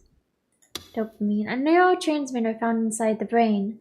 Dopamine is mainly produced by the A9 and A10 nerves found in the brainstem, where it is then released from synapses. Humans learn through various experiences as they go throughout their daily lives. Dopamine is released in large amounts during these activities, regulating emotions in such a way that it allows for easier learning. On the other side of the coin, however, there are many symptoms that are thought to be caused by excessive dopamine release. These include hallucinations, delusions, paranoia, obsessive-compulsive disorder, attention deficit hyperactivity disorder, ADHD, substance addiction, the inability to quit smoking, etc.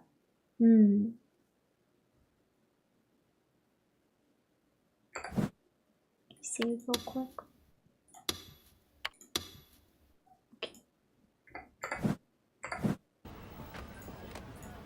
Alright, we go. Unfortunately for me, it was pretty crowded inside too, but I didn't even have the strength to be upset about it. The only thing on my mind were my prayers for Nanami's safety. I took the escalator that led to the upper floors. Using one of the windows inside the star bricks, I was able to look down towards Scramble Crossing. Now that I was looking at it from above, it was even more crowded than I thought.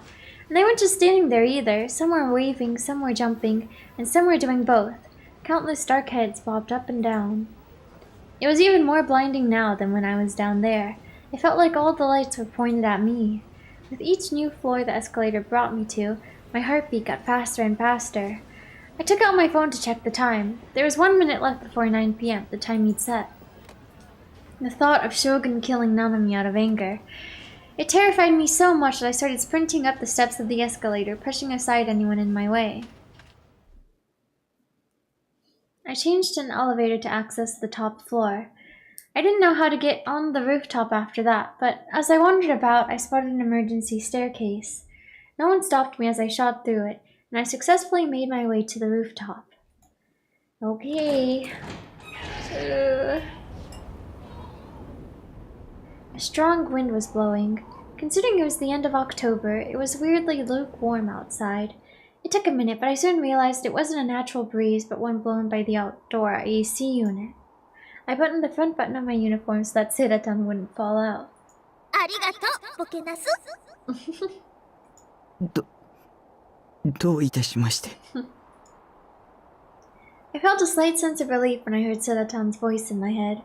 Seiratan was with me, so there was nothing to be afraid of. I desperately tried to convince myself of that. Before that moment, I had yet to realize how dark it was. The only source of light was from the back of the lit O front sign. Ironically, the neon lights from the surrounding buildings were too bright for me to see anything. If someone was hiding in the shadows, I would have been incapable of seeing them. Don't jinx it like that. Oh. My heartbeat, which had started to finally calm down, skyrocketed once again after hearing those words break the silence.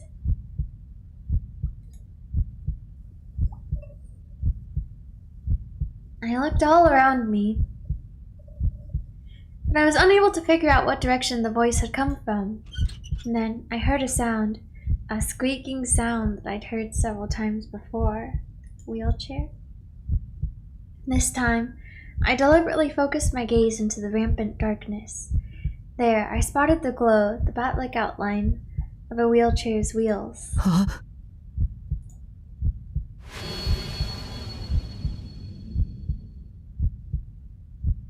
Shogun. Oh. Takumi-kun.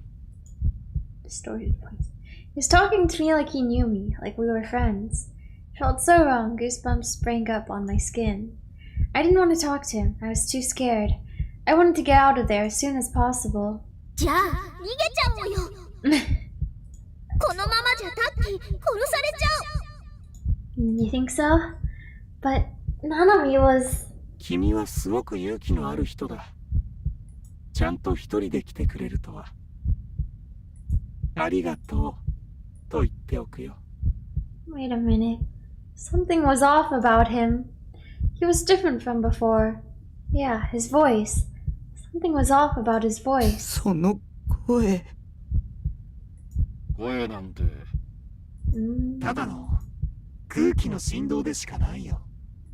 どう聞こえるか、その場の条件によって変わる。そうだろ？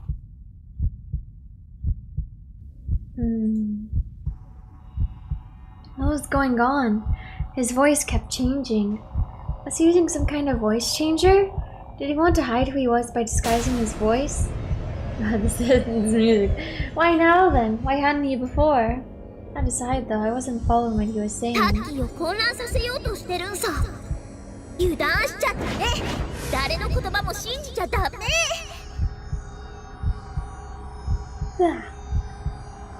You're right. You're completely right, Serotan. Serotan always spoke nothing but truth. I tightly squeezed Serotan's body through my clothes.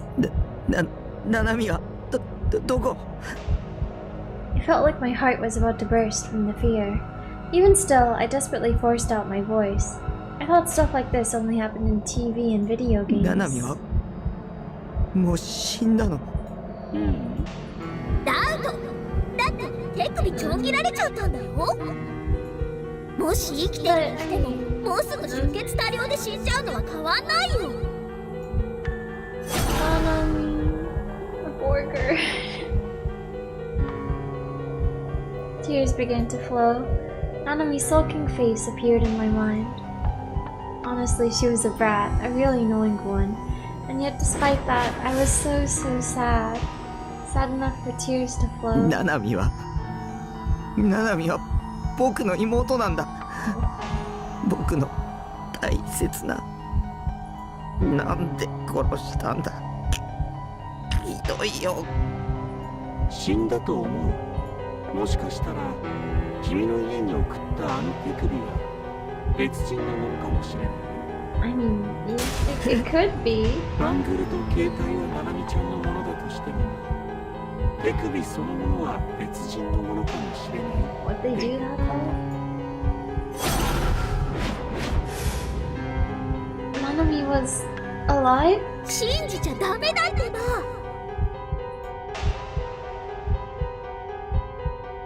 君が見事クエストをクリアしたら、ナナミちゃんは返すよ。生きているナナミちゃんをね。Quest. Shogun had used that word again.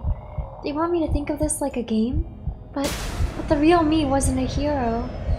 It wasn't anything like one. でももしクリアできなかった場合、ナナミちゃんは帰ってこない。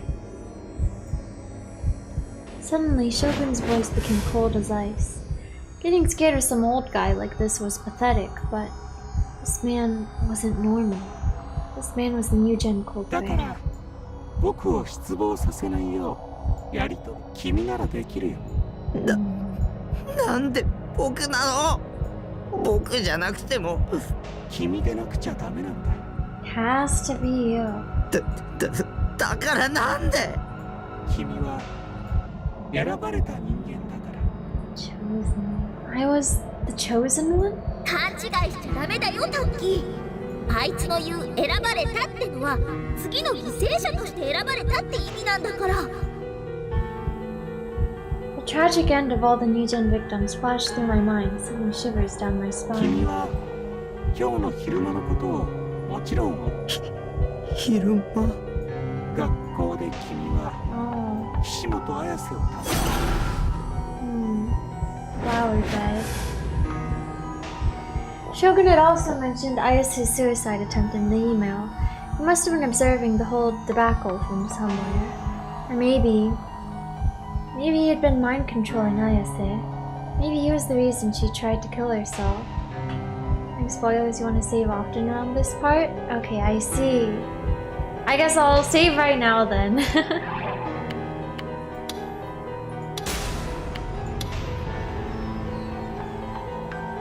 I guess I'll start to use different save files too. But...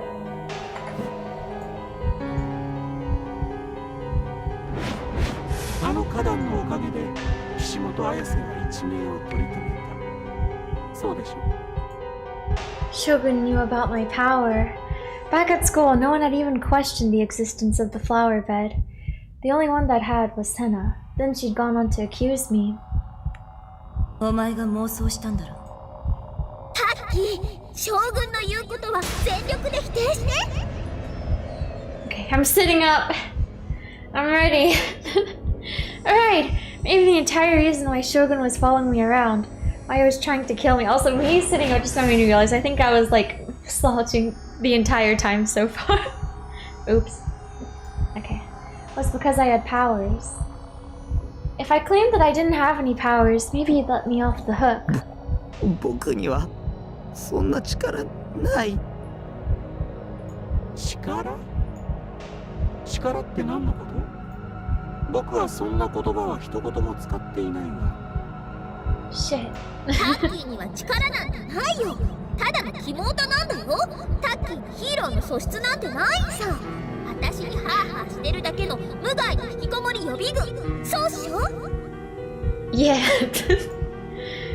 The idea that I had actual real-life powers was nothing more than chuny BS I dreamt up. I'd almost been convinced by what Sina and Ayase had told me. But those two raging mental cases, they weren't right in the head.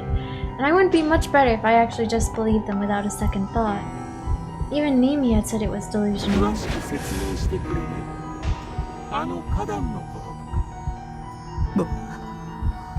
僕がやったっていう証拠はあるの？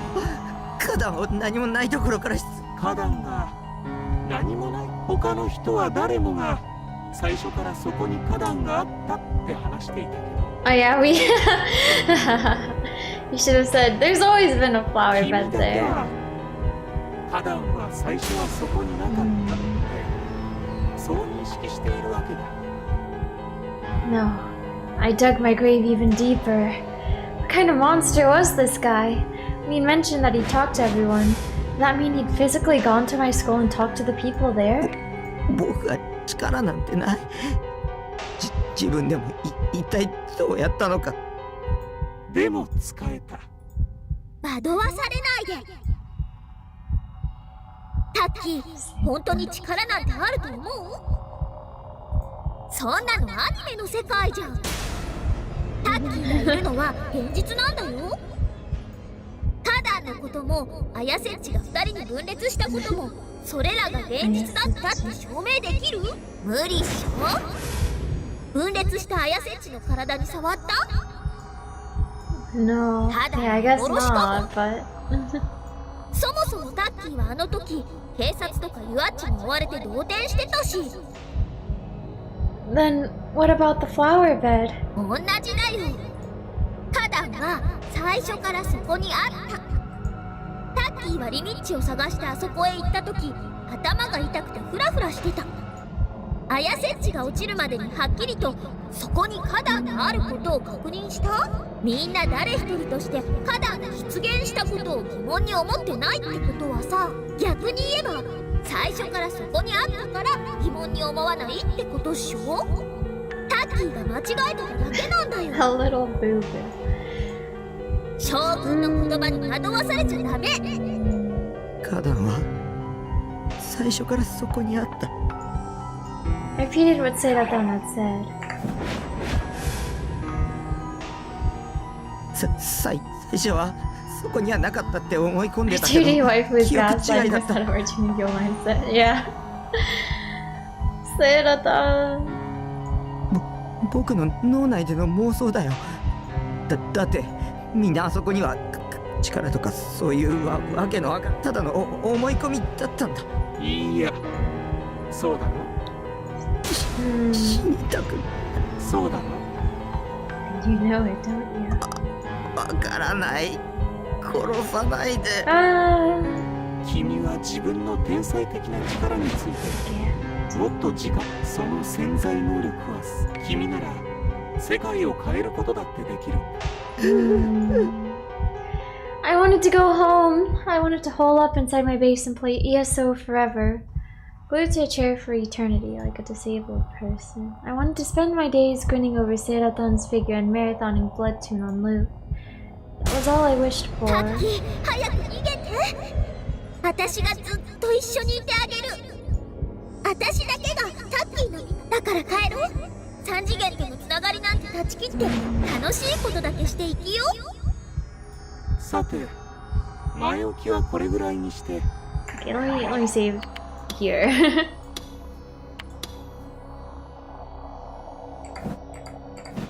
そろそろクエストを始めよう。まずは下のスクランブル交差点がよく見えるところまで。Observe the scramble crossing below. 逃げなきゃ。このままじゃ本当に殺されちゃうよ。聞こえなかった？スクランブル交差点を見下ろせるところへ移動する。His tone was soft, yet his voice was unbelievably cold. His voice was so sharp, any will I had left to defy him was sapped away. 何を My legs were shaking and they refused to move. I wrapped my arms around myself. I'd even lost the ability to discern whether I should listen to his order or not. 僕の言うことが聞けない。従ってもらわないと。どうせもう死んじゃってるよ。声聞かせて I managed to squeeze that out, my voice as small as could be. However, Shogun rejected my request in an その instant. 必要はないよ。君はもう少し今の状況を考えた方がいい。I didn't want to think about Nanami's death. I didn't want to imagine her dying. I was too afraid that if I imagined it, it would become real. Valid fear to have, considering everything that's happened. In the end, I relented. I started walking to a spot where I could look down that scramble crossing like Shogun had ordered me to. I could barely see where I was going. If I wasn't careful, I could easily trip and fall. On the side of the rooftop facing Scramble Crossing, a transparent acrylic plate protruded out and up like a wall. It was about 3 stories high. As I approached the wall, I could hear the tumult of the crossing below. A single woman's voice caught my ear. It seemed like it was coming from the jumbotron mounted on a neighboring building. アクリル板の壁に一箇所だけ壊れて穴が開いている部分があるだろう。I wiped away the cold sweat on my forehead, and then, moving only my eyes, I looked toward the wall. Just as Shogun had said, there was a hole where a single person could pass through. It had an unnatural shape to it, like it'd been smashed open. It'd clearly been destroyed by human hands. Of course, there was nothing beyond the hole, only a sheer 8-story drop leading straight down to the concrete そ below. こから顔を出して下にいるギャラリーに挨拶してあげて。What had he just said? もう一度言おうか。その穴から身を乗り出して下にいる人たちに手を振ってあげてほしい。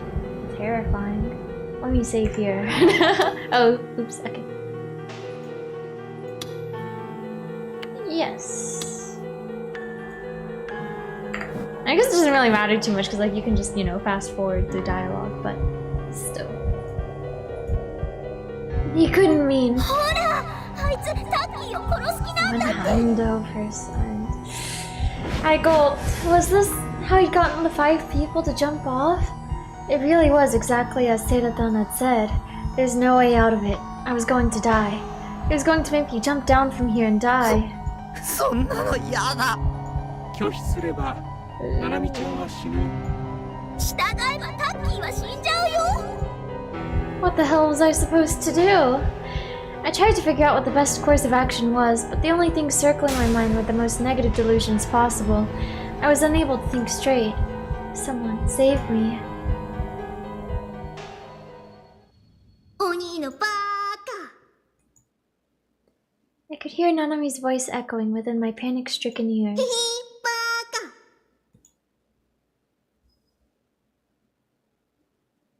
She's so cute. Memories of Nanami smiling happily resurfaced in my mind. She looked so carefree. It was all my fault. Nanami had nothing to do with any of this, but because of me, she'd gotten kidnapped by Shogun, and then he'd cut off her hand. I'm sorry, Nanami. I'm so sorry. I wiped away my tears, but that didn't stop them. I wiped once again. Then, with my vision still blurry, I slowly approached the smashed hole. Okay, let's save here.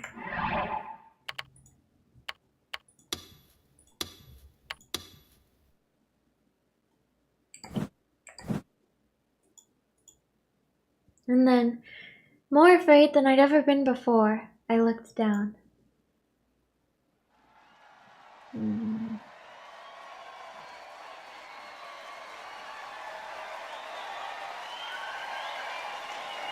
Suddenly, a huge cheer akin to the rumbling of the very earth itself came from the people below. A large crowd was gathered in front of the station. The media was there too. They were all there for an event that was about to unfold.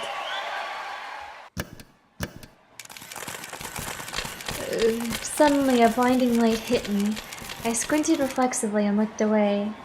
Where the main event. Then, when my eyes landed upon the jumbotron of the closest building, what I saw was unmistakably me, us, Taku.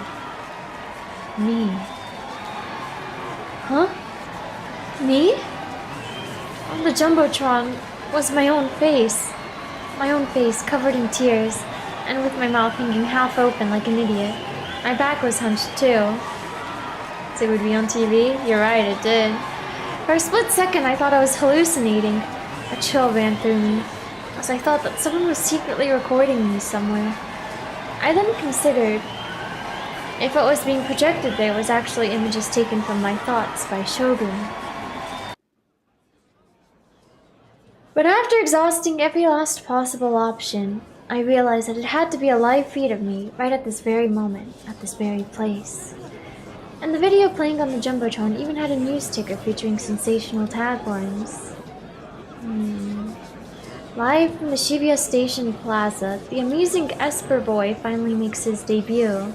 The ticker commentating the situation was situated along the bottom of the screen. The amazing Esper Boy, endorsed by the psychic of the century, Yuri Brightman, appears. Don't miss this one. Will he divine the New Gen perpetrator's true identity? After reading it, I finally understood. I finally understood what the media and the spectators on the scramble crossing below were looking at. It was me. Don't look at me. It's terrifying. Why were they fixated on me? Esper Boy? What the hell is that all about? Okay, let's save. Here's the actual decision here. We will go positive delusion. Did any of them have any idea what happened today? Gotten hit by a damn earthquake. A seismic intensity 5 one. Over 100 fucking people had died. So why were each and every one of them? Why were they waiting there just to see an otaku freak like me make an ass of himself? Okay, let's see.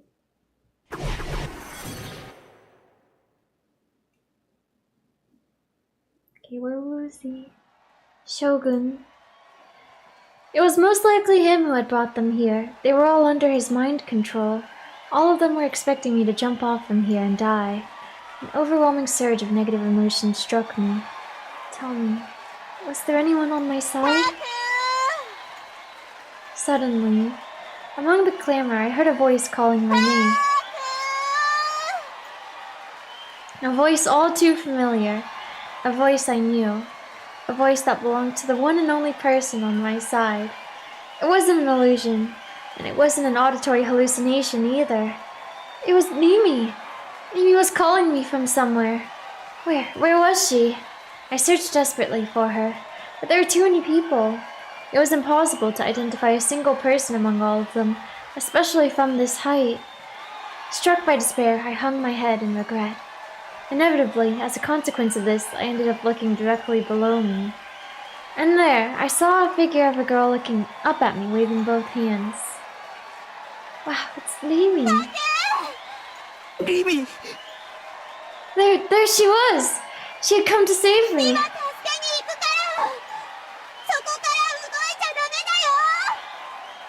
Happy as could be, and realizing that I'd been saved, I nodded over and over again. My vision was blurred by tears of joy. I quickly wiped them away. I didn't want to lose sight of Mimi for even a single second. However, I looked again toward the spot Mimi was waving from, and saw that something was wrong. For some reason, the crowd around Mimi started surrounding her. With Mimi in its center, a clear circle of dark heads began to form. They moved in closer and closer to her. And eventually, who knows how many Dokuns reached towards Mimi and began to jostle her. Hating what was being done to her, she tried to break free from the man-made enclosure, but due to the sheer number of people surrounding her, she couldn't even take one step. It was as if she was standing right in the middle of the morning train, a claustrophobic nightmare packed to the brim with people heading to work. よせ、リミに手を出すなよ。 I could faintly hear the sound of her screams. The number of people surrounding me was gradually increasing, as was the intensity of their behavior. As they pushed her around, they pulled out her clothes, and eventually her jacket was stripped away. やめろよ。そんなエロゲみたいなこと、やめて。リミ逃げて。そこから逃げろ。それで早く僕を助けに来て。 My prayers were left unanswered. The crowd rushing toward Amy was still getting bigger and bigger, and her lone resistance wasn't enough to hold them back. Tore off her clothes, pulled her hair, and dragged her out onto the road.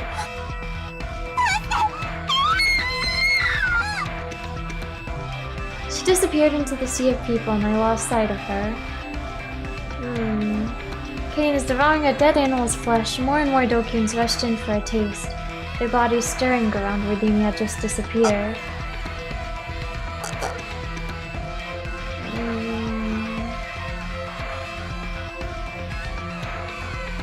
Shogun's living body or being mind controlled by Shogun are going to ruin her, defile her with their filthy hands. After, she would meet a cruel, merciless end at their hands. Tears started to flow. I bit my lip hard. I wasn't crying simply out of sorrow and anger over what was happening to Mimi. I was crying because of the sheer terror I felt once I realized every single person there was my enemy. There was nowhere to run anymore. I was trapped. Okay. やだ、やだ、やだ、やだ。怖い。 I was scared, this close to pissing myself. I had never felt so close to death before. I felt like my consciousness was drifting away. Those eyes, are those eyes? And now I was like a child throwing a tantrum. I started to cry. I hoped that by doing so, Shogun would let me go. I hoped that by doing so, the crowd below would maybe feel sympathy for me and come save me. I hoped that by doing so, the police would realize I wasn't the culprit, just an innocent otaku freak, and they would come save me. I hoped that by doing so, my parents who would be watching TV at home would come and take my place. I hoped that by doing so, Mimi maybe would come rushing in to save me. I hoped that by doing so, I would suddenly wake up and realize that it was all a dream. This myriad of hopes in my mind, I shook my head desperately, and then I cried out my sole wish. I don't want to die. And yet... その場から一歩でも下がれば、ナナミちゃんは死ぬからね。 Shogun's tone hadn't changed at all from before. 君はもう舞台に上がってしまったんだ。覚醒するには最高のステージだとは思わないか。そこに集まっている人たちも君に来た。もしそれを裏切れば、ボートと化して君に襲いかかってくるかもしれない。 When he said that, I froze, unable to take a step back nor look behind me. 気にすんな。ただの脅し文句だよ。タッキー、ナナミイチは死んじゃったんだよ。今ここで逃げ出してもタッキーは悪くないってば。 Even if that was true, そこから見える景色に集中してほしい。 Shogun's voice was very calm, which somehow only made him all the more intimidating. I couldn't even find it in me to say anything back. 君にここでしてもらうことは一つだけ。飛び降りるなんてできない。死んじゃう。誰もそんなことは言っていないよ。 Huh? Was I wrong? Then did that mean I didn't have to die? Well, you said we had to take a step, right? 君にはそこから一歩も動かずにディソードを見つけてもらう。Ah, the D-sword. Find my D-sword? How? I've been searching for it as hard as I could for a long time, but I never even gotten close. It was completely absurd to think I could suddenly find it here just because he'd ordered me to. ディソードはいわば妄想の剣。それだけ言えばわかるだろ。騙されちゃダメだよ、タッキー。見つかるわけないよ。君はこれまでに剣を持った人間と何度か接触した。そうだね。その人物から聞いているはず。理想、よく思い出して。この剣、命運を握る。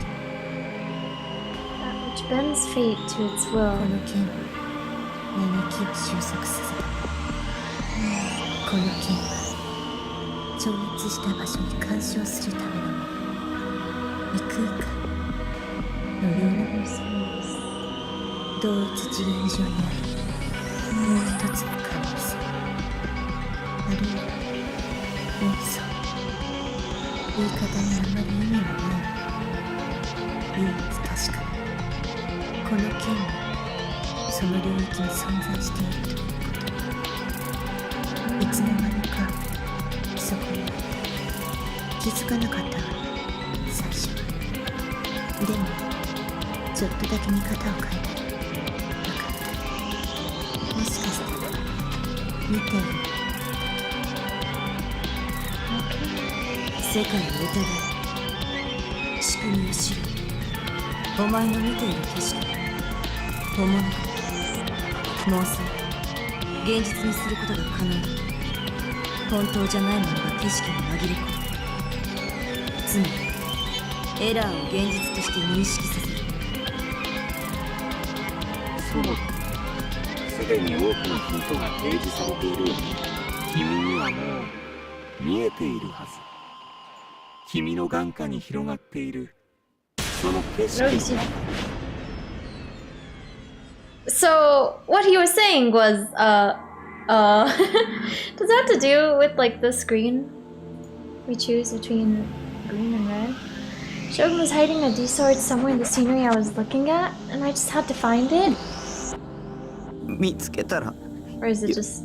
許してくれ I る mean, の？ this kind of looks like a sword. 見つけるだけじゃクエストクリアにはならない。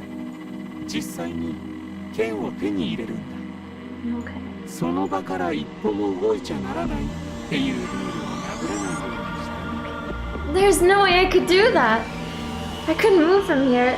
How was I supposed to grasp the fucking sword? What the hell did he even want me to do?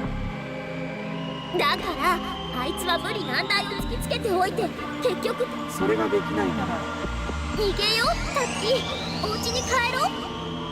But he just said that if I move one step from here, Nanami will die.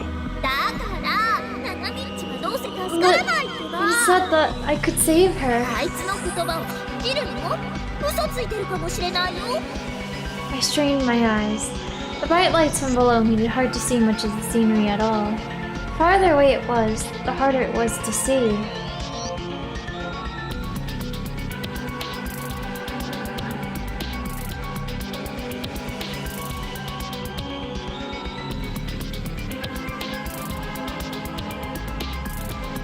I was trying as hard as I could to look around, but the scenery I could see from here wasn't all that vast. Most of it was hidden behind buildings, but I had to find my sword. What the hell was I supposed to do? I thought about what Ayase and Senna had said once more. でもちょっとだけ見方を変えたら分かる。 Perspective. 本当じゃないものが景色に紛れ込む。 And when I thought about that, for some reason, I recalled the pattern of the ceiling in my parents' house. Okay. Back when I was a kid, I remembered having random thoughts about it before I'd gone to sleep. To me, the green of the wood on the ceiling had looked somewhat like a face. And once I'd seen it that way, I could no longer see it as anything else. Let's read the tips real quick.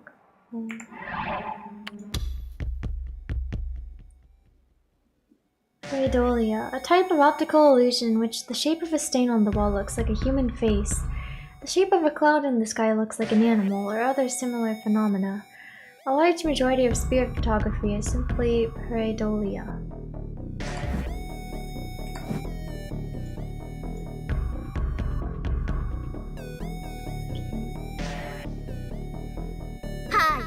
目の錯覚目の錯覚。そんな木目どこにでもいっぱいあるよ。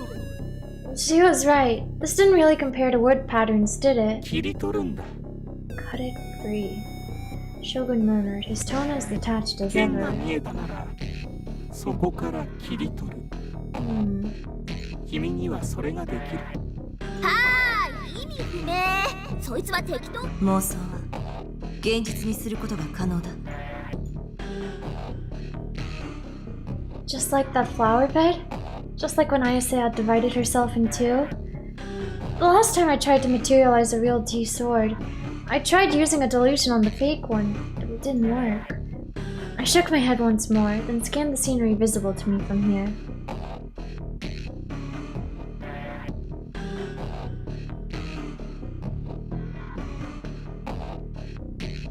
Quick save.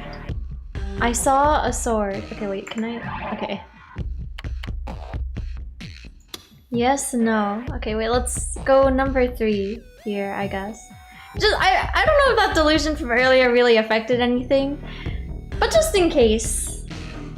Oh, new save file. Okay, I saw a sword. Yes or no? Heaven's Gate. Well, I mean, is this is this a sword? Yes, I saw a sword. Yes. Yeah.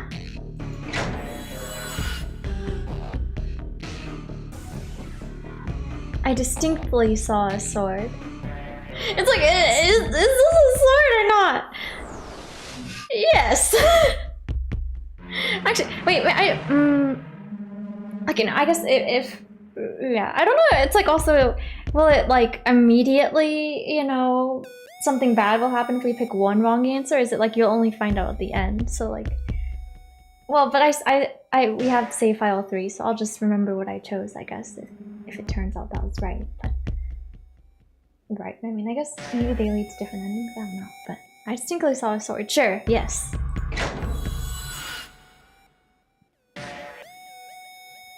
If I move from here, I can take it.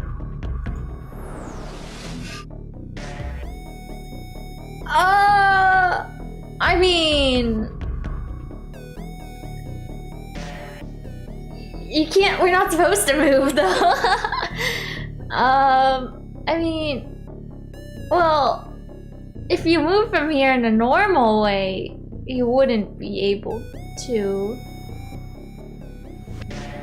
You'd have to like be in the sky, I guess. I mean, I'll just say no. We shouldn't have to move. So we need to like cut it free, right? I'll say no.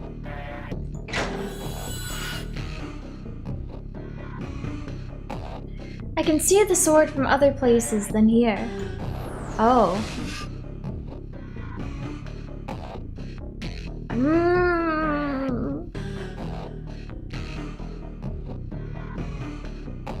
Well,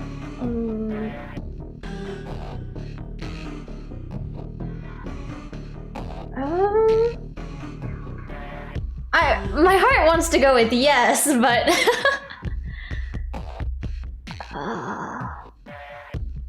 huh.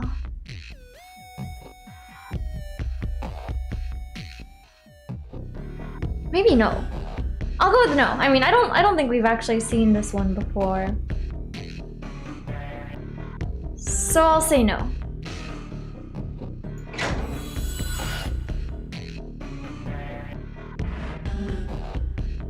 It's not actually a sword.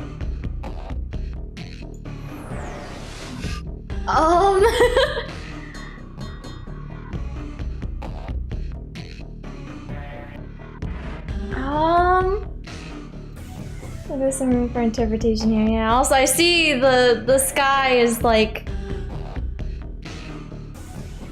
getting covered with white, like earlier.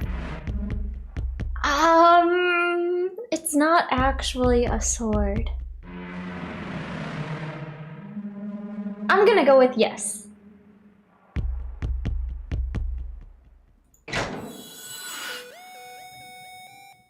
it's clear. Okay, let's see what happens with these choices. Okay. I'd seen it. Okay, yeah. Within the night landscape blurred by my teary eyes, amid the scenery in which light was warped by my welling tears, I found a spot that looked just like a sword. Just like what Ayase had said. I hadn't noticed it at first, but when I'd ever so slightly altered my perspective, it was there before I knew it. Even if it'd just been a coincidence, I was more than happy with it. The more I thought of it as a sword, the more defined it became, and over time, it was becoming more and more real. It was slowly turning into a definite part of the scenery, and eventually, even its contours became clearly distinguishable. Okay. Likely having noticed my change in demeanor, Shogun immediately spoke to me.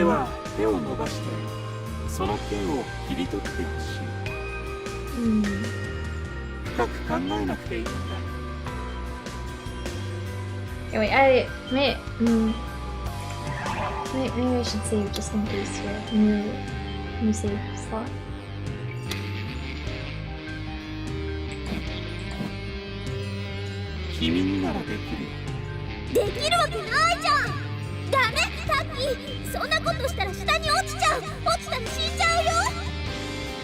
I looked down. I saw the crowd filled with countless people. The ambulance still had yet to arrive, just like back at noon.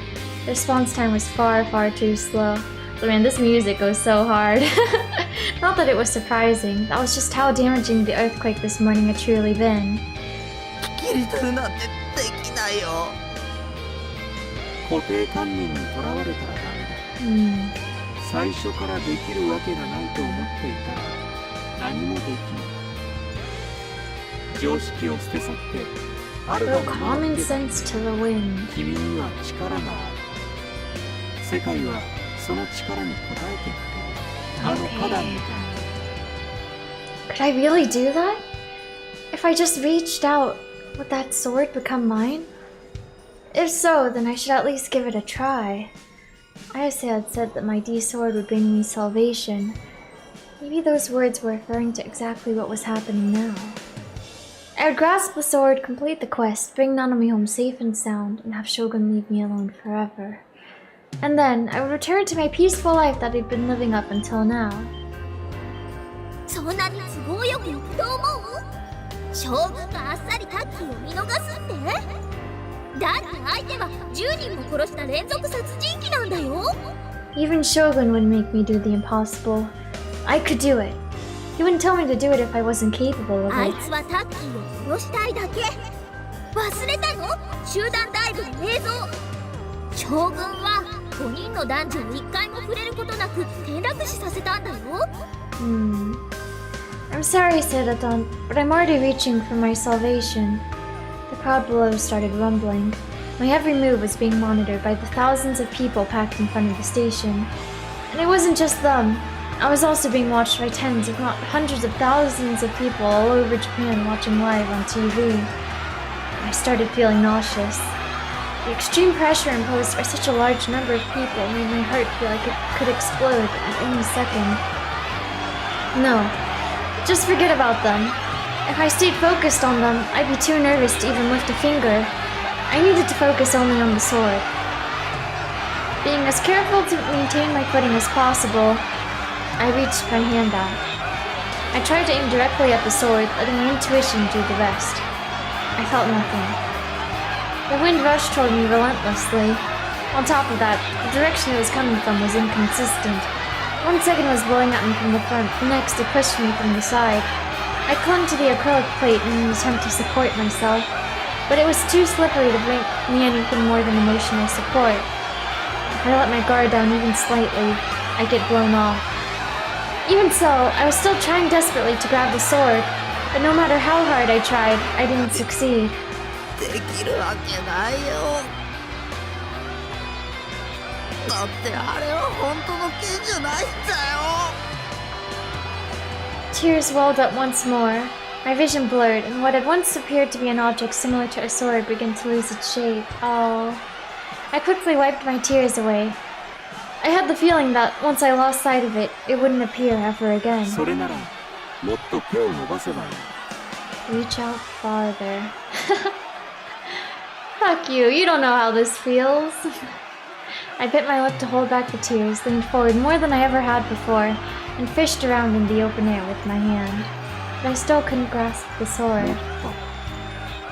I fell from here. I looked down once again. I was higher than I thought it was. I felt dizzy, so I pulled back and clung to the acrylic plate once more. 剣を早く手に入れて、でないといつまで経ってもナミちゃんは戻ってこない。 I shouldn't have looked down. I couldn't stop shaking. I thought I was going to slip because of it. I was so unbelievably afraid.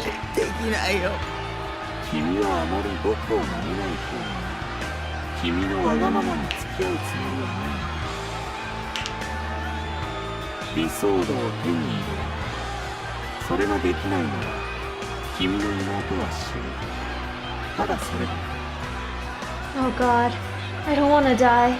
死にたくない。 I had no choice but to try again. I leaned out through the hole and extended my arm. I could still see the sword over there. I tried again and again, but of course nothing happened. It felt like I could reach it. For some reason, I just couldn't do it. I leaned out even farther. I stretched my hand out as far as I could, reaching out with my entire body to try and grasp the sword. I even straightened out my fingertips. And then, I slowly closed my hand. But just like every time before it, I felt nothing. 手が届かないよ。 It was impossible. Just like Seratama told me it was. There had never been a way for me to grab that translucent sword. Perspective had made it look normal-sized. When I actually thought about it, I realized how enormous it actually was. It wasn't the size a human could realistically carry. その剣をつかめば、手をちゃう届かない。ナナミちゃんを助けなくていいの？助けて。昼間のことを思い出すんだ。君の力があれば、そこから君は落ちても死なない。自信ある？ Right then, Seraton's snarky whisper reached my ear. Am I sure I can do it? Do what? タッキーがここから落ちて、下の地面に激突するまでほんの3秒もないよ。その間に自分の意志でまた花壇を出現させる。タッキーがそんなすごいことできる？今まで一度も自分で意識してその力とかってのを使ったことないっしょ？ I mean... okay. Alright. I'll just save over this when nothing happens since this one. But... yeah. Okay. Well... we go green. That was true. And even if I did have powers, I had no idea how to use them. ねえ、逃げよう。タッキーはよくやったよ。でもこれ以上は無理。死にたくないっしょ？ No, we can do it. We can do it.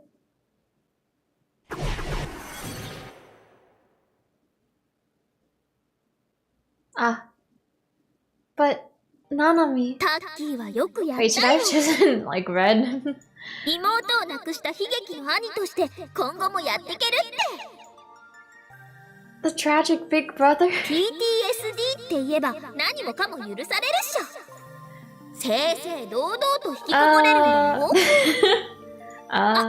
かしたらさ、どっかの偽善者が同情してタッキーを養ってくれるかもしんないね。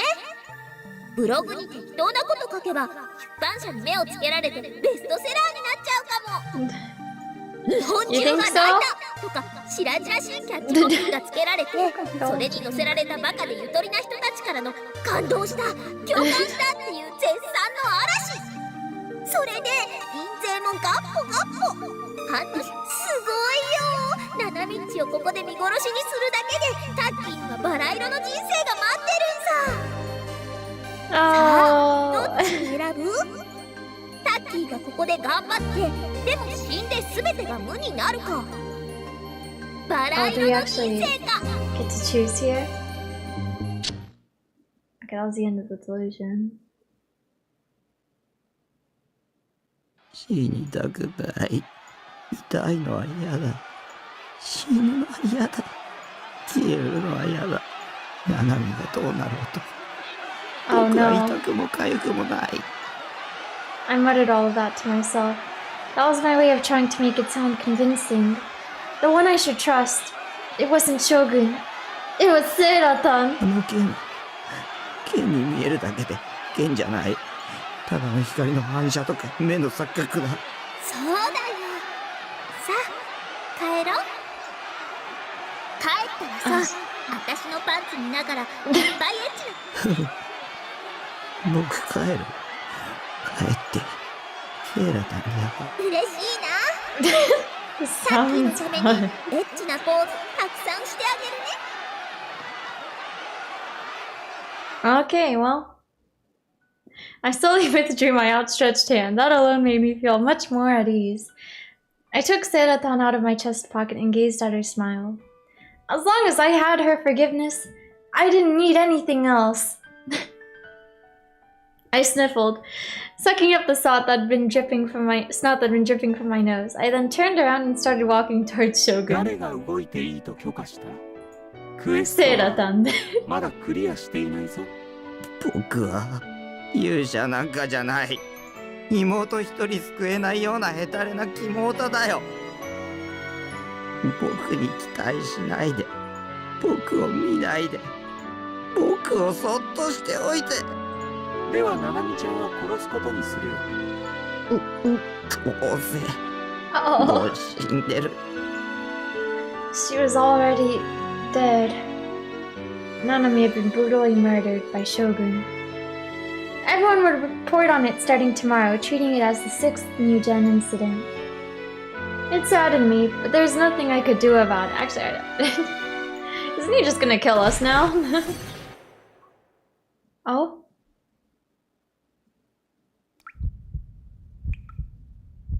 I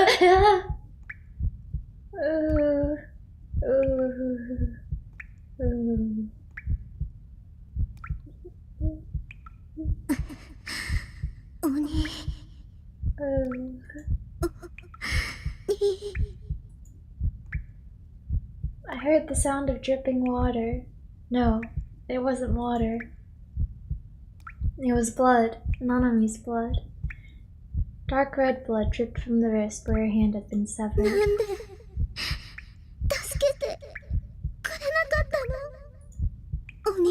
It wasn't on purpose, I swear. 鬼って最低。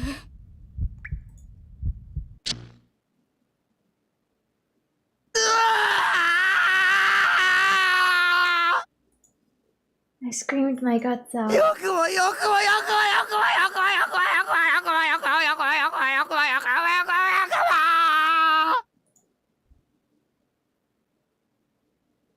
The world turned crimson. My anger, my sadness, and my shame were ripping my head apart. My thoughts were a chaotic mess. Without any rhyme or reason, I charged towards Shogun. I made to grab him within his hiding place in the shadows, but I didn't get the physical response I'd expected. I collapsed along with the wheelchair. I must have hurt my elbow as pain was shooting through it. No one in there? Grimacing, I searched for the person who should have been sitting on the wheelchair. At my feet, a hood tumbled across the ground. Severed? Terrified, I slowly reached out my hand, and what I felt was extremely hard. Rather than a freshly severed head, it was clearly a helmet. A pitch black helmet. Okay. Dark spider!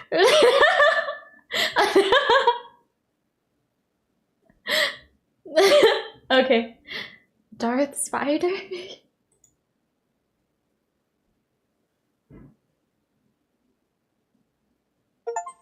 Okay, chapter 6, no, I finished chapter 6. Oh. Chapter 7, psychopath. Okay. Despite midnight quickly approaching, the ticket gates of the subway's Hanselmann line were still filled to the brim with people.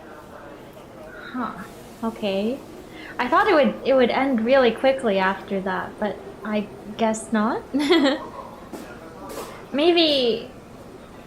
Maybe this is actually the longer ending.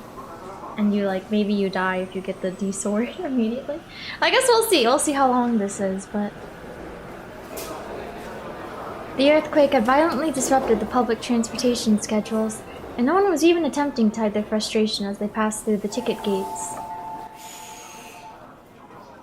Applying a sidelong glance, Bon Yosuji inspected the monitor resting in the station attendant booth. The station staff had received a call yesterday during their morning operations. The caller reported that a high school girl wielding a gigantic bladed weapon was going on a rampage in the area. The police had been dispatched in response to this, but upon arriving at the scene, they found no trace of the girl nor the man who had supposedly been attacked. Bon, who had happened to overhear the story earlier today, was very interested in the appearance of the male victim. The fact that there had been several similar incidents had also caught his attention. This was why Bon was making an appearance here at such an hour. According to his sources, the incident had been captured in full on one of the surveillance cameras. When Bon asked the station attendant to show him the video, they willingly agreed but warned the detective that the video was a little creepy. Duly noting this, Bon elected to have them show him the video. The video was full of static.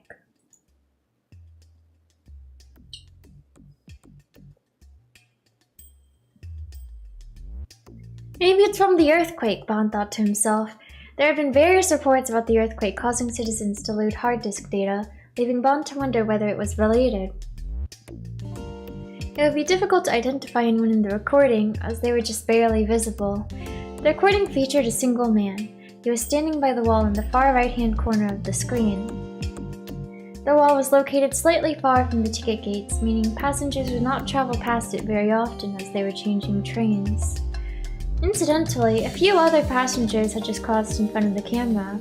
The man's appearance was hard to make out due to the fierce static, but he was fairly short and thin, and he was carrying a large rucksack. What exactly he was doing, Bon could not say.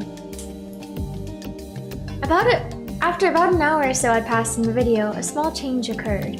A few people commuting to work were walking in the direction of the man, and then they swiftly stopped. To Bon, it looked as if they had been drawn to the man with the rucksack. What was truly strange, however, was that they did not even speak to him. They simply stood there in a daze. The people who had stopped did not seem to be acquaintances of the man. They were of different ages, sexes, statures. There was absolutely nothing they all shared. What in blazes is going on? Staring at the monitor, Bon tilted his head to the side, and as he did so, a lone girl entered the frame. She had long hair and she was wearing a uniform from Suime Academy. Sino? The girl headed straight for the man with the rucksack in a manner that could only be described as exuding nothing but pure, unadulterated confidence. Her movements were entirely unlike those who had stopped before. Instead of halting, the girl pushed aside the people gathered there and seized the man by his collar. For a short period of time, the two of them argued about something.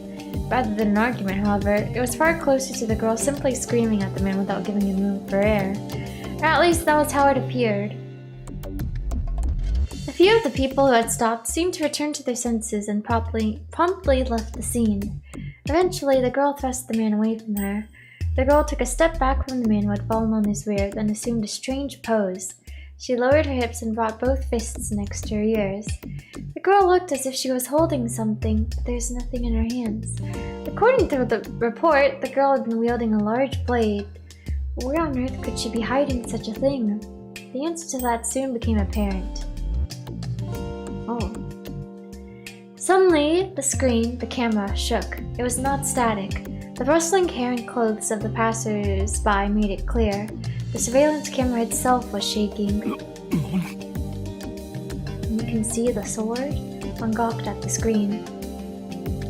He had no idea where she had retrieved it from, but the next thing he knew, the girl was holding a gigantic sword in her hand, one that was longer than she was tall. Bon asked for the tape to be rewound just so he could confirm what he had seen. But no matter what angle he examined it from, the sword appeared to have been conjured out of thin air. The girl had not moved a single muscle. She had remained in her hunched position the entire time. This much was undeniable. The people in the video went into a panic when faced with the sudden appearance of the sword, but the girl did not seem to care about the people around her. The man with the rucksack, however, was very clearly terrified. He tried desperately to scramble to his feet and run away. The girl would not allow that. With incredibly agile movement, she pursued the fleeing man and swung a gigantic sword as if it was light as a feather. In a manner akin to a violent windstorm, the sword tore the man's rucksack to pieces. The impact was so strong, the man immediately collapsed to the ground. Despite this, he appeared uninjured. In fact, when the police officers had arrived on the scene immediately after receiving the call, they had not even found a single trace of blood.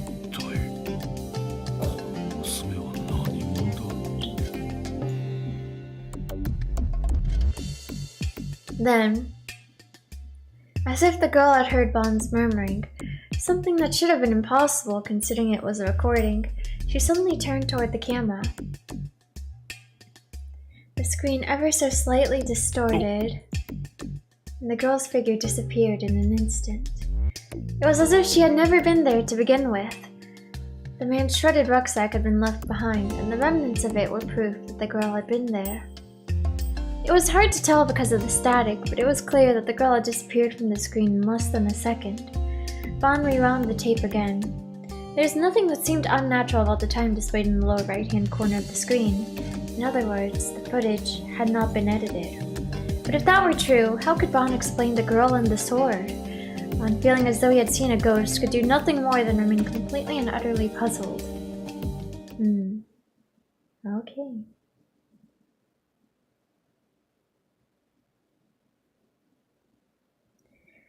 A world of complete and utter white, and I was lying right in the center of it all. It felt as if I were floating, but I didn't know whether or not I actually was. I couldn't figure out what direction I was facing, not up nor down, not left nor right. The silence was deafening. It felt as if there were hundreds of insects buzzing around in my head at once. If someone were to tell me that this was the afterlife, I couldn't see myself contesting it. That was how monotonous, simplistic, tranquil, orderly, immaculate, empty, and peaceful the world was. Perhaps this was what the mind of Buddha was like upon reaching enlightenment. It was so incredibly different from my own mind. I wanted to stay here forever. The irritation that came with reality, the loneliness, the pain, the suffering, I didn't want to face any of it anymore. As my thoughts began to cascade, I heard a noise burst into the white world that had previously been silent. The sound of a door being opened, and the sound of someone's footsteps, getting closer and closer. Oni, 来たよ。一緒、一緒。Scared. お兄、お兄、今日ね、ナナね、いいもの持ってきたんだよ。はい、これ、プレゼント。手編みの帽子なんだよ。すごいでしょ？すごいでしょ？もう冬だしね。ナナね、帽子好きだから編んだの。使ってね。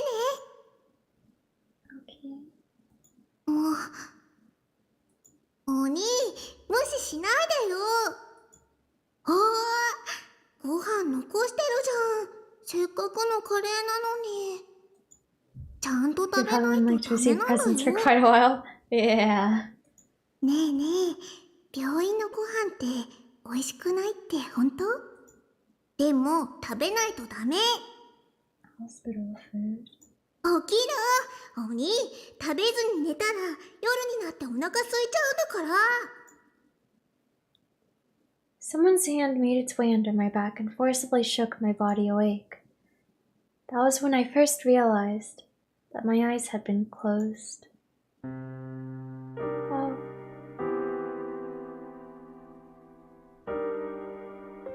When I opened my eyes, a little girl was standing there. Was this the past?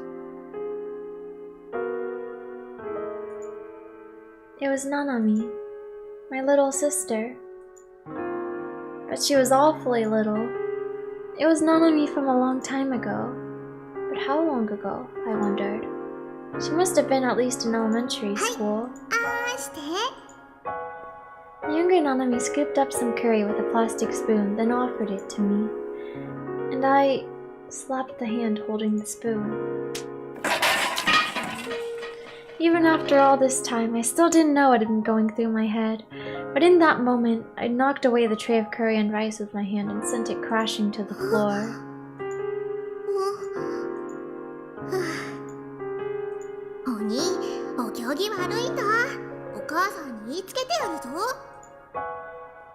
Nanami crouched onto the floor and picked up the tray I had cast aside. She then retrieved a washcloth from the sink in the corner of the room and began cleaning up the mess I'd made.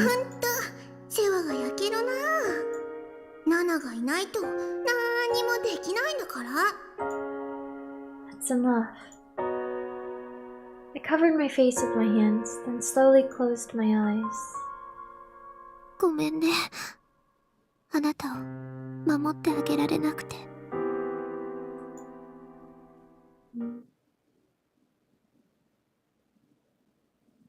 I slowly opened my eyes and saw a white ceiling.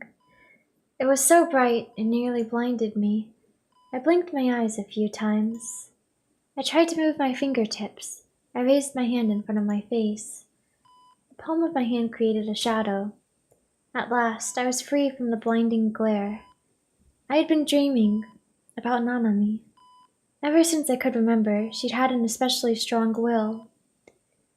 After the bus accident back in elementary school, I'd stopped talking to anyone and everyone. But even so, that part of Nanami only became stronger and stronger. Unlike my parents, who were simply overprotective and nothing else, she'd taken care of me all while remaining strict and firm. But that dream... Had I ever been hospitalized before? I'd gone in for checkups, sure, but... well, it was just a dream, so there was no real reason to take it nor the contradiction seriously. But was it just a dream? I was lying on a bed. It was a white bed with a pipe frame. The sheets were white, the pillows were white, the linoleum floor was white, the wallpaper was white, the fluorescent lights on the ceiling were white, the curtains covering the windows were white. The small shelf next to the bed was white, the ceramic water pitcher was white, the paper cups were white. I was starting to get fed up with all the white. Mustering up my resolve, I attempted to sit up. For a split second, I felt a numbing pain jolt through the area around my waist, but it went away just as suddenly as it appeared. The room was fairly large, at least twice the size of my base, but what really bothered me was how incredibly dreary it was. Maybe it was a hospital room. You think? There was a pair of green slippers lined up right beneath the bed. I was relieved to find a color other than white. My body was moving just fine, and it didn't seem like I was dead either. I was thirsty.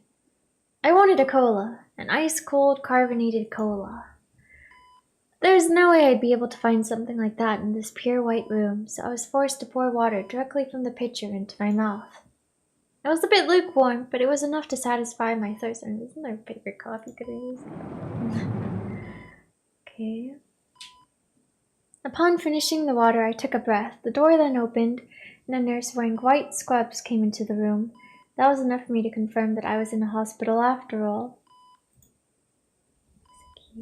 Upon seeing me, her eyes grew slightly wide. She must have thought I would still be asleep.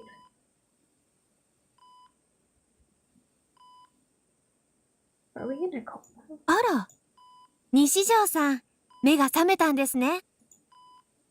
Okay. Facing me, she gave me a gentle smile, the mark of a true nurse.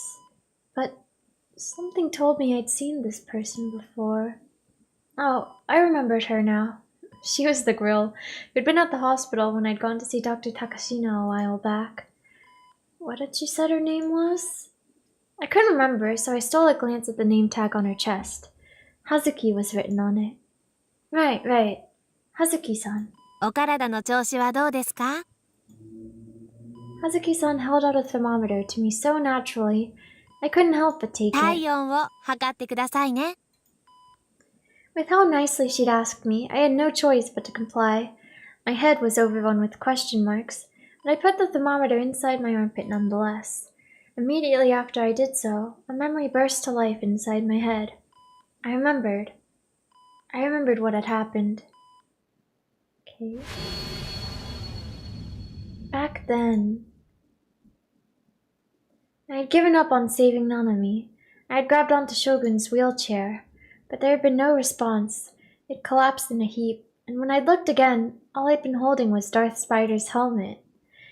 Count Darth Spider, the very embodiment of evil in Spark Wars. His black-clad appearance was famous even in Japan. But I would have never thought that Shogun would cosplay as him, so my anger had been overridden by raw confusion.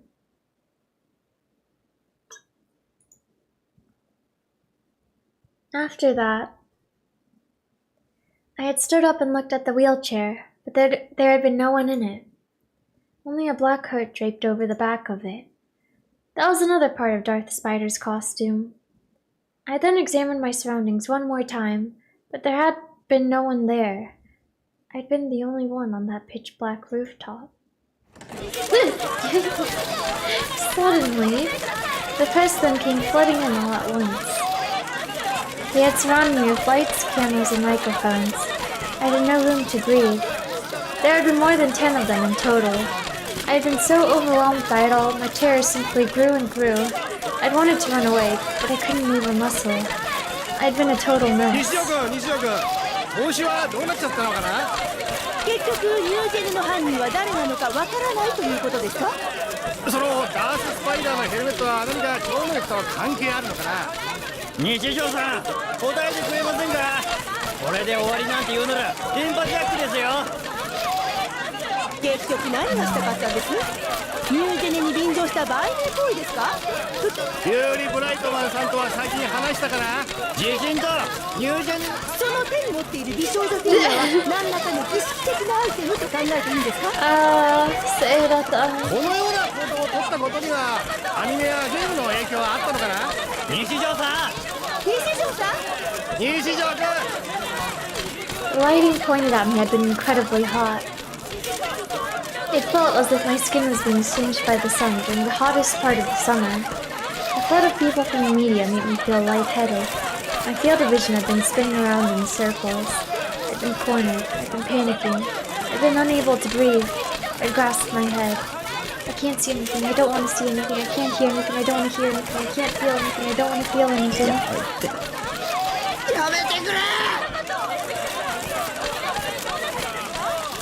At the very same moment I'd screamed, like a computer that had short-circuited. My consciousness had severed.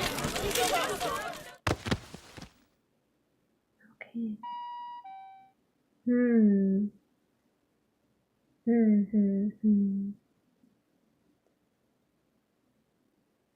That was exactly what had happened. I had lost consciousness. And then, how had I ended up here at this hospital? I couldn't remember. At the very least, I didn't think I'd come on my own, so maybe I'd been brought to the hospital by an ambulance. Hazuki-san was writing something on the clipboard she was holding. She must have had a slip of paper clipped onto it. Was she writing about my condition? I checked what time it was via the simplistic watch wrapped around her wrist. It was a little over 6 a.m. I'd slept for a really long time. Oh. Okay. Regardless, why had I been brought here? Okay.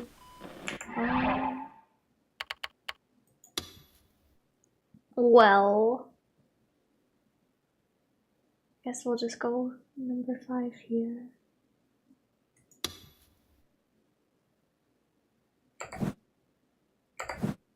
Well, over 6 a.m. for me as well. Oof. So late. It is 10:25 p.m. over here. Alright, I need to pick. I guess we'll go green. If Hazuki-san was here, then that meant this was my normal hospital. It wasn't like me being brought to a general hospital was particularly weird, but something still didn't feel right.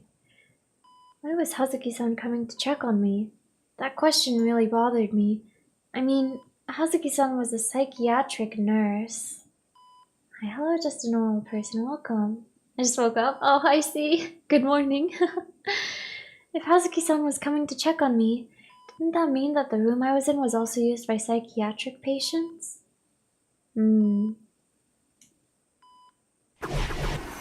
Alright, let's see. それにしても驚いた。Hazuki-san's eyes widened and she moved in to study my face closely. まさか西条さんが目覚めるなんて。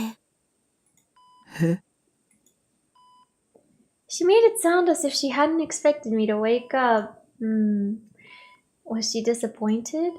Was she trying to say that the world would be better off if a piece of garbage like me just stayed asleep for the rest of my life? I don't think that's what she was saying, Takumi. When she said that to me, I really did start to wish I'd never woken up. But then, Hazuki-san gave me an explanation that was far different than what I'd imagined. あなたはこの1ヶ月近く、ずっと昏睡状態だったんですよ。原因不明のまま眠り続けていたんです。What the hell? A month? When had I... 今日って。Yeah, I wonder if... Was it from the incident at Scramble Crossing, or was it even like from before that? 落ち着いて聞いてくださいね。Okay. 今日は10月28日です。It is. Okay, so the Scramble Crossing stuff was happening like late October, right? So if we've been in the coma for a month. October 28th. That checked out, at least with what I'd remembered. Which meant that it had been a whole month since I'd witnessed the crucifixion. Oh. I was at a loss for words. あ、そうだ。先生に伝えないといけませんよね。こんなにのんびり検温してる場合じゃなかったわ。ここで待っていてくださいね。すぐに先生を呼んできますから。Is the doctor gonna be the one he likes? After she finished rambling at me, Hazuki-san bolted out of the hospital room in a panic. 僕が1ヶ月昏睡状態だった。I stared down at my palms, mumbling that to myself in a daze. That meant that everything that had happened in the past month had all been a dream. I couldn't believe I got slammed with it was all a dream plot twist. But, strangely enough, it didn't bother me. In fact, when she told me it was all a dream, it made everything surprisingly easy to understand. There's no such thing as D-swords or turning delusions into reality or whatever else. All of it fell apart the second I actually thought about it. It had all been an illusion, a simple delusion that I had created. I was pretty sad that meeting Nimi had been just a dream too, but I wasn't being hunted by Shogun. I wasn't Japan's favorite punchline, and Nanami hadn't been kidnapped either. Oh, thank God. My vision blurred, but when I looked upward to hold back the tears... What is it? Okay. Hazuki-san entered the room and her eyes widened upon seeing me. あら、西条さん、目が覚めたんですね。Oh no. It's happening again. A gentle smile accompanied her as she said that. My confusion rushing back, I お froze. 体の調子はどうですか？ Hazuki-san held out a thermometer to me so naturally I couldn't help but take it. 体温を測ってくださいね。Oh no. As I took the thermometer from her, I gulped. It's the same. The exact thing from before was repeating. It was as if Hazuki-san had just walked into the hospital room for the first time. I nervously reached for the thermometer in my underarm. I was sure I put a thermometer in there just a minute ago, and yet there was nothing there. The thermometer had disappeared. Had it been just a delusion? When did the delusions end and reality start? Was Me being hunted down by Shogun and becoming Japan's favorite punchline reality? My mood instantly took a turn for the worse. 昨日ご家族がお見えになっていたんですけど、西条さんの意識が戻らないので、日付が変わる頃にお帰りになりました。今日は診察時間が始まる頃にお母様が来るそうですよ。I nodded in response, not having the energy to say anything back. Mom, I'm sorry for being such a disgrace. I'm an embarrassment to Japan. No, to the entire world. The entire thing had been televised, meaning it had already spread to the entire country. I was sure my shameful behavior had been uploaded to YouTube as well. I had no idea why I had been made into the amazing Esper boy. And it didn't make any sense to broadcast my every move, but on the day of a huge earthquake, no less, when I was nothing but a boring otaku freak. It wasn't normal. Because of that, I couldn't help but think that everyone from back then was being mind-controlled by Shogun. But regardless of whether or not that was true, I'd still publicly humiliated myself. It wasn't something I'd escape after enduring a quick shitstorm online that'd be forgotten about in a week. Was this it for me? Would I no longer be able to live in peace? Suddenly, Nanami's face appeared in the back of my mind. I bit down on my lip and hugged my knees. Even if that was no longer attainable, as long as I could save Nanami, none of it would matter. Even if people from all over the world snickered at me and called me a pathetic loser for the rest of my life, it would make no difference to me. But I couldn't save her. I couldn't even do that much. Nana.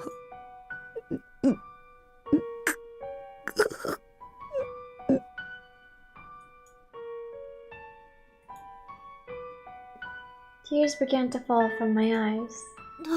どうしました？どこか痛みます？ Shaking my head over and over, I kept on crying. Nanami was dead. Nanami was dead and she was never coming back. It was all my fault. All my fault, all my fault, all my fault. Because of how worthless I was. Because of how much of a fucking loser I was. Nanami was dead. Back on the rooftop, I had given up so easily in obtaining the D-sword. I had Seratan's seductive voice in my ear, but that was just my pathetic self pretending to be someone else. I was the one who'd made the decision. I'd made myself look like a pitiful victim. I'd chosen to sacrifice Nanami so that I would survive. I hated myself. How fucking pathetic I was. If only I tried just a little bit harder. I told myself that I'd given up of my own volition, but now that it was all over, I regretted every single thing I'd done on that rooftop. I was absolutely disgusted with myself. She was gone. Nothing could save her now. And yet, even still, I couldn't help but think that if I could just go back to that rooftop, and I just tried a little bit harder. But I knew that even if I actually could go back, I'd just give up all over again, finding some other excuse to get me out of it. That was just who I was. Completely useless, irredeemable piece of shit. Nanami. ごめん。Nanami.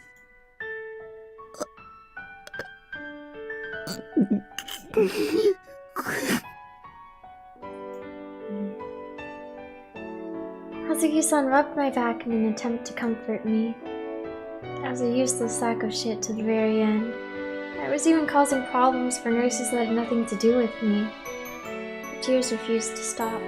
何か後悔していることがあるんですね。でもきっと妹さんも許してくれますよ。Huh? How did she know that Nanami was my sister? Was she the person who tried visiting? Or... Even that aside, the formulaic consolation she was giving me was the last thing I needed right now. I'm sorry, Hazuki-san, but no one else can understand how I feel. I hated myself. I was pathetic. Did nothing but take advantage of everyone else. I only ever thought about myself. The world would be better off without me.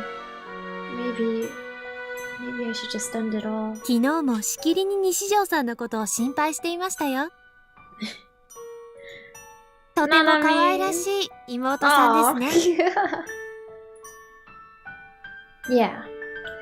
What was she talking ナ about? ナミは妹は死にました。 She had been kidnapped by Shogun. Her hand had been cut off. Then she'd been imprisoned somewhere. And in the end, she died all alone and afraid. When I imagined it, it felt like my heart was being torn into dozens of tiny pieces. そうなんですか？ごめんなさい。勘違いしてしまって。All my life, I thought that Nanami was annoying, although we had been siblings for 16 years. Like, is she... Even though she called me a jerk more times than I could count, she was always worried about me. The reason why she'd always nagged me so much was because she'd been trying to help me break free from my toxic lifestyle. Whenever she brought me food from our parents' house, she didn't just give it to me and leave. She'd always tried to share it with me. Normally, if a girl her age had an otaku freak for a brother, they'd never associate with him. And while the things she'd said didn't make her the easiest person to be around, she'd still talk to me. And she would listen, too. Whenever I'd been at school, she never avoided me. No, she would actually approach me. No matter what, Nanami had always treated me, a vile otaku freak virgin, like her brother. Like a human being. Her mere existence had helped me more than I ever knew. But realizing that did me no good now. It was too late. でも、だとしたら、鬼ってどういう意味なのかしら。Huh? I looked up, unable to properly comprehend what I had just heard. As my eyes were blurry with tears, I couldn't see Hazuki-san's face properly.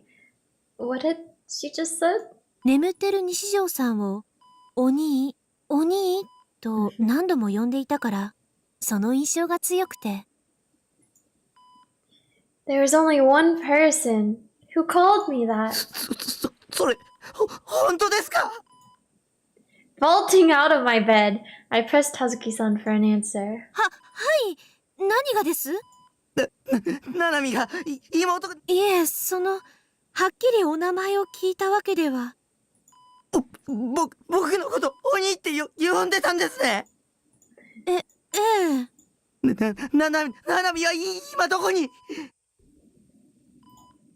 ですから、昨日はお帰りになりましたけど、西条さんのお母様と一緒に。怪我とかしてませんでしたか？はい。いえ。元気だったんですね。ナナミは元気だったんですね。はい。いえ、ナナミさんかどうかはわかりませんけど、Oh, that's nice. 昨日いらしていた女の子は元気そうでしたよ。Nanami was alive. From everything Hazuki-san had said, it had to be true. I sat down on the bed, utterly dazed. But how? Shogun had said that he wouldn't give Nanami back to me until I completed his quest. Had he just released her out of pity? Or had Nanami escaped on her own? But then, how would that explain the hand that'd been sent to me? According to Hazuki-san, Nanami hadn't even been injured. もしかしたら君の家に送ったあの手首は別人のものかもしれないよ。What he'd said, it hadn't been a lie. He played me. I'd been dancing right to his tune. Shogun had deceived me. No, that didn't matter right now. そっか。I see. So that was it. It was all coming together. Nanami had never been kidnapped at all. Back when I'd been at O-Front trying desperately to grab the D sword, Nanami must have been relaxing back at home reading manga or going out to karaoke with her friends. She could show off her shitty singing voice or doing whatever else she liked to do.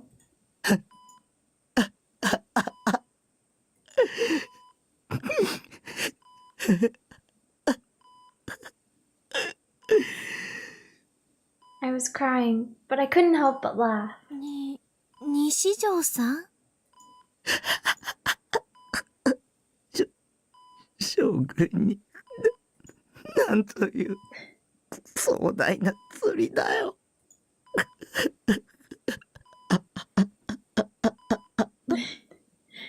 She was alive. Nanami was alive. I could see that bratty ass face of hers again. I could hear that obnoxious, shrill voice of hers again. The mere thought was enough to bring me a deep sense of relief and an intense joy that rose from the bottom of my heart. I couldn't stop crying, but the tears weren't the tears of regret I'd been crying earlier. I was an utterly useless pile of shit, but I couldn't help it. The day before, I'd woken up without being able to do anything. But even so, as long as Nanami was alive, I didn't wish for anything else. The whole world could mock me until the end of time for all I cared. I was overjoyed. Thank God, she was safe.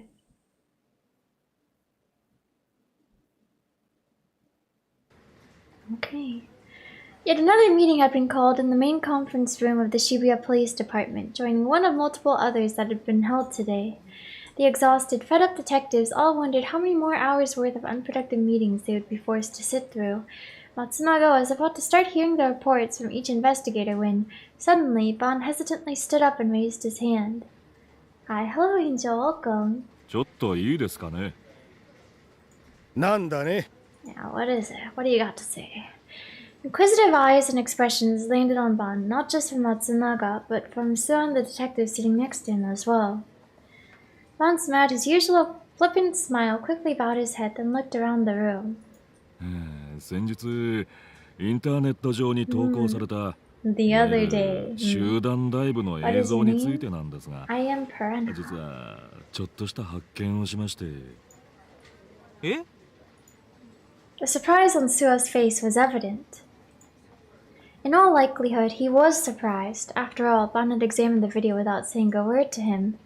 It was not because he had wanted to keep it a secret from him, however, no. バン警部補、君は確か貼り付けの捜査担当だったはずだが、なぜ集団ダイブについて調べた？ This was the reason. Ban had disregarded the orders he had been given by his boss, the head of the investigation team. If Ban had involved Sua, a promising new detective, his partner would have inevitably been harshly rebuked by their boss. Ban wanted to avoid this. まあ、とりあえず見てくださいって。 With a chuckle, Ban took out 2 enlarged photos from a file he had in his hand and attached them to the blackboard with magnets.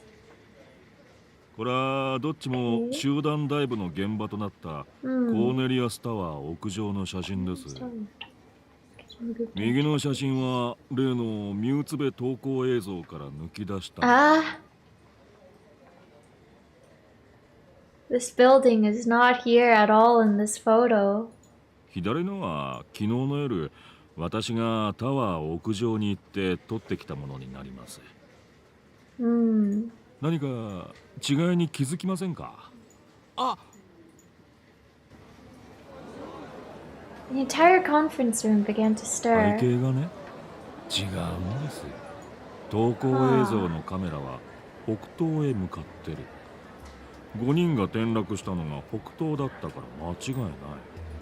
で、映像では3分29秒から約15秒間、カメラが左右へ大きく触れるんですが、その時に東に向いた時の映像がこの右側の写真なわけです。コーネリアスタワーの東、つまり六本木方面ですね。東京タワーが夜景の中にしっかり映ってるの。赤いから。でもね、もう一つよく目立つものが映ってないんですよ。Ban's eyes narrowed as he combed his beard with his fingers, and then a wry smile appeared on his lips. 六本木ビルズですよ。It was true. The lights of Roppongi Villas could not be seen in the photo he had taken from the uploaded video. But in the photo Ban had taken the day prior, the lights of Roppongi Villas' many windows were very clearly visible along with Tokyo Tower. で、たまたま見つけたんですが、コーネリアスタワーのホテルロビーにタワー完成当時のパネルが展示してありましてね。そのパネルの一つがこれ。Mom retrieved a new photo from the file and pinned it next to the previous two. It was also a picture of the Roppongi area taken from the rooftop of the tower. It was not a picture taken at night, it was one taken at day. 六本木ビルズが映ってますよね。建設中ですが。The commotion in the conference room grew even louder. Matsunaga, meanwhile, remained silent as he stared at the photo with a stern コ expression. ーネリアスタワーの完成は2001年。六本木ビルズの完成は2003年。タワー完成当時の写真では当然ながら六本木ビルズは建設中でまだ高さもほとんどない。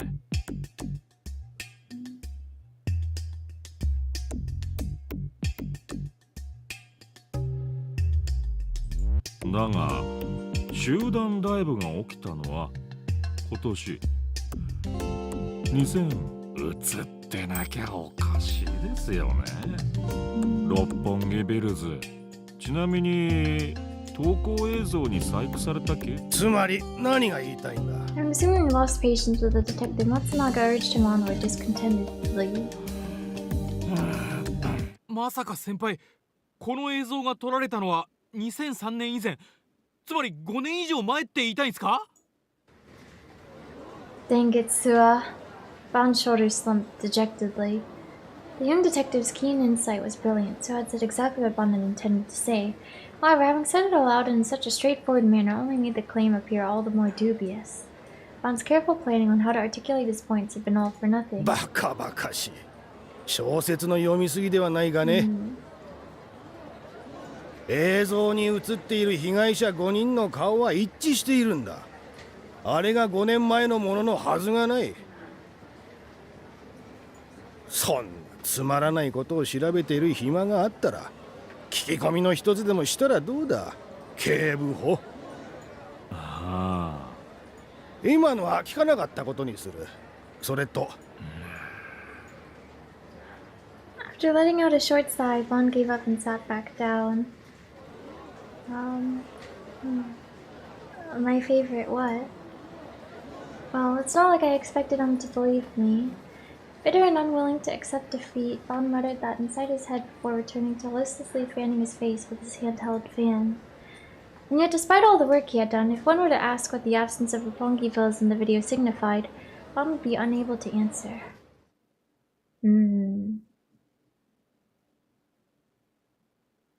After I'd found out that Nanami was alive, the doctor came to me and asked me a few simple questions. They wanted to make sure whether or not I was well enough to leave. I answered the questions to the best of my ability, then opted to leave the hospital before my mom came back. After that disgraceful behavior I'd showed off in front of the entire country, how was I supposed to face my family now? And if Nanami were to come back, I knew that I'd be so happy, I'd immediately burst into tears all over again. And then, since she wouldn't know why I was crying, Nanami would then take it seriously and start yelling at me not to worry about her, probably while calling me an idiot too. When I thought about that, I nearly fainted from the sheer embarrassment, and so instead of letting that happen, I decided to employ a strategic retreat. A nurse brought in the most disgusting breakfast of all time. Boat. And after chipping away at it slightly, I snuck out of the hospital room. I made my way down to the first floor and then into the lobby. The clinic hadn't opened yet, so the lobby that was usually packed with old people was completely deserted. Sorry.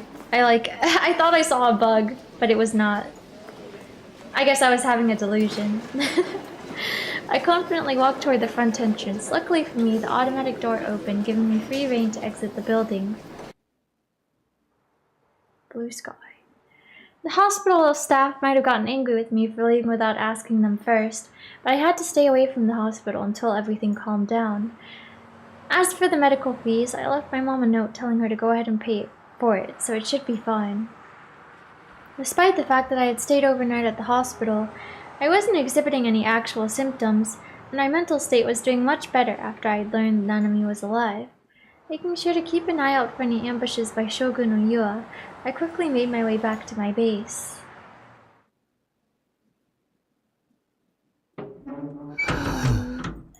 We back! I'd made it back. My mental state had done a complete 180 since I'd last been at my base. Of course, I was feeling a lot better now. If only I could have let my past self know that. You let yourself get baited far too often, mate. I rate 8 out of 8, lol. There's no reason for you to get so riled up, dude. Nanami's fine, lol. Fuihi times 100. Or something along those lines. Thinking back on it, yesterday really had been a living hell. Everything had just gone to shit. I'd gotten a weird phone call in the morning, then there'd been an earthquake, then the data on my hard drive had disappeared, then I'd had to witness Ayase had tried to off herself right in front of me, then I got an email from Shogun, then he'd sent me a severed hand. Severed goddamn hand. My mood plummeted in an instant. With a gulp, I turned my attention to the fridge. Okay. That's where the hand is. Before I'd left yesterday, I decided in my maniacal state to just put the hand in the fridge for the time being. I see. I mean, okay, it makes sense, I guess. If I'd left it out somewhere, it could have started rotting. The smell of blood was also way too strong for me. There were all sorts of sci-fi anime and movies where, as long as they remained frozen, people could stay in a state of suspended animation for hundreds of years. So that was pretty much what I was going for. I thought that if I could keep Nanami's arm fresh, she might have been able to get it surgically reconnected once she was back home safe.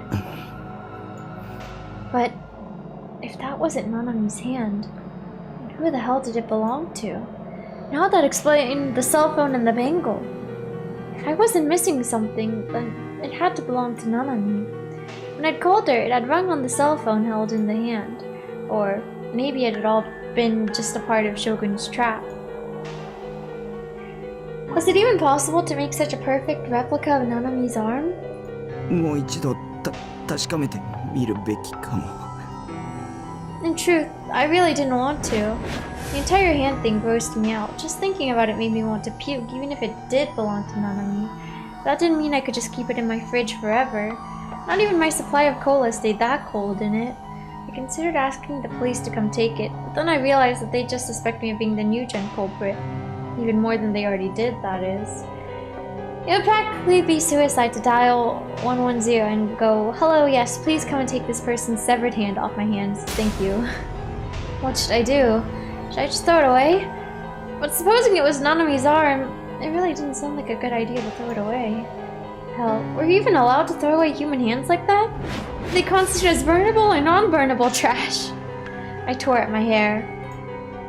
There's no point in continuing to torture myself over it. Yeah, just go see if it's actually there. I just go ahead and check one more time that the bangle was on her wrist and that she was holding her cell phone. Was it Nanami's or was it someone else's? That was a question I hoped to answer. Is it even gonna be there? Okay, I stood in front of the refrigerator and gripped the handle. I closed my eyes and then I took 1, then 2, then 3 deep breaths. Unsurprisingly, the temptation to just call Demi and ask her to do it for me crept up into my mind, but I quickly shook it away. No matter how good of an ally Demi was to me, there was no way she wouldn't freak out upon finding someone's hand in my fridge. And then, if I managed to F up the explanation, she'd fall out of love with me and then turn me into the police. I was gonna have to do this on my own somehow. I clenched my teeth, took 2 more deep breaths.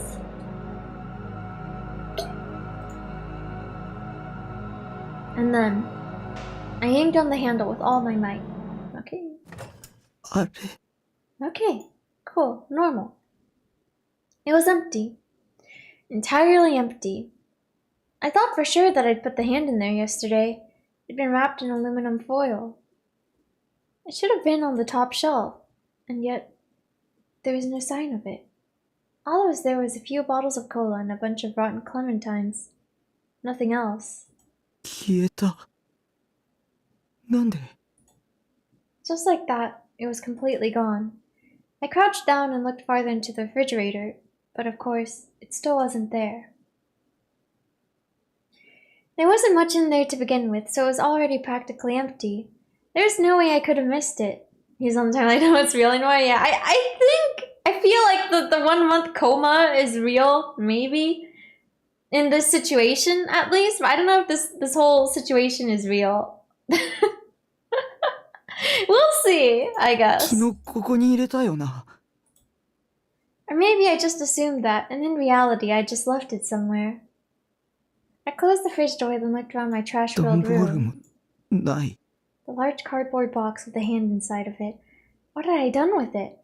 I felt like I tossed it into the corner of my room or something, but either way, my memory of last night was very unclear. More things had happened yesterday than my poor brain could handle, and everything was made all the more brutal due to the utter chaos of it all.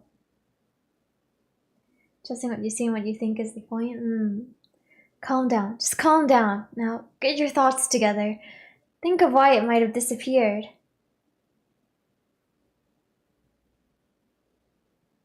Well, my mistake. I put it somewhere else in my room. I myself took it outside yesterday and threw it away somewhere. Shogun took it back. The police searched my house and confiscated it. The mass media broke and stole it. The hand never existed in the first place. I booted up the word processor on my PC and wrote down all the possibilities I could think of. My base had been unlocked ever since yesterday, so if someone really wanted to, they could have come right in and taken it without much trouble. That would also be consistent with how Shogun had been able to put that hand in my room in the first place. You know what he can do to see if part of it was real? Is he could check if his save data is still on his PC. If that whole thing didn't happen, then his computer should be how it was before, right? Maybe it was number 2. My memory of when I left my base to go to O-Front was unclear. The feeling that I had to save Nanami, seeing the severed hand, how terrified I was of Shogun. All those emotions swirled around me, invading each and every corner of my mind. I couldn't calm down at all. Maybe I had just left my base and tossed the hand in a dumpster somewhere without knowing it. Or maybe the whole hand thing in general had been just a delusion, and it didn't actually exist at all. But when I went to check my email, I found that the one I'd gotten from Shogun yesterday did in fact exist. And in that email, he clearly stated that the hand was a present. Oh, I see. Not to mention that Shogun himself had talked about it yesterday. I just couldn't believe that it had been just a delusion. Okay, then what about the possibility that the police or the media took it? Those people looked at otaku freaks like we were no better than shit smeared on the bottom of their shoes, so it wouldn't surprise me. After everything that had happened yesterday, I was afraid to look at the internet, and yet, in the end, I couldn't help myself, so I clicked open my browser. Okay, yeah. Let's see, was that real? Esper boy? First, I checked the news section on Taboo, as well as the news sites I would typically go to. It's there! And sure enough, there were articles upon articles about the uproar yesterday at Scramble Crossing. Is the radio wave hijacking Esper just a boy who cried wolf? The ESP show held by the New Generation Boy ended in the worst possible way. In response to the seismic intensity 5 earthquake that struck at noon on October 27th, 2008, several news stations, including MHK, BTS, and TV Sunset, broadcasted breaking news alerts. Today TV and Fujisan TV, meanwhile, began broadcasting simultaneously both the earthquake and the Esper show starting at 9 p.m. Following, immediately flooded with call after call protesting this decision. With the disappointing end to the show, in front of Shibuya Station, all began among themselves. Began with Shibuya Ward at first. Okay.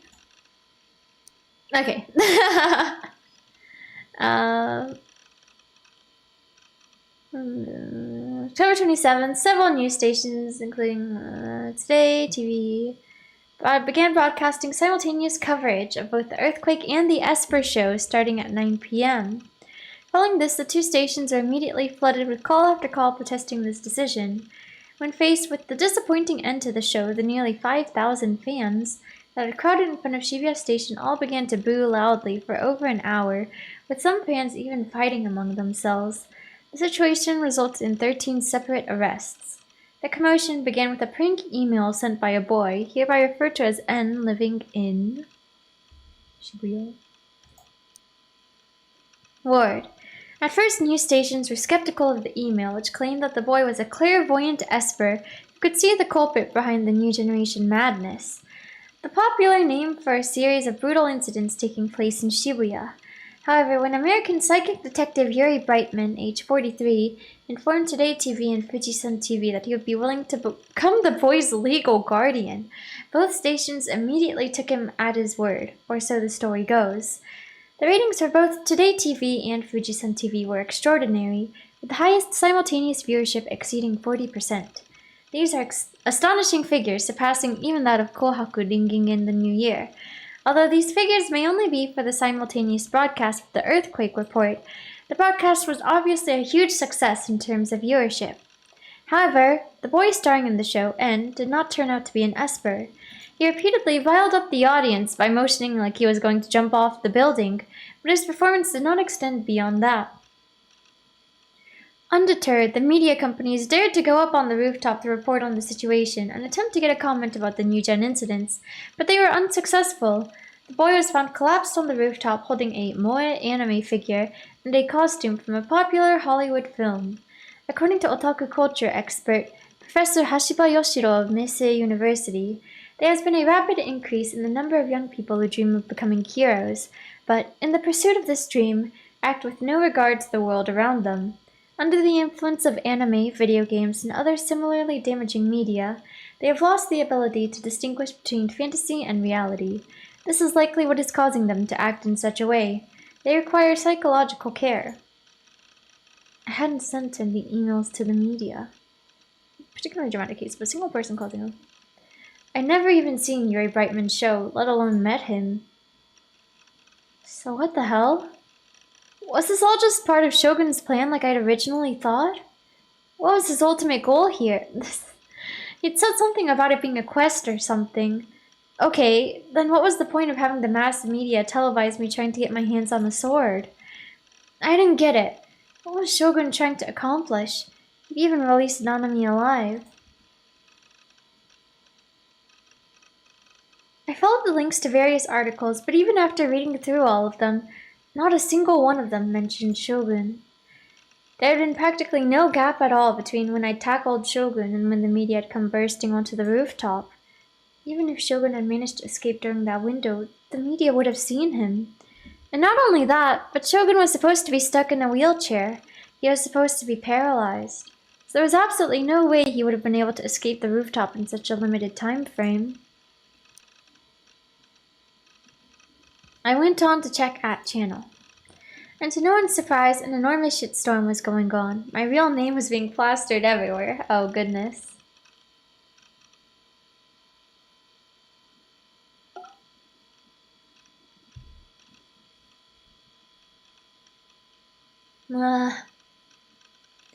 Uniform that Nishijo Dumbass was rocking is from Suime, isn't it? Are there any Suime students in this thread right now? Actually, didn't say at the top, like, people under 20 aren't allowed. But, I mean, need to chill the F out. I'll be your father if otakus start getting beat up again. I found him carrying a figure, lol. The goddamn set-up Platoon figure on a Feo. And just like that, otaku freaks around the world all just shed a tear. This Nishijo effer should have just stayed inside like the shut-in he is. TV's not for him, lol. Sato would be like, Nishijo, you big dum-dum! Time for me to kick your fat butt with my awakened form rocket body blow attack! Old. Some rando who was a classmate of his last year already came out and doxed the guy. Everyone was just saying whatever the hell they wanted to. They weren't even considering how I felt as they talked all this shit about me. Having that channel as your enemy was a scary thing. And it was all Shogun's fault I was in this mess. I was wondering if anybody had leaked any sensitive information on that channel, the stuff that couldn't be aired on TV, but I couldn't find anything that fit that criteria. I hadn't been alone on that rooftop. There had been one more person. And yet, not a shred of information had come out about them. It was almost like the being known as Shogun had never been in there in the first place. Maybe the Shogun that appeared on the rooftop was just an illusion. Maybe, even if I know for a fact that he exists, there's a possibility that the Shogun I saw at O Front was just a delusion I created. 僕はやっぱり病気なのかも。There are so many things happening that shouldn't have been possible in real life. It was more like a video game at this point. Like there were two worlds. One where Nanami was alive, and one where she was dead. And the two options were running parallel to one another, meaning I got to choose between them, just like a choice you'd find in an eroge. The future was divided into countless different branches, and what made me different from normal people was that I could simulate what story events might occur using my delusions, and I was in the middle of simulating the route that would lead to the bad ending.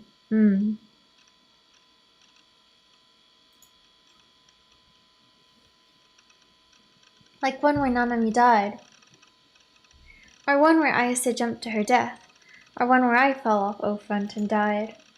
In other words, for some reason, all these things that you normally find in the bad ending route could be coming after me, almost like they were hunting me down due to a trap I myself had set. Maybe I just had the desire to leave behind my boring, uneventful life and go to a more exciting world, like one from a game. And because of that, I'd been unconsciously showing myself what that would look like. That couldn't be it. I didn't have any desires even remotely like that. Or, at the very least, I would never want to make myself go through anything that'd make me feel sad or scared, simulation or not. っていうか、どれだけ想像力豊かなんだよ。What I'd been considering was nothing more than some childish BS delusion I'd come up with without thinking. I sighed, leaned back in my chair, and looked up at the ceiling with a blank stare on my face. Reality isn't set in stone. Anything and everything just felt fake. The world I was living in was completely hollow.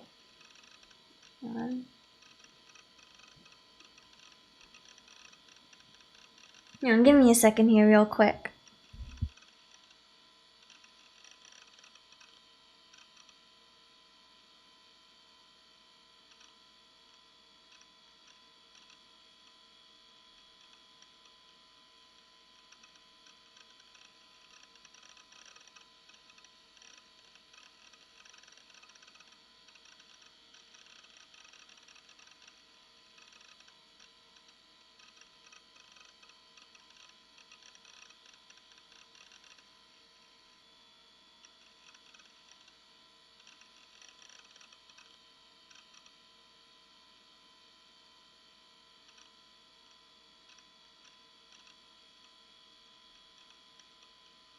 Okay, I'm back.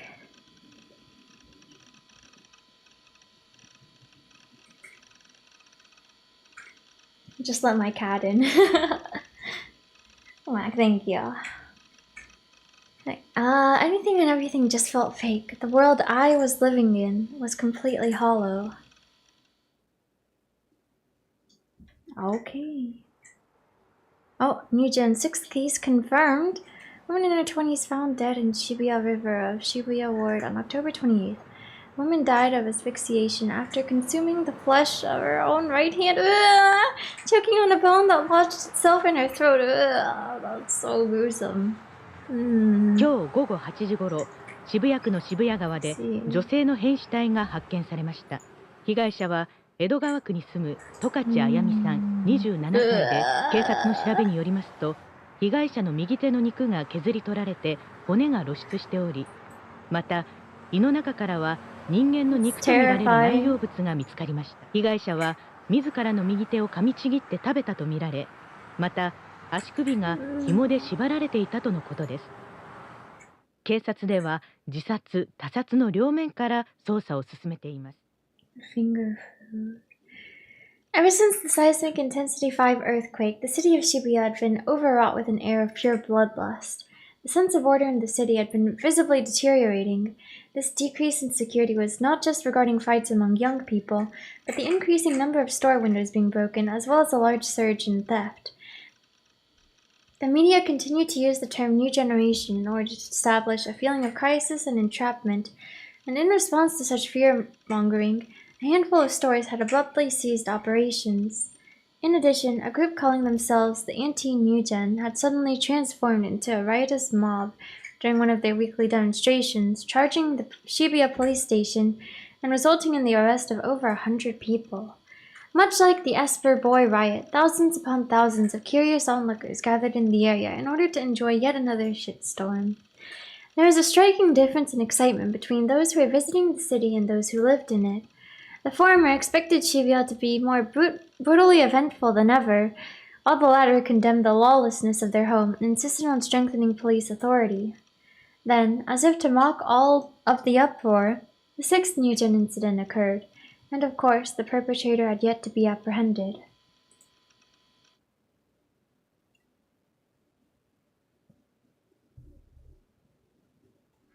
Alright.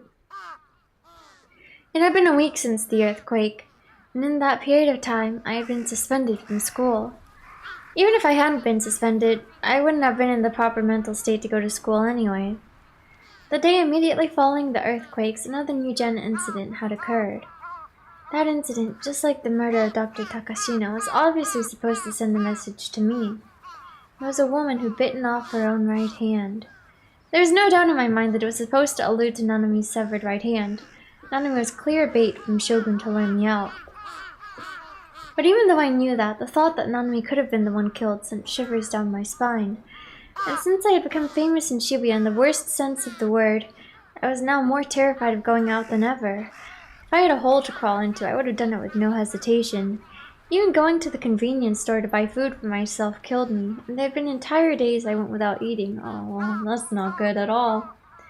It was impossible for me to walk outside with my head not glued to the ground. It always felt like someone was laughing at me. The gazes of other people terrified me. I didn't want to talk to anyone, to see anyone.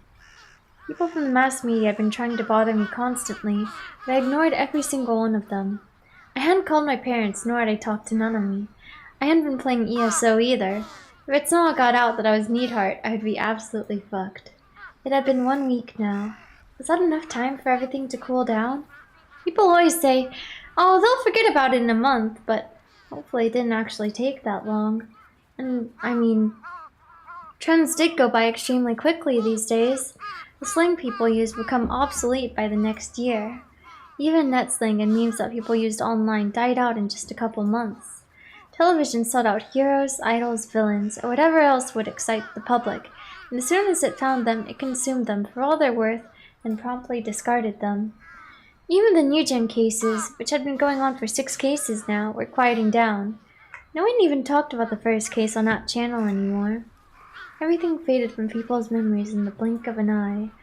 Which is why I was hoping that, in the past week, everything that had happened to me had already faded from public consciousness, just like some passing trend. Even if it was just wishful thinking, I couldn't help but hope that it might be true. Alright.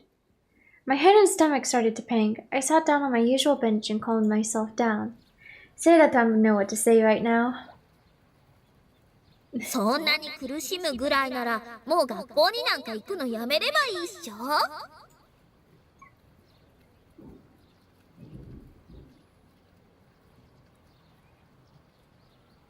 I was at the point where I was starting to consider it. I mean, due to the worsening security, more and more people have been opting out of school in Shibuya Ward, so it wouldn't just be me. And I'd always thought that it made no difference whether or not I graduated, so much so that I'd be willing to drop out of school right now. But despite that, I still planned to continue going, even if it meant risking running into Yua. I gulped down a cola I'd bought at a vending machine on the way to the park, and stood up from the bench. I should just stop kidding myself. I didn't want to go to school, but I didn't want to quit it either. Because if I quit school, I wouldn't be able to see Nimi anymore. We were classmates, so as long as I kept going to school, I'd be able to see her without going out of my way to do so. But if I lost that, I could always just call her or go meet with her directly, but like I said, that would mean I'd have to go out of my way to contact her, and I knew for a fact I couldn't do that.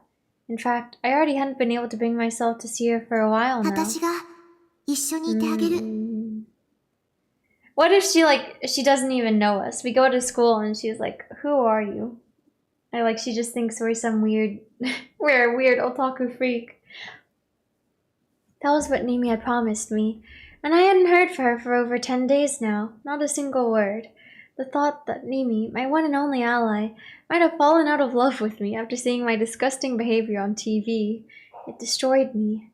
I was terrified, I felt like crying, and I had never felt so alone. No one, not even Nanami, had come to see me. I was being subjected to thread after thread of endless slander on the internet. I was scared shitless by even the idea of Shogun and Yua. And while I'd said before that I didn't want to see anyone, the loneliness was eating away at me. I wanted Amy to come and see me. I wanted her to hug me gently and tell me it would all be okay. It must have been so hard, but I'm here now, she would say.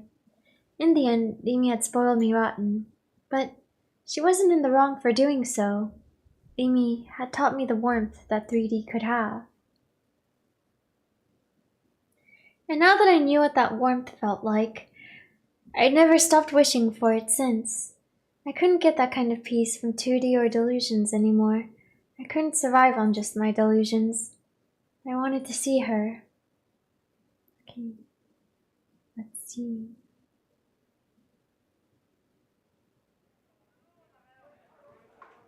When I passed through the school gate, I hadn't noticed any particular change in atmosphere. That is to say, no one had noticed me. I entered the building and started up the stairs. A girl I didn't recognize went to pass me, but just before she did, she let out an audible and looked at me with pity in her eyes. I walked into the hallway where my classroom was located. Several windows were broken. I could feel people's gazes mercilessly burning through me as they whispered. At that moment, I was hit with a very bad feeling. My wishful thinking was already on the verge of shattering to pieces. But even so, I opened the door to my classroom, fueled by my one desire, to see Rimi. Okay. The silence lasted for about 10 seconds. Everyone was frozen. They all stared at me. I kept my head down as I walked through the quiet classroom and took my seat. As if on cue, a Dokyun sitting in the last row, whose name I didn't know, spoke up. And with those two sentences, time started moving again in the classroom. それ言ったらかわいそうじゃねだってユーリが認めた男なんだぜそうそう俺テレビ見てたぜ西条もどうせやらせなんでしょ大きい人形と小さいお人形を抱えてやめとけって西条だってあいつ空飛べるらしいじゃん私どうしたら西条変態じゃんおやっべこっち見て大丈夫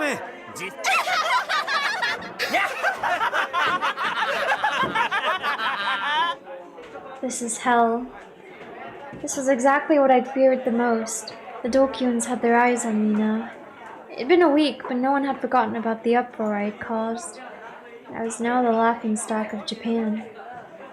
The boy who, after trying to show off his special powers to the masses, went home and slept with a figure. There was no point in protesting, saying that I never called myself an Esper. The truth was meaningless now. Right now, the truth was just the one story that everyone in Japan was familiar with. The story that tens of millions of people recognized to be the truth. There was no fixing that. No one could. Not me, not anyone on TV. Not even Shogun. I was a self-proclaimed Esper who no one would ever associate with. I was an absolutely revolting male otaku, the biggest freak anyone had ever seen. Not a single person would ever look at me with anything other than disgust. I'd always hated TV shows that made fun of otakus, and now I just added fuel to the fire. I didn't have psychic abilities. I couldn't fly. I didn't have clairvoyance. I didn't have telekinesis. I couldn't obtain a D sword. I'd even given up on trying to save my sister just so I could save myself, like the complete piece of shit I was. I was just an otaku that had nothing to show for his life other than his knowledge of anime, video games, and whatever other media. So it only made sense that I couldn't do it. I fought off my imminent mental breakdown and searched for my savior, Mimi. And when I did, my eyes met Misumi-kun's. Only for him. To immediately look away! He's not associating with us anymore, really? I guess that was only fair. Dang. If you hung out with me, the entire class would shun you too. That's why he looked away. It was only natural. I really thought he would always, you know. Besides, he and I had always lived in two different worlds. I was an otaku and he was the total alpha male. It was a marvel that we had ever been friends at all. Feeling like I was on the verge of tears, I went back to scanning the room. I searched for anything I could latch onto. I desperately cried out in my mind for Nimi. So yeah, but she wasn't there. Nimi was nowhere to be found. Why? Was she just absent? Of all times for her to be gone, why now? I didn't have any way to get a hold of her. What if she never came to school again? If that happened, I'd likely never see her again for the rest of my life. That was the feeling I got. It was like that when she first appeared, too. Back on the first day I saw her at school, Nimi was suddenly in my class, just like that. And now she disappeared just as quickly. Could she have gotten caught up in the earthquake? Could she be dead? I tried my best to shake off all those negative thoughts, but it was hopeless. I was just getting more and more depressed, and now my mind was being overwhelmed by an incredibly dark and foreboding delusion. I was starting to wonder if the girl known as Sakiyata Nimi had ever existed at all. Maybe she was just another personality I'd created inside my delusions, like Seiratan. When I thought of it like that, it all started to make sense. Whenever I needed help, Nimi always came to my rescue, like a knight in shining armor. Whenever everyone else would treat an otaku freak like me like trash, Nimi would treat me with kindness. Did I seriously believe that there was a 3D girl that was just so damn perfect for me? Someone that was pretty much my dream girl? Okay. I had no reason to come to school anymore. My one and only reason was gone.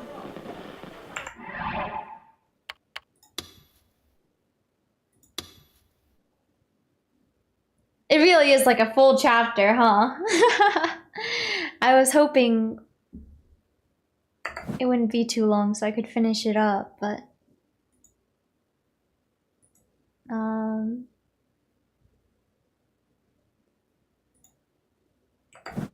losing her for sure.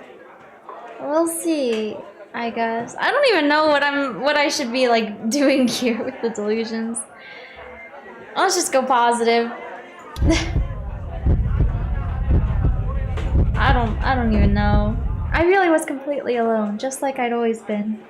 I'd always been completely and utterly alone. I started to cry inside my head. It took everything I had just to keep myself from crying in real life. That was all I could do to try and at least maintain some semblance of pride. But that was all it was, a semblance. I tried as hard as I could just to keep my head down, grit my teeth, and stay in my seat. Even though I didn't want to hear them, I could hear all of my classmates talking. I wanted to run away, but I was too afraid that would only make things worse. Oh, have you lost one? You should just die. I had nothing left to lose, so why not just die doing what I love to the very end?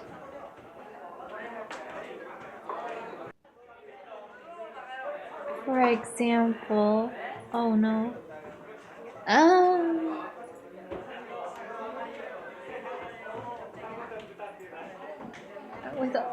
While only half paying attention, I looked around the classroom.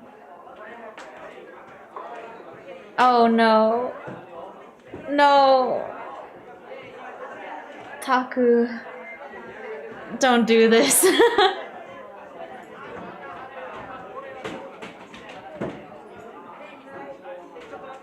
No.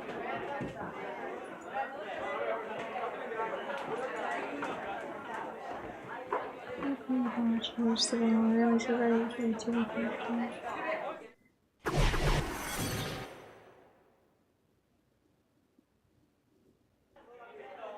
stood up in a relaxed manner. Our vision is woozy right now.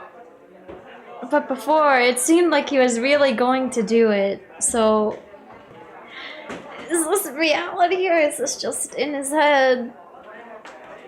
Hours surrounding me had changed. Even the people who had been ridiculing me and provoking me were startled by my sudden movement. Heh, in the end, you guys are all talk. Everyone's having their acts and has time to prove it to you. Taku, no. Without saying a single word, I made my way over to the transfer student's desk. She was sitting hunched over in her seat, face down. I thought she looked at me quizzically. For some reason, Shorty looked like she was about to cry.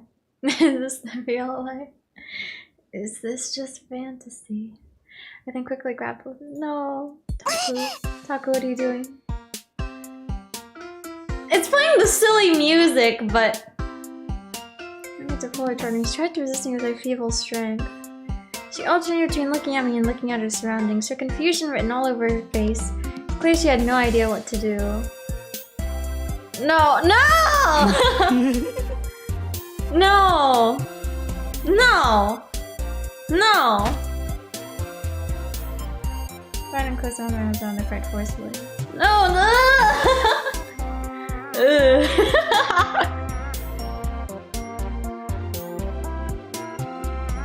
She trembled like a chihuahua in my arms. Let her go! Let her go! No!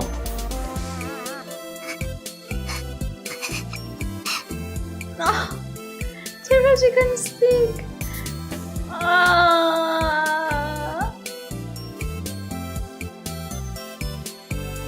Tokens all those napkins. Man, I feel like this is gonna turn out to be real. And it's just gonna be terrible. It's just gonna be terrible.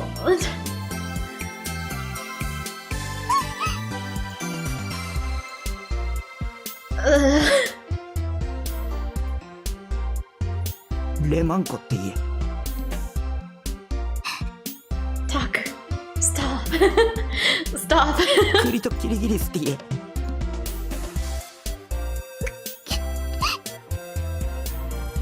チンスコって言え チンスコ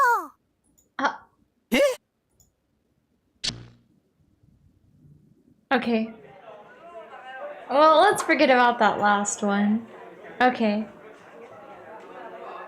It is good that that was not real.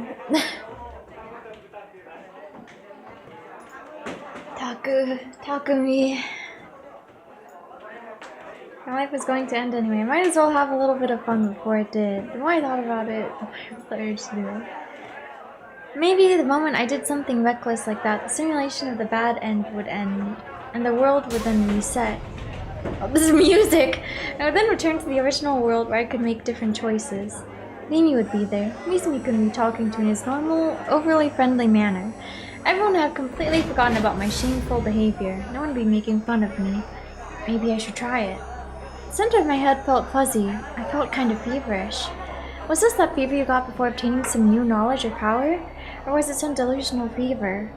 I didn't have a specific name for it if it was. Well, not like it mattered. Maybe I should try it. Even if I couldn't return to the original world, people would just think I was crazy. No, they probably already thought that. So it really didn't matter. It wasn't like I had anything to lose. A week ago, back when the nurse had told me that Nanami was still alive, I thought that as long as Nanami was alive, nothing else mattered. Even my life didn't matter. I didn't care if I was treated like some freak and sent to the nearest hospital. It'd be nice if I ended up in the same one as Ayase. Where had Ayase been admitted to, I wondered.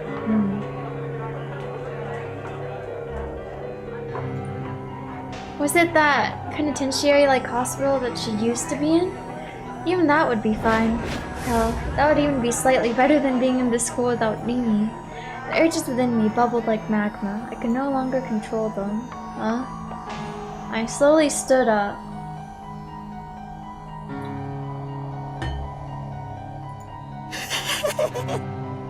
Takumi.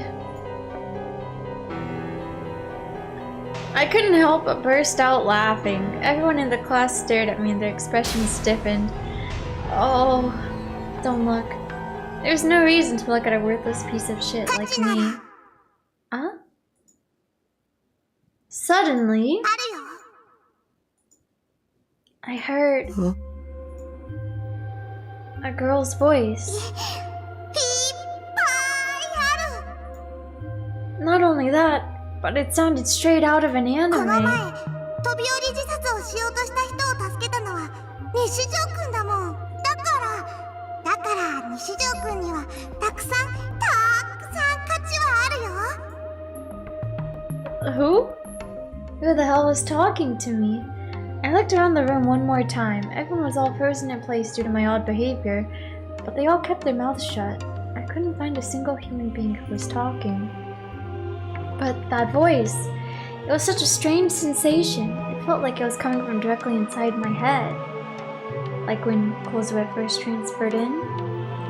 Was it an illusion? Or had I just crafted yet another delusional girl inside my head? Nora. Huh? What was that? Just now? They were responding to my thoughts. Was someone reading my mind? No, it had to be just a delusion. Kozupi! コズピってなんだよ。ここってどこ？誰なの？ He just leveled up. When I shouted, oh, he was shouting out loud! My classmates moved farther away from me, almost like they were trying to run away in fear.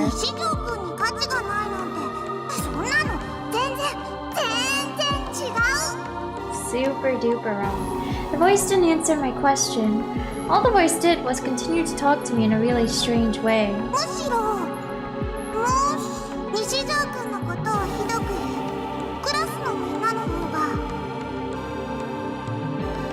Yeah?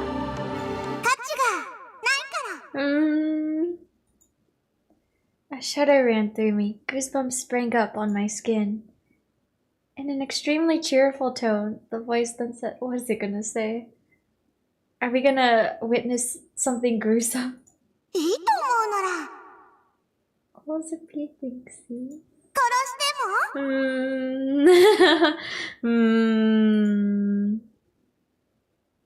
Please, no more. I cowered in my seat, cradling my head in my hands. The world hadn't reset. I hadn't returned to the parallel world where Nimi was. Rather, it was like I'd gone completely and utterly crazy.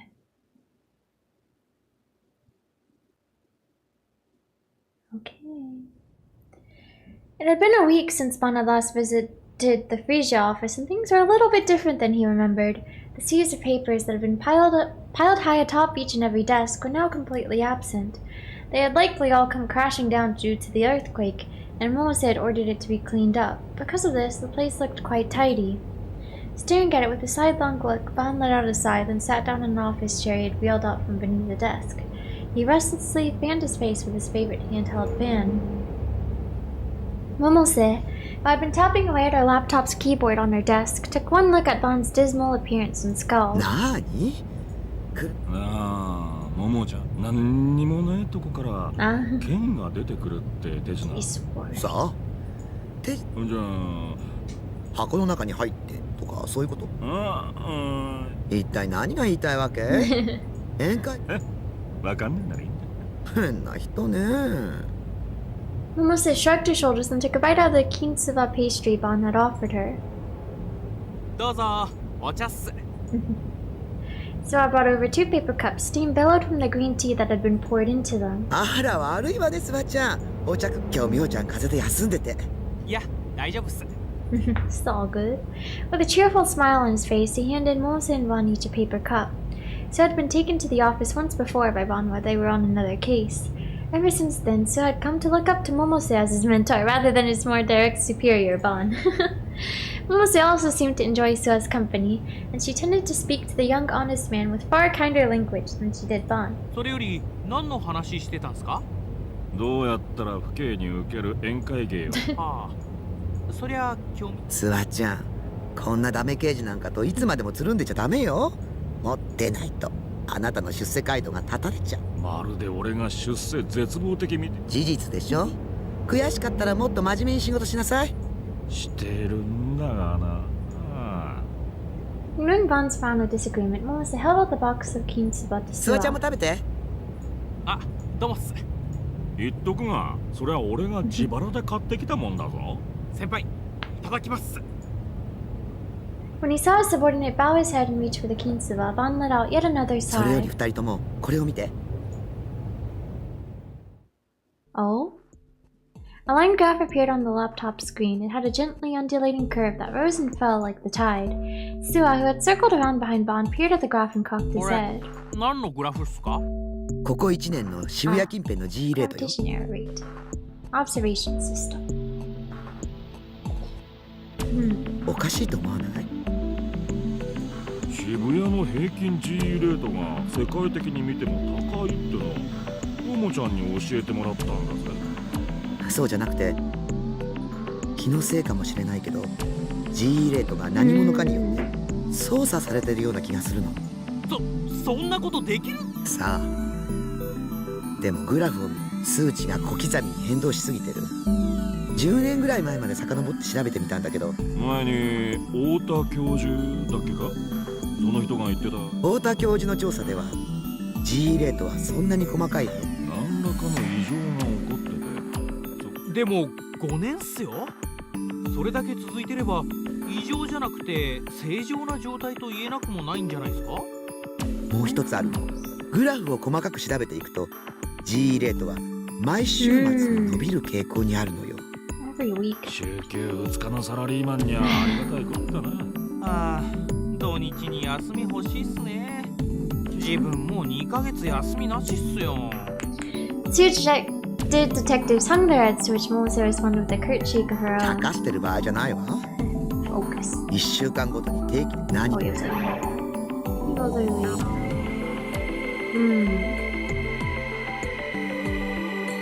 他の医師が働いているとしか思えないわ。年末年始やお盆休みがあるのって動物や植物が実は地球の医師とか。地球の医師だが、もし仮にそんなもん冗談っす。年末年始はともかくお盆休みは日本にしかない風習。日本人の社会活動を放棄しすぎ。渋谷っすから。ちなみにこことここ見て。Momose first pointed at the center of the line graph and then to the right where the most recent date was situated. この2箇所はすごく伸びているでしょ。一番右はこの1年の最高記録みたいな。1年どころかこの10年で最高よ。日付は真ん中は3ヶ月前。覚えてる？ああ、震度3でなぜか8人もあの犠牲者って。そうでしたっけ？ Ignoring the exchange between the two detectives, Momose continued talking. で、一番右はこの間の地震の日。あの日、大規模な電磁波が発生したのは渋谷中のコンピューターが壊れたらしいな。自分も自宅のノーパソがやられたっす。あれは地震の影響で電磁波が起きたって言われてるけど、真相は全く逆かもしれない。電磁波の影響で地震が起きた。おい、そんなことってあくまで私の推測だけど、この2つの地震は天才じゃん。だってどっちも普通じゃないもの。前の地震では震度3っていう規模なのに、そして今回は震度5で118人。死にすぎ。さっきバンちゃん言ったでしょ、亡くなった。そんなの尋常じゃないわ。まあ確かに。それに空が白く染まったっていう噂も。そういえば時間が経つにつれて全く報道されなくなる。マスコミに何らかの圧力があったのかもね。まさか。おそらくそうよ。マジっすか？迷惑とつながりが。もうやったわよ。さすがももちゃん。出て。Almost there, raised her hand skyward and stretched far and wide, tilting her head slightly to the side. A satisfying pop sounded from her bones. Should I also crack my neck? Oh no, it's not happening. I guess because I already did it earlier.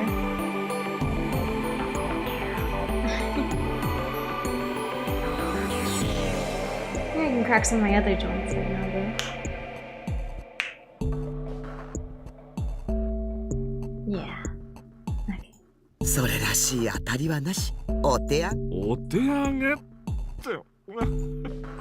Also, man, it's gonna be 1 a.m. soon. I need to do my Pokemon Masters dailies before it resets. I'm like, should I just do it now, or should I hope we can get to the end and then I can just do them? Not the end, but like, you know. これでも結構時間 I かけ don't て know 調 how べたのよ。 long 本業そっちのけ I でね。 just left here. でも行き詰まっちゃったわ。よほど巧妙に隠されているか。 End of chapter 7, スワちゃ I んの言う guess. 通り、私の推測が検討。こういう時は別の方向から攻めてみるってのが。先輩、なんか心当たりあるんすか？ Ron, stop the hand that was fanning myself, then wet his lips with his tongue. 週末 You're に not G getting レ to ー it トが today. 上がって。 Yeah, like the end of this root question mark, or at least chapter 7.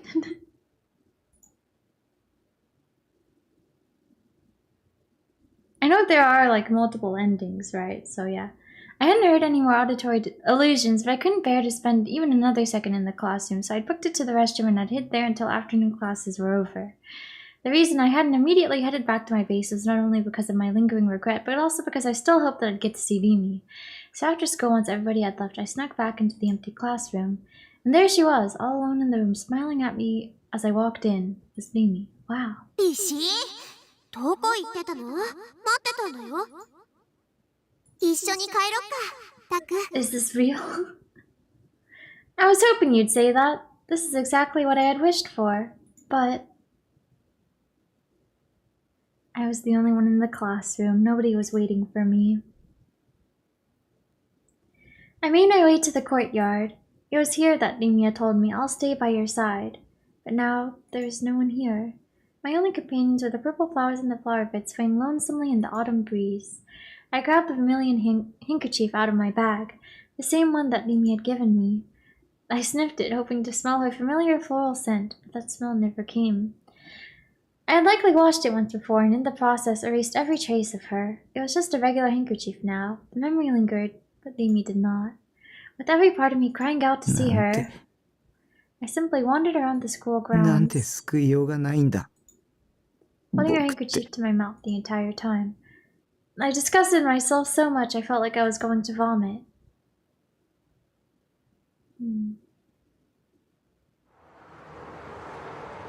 After leaving the school, I began to walk around aimlessly. I didn't care about anything anymore.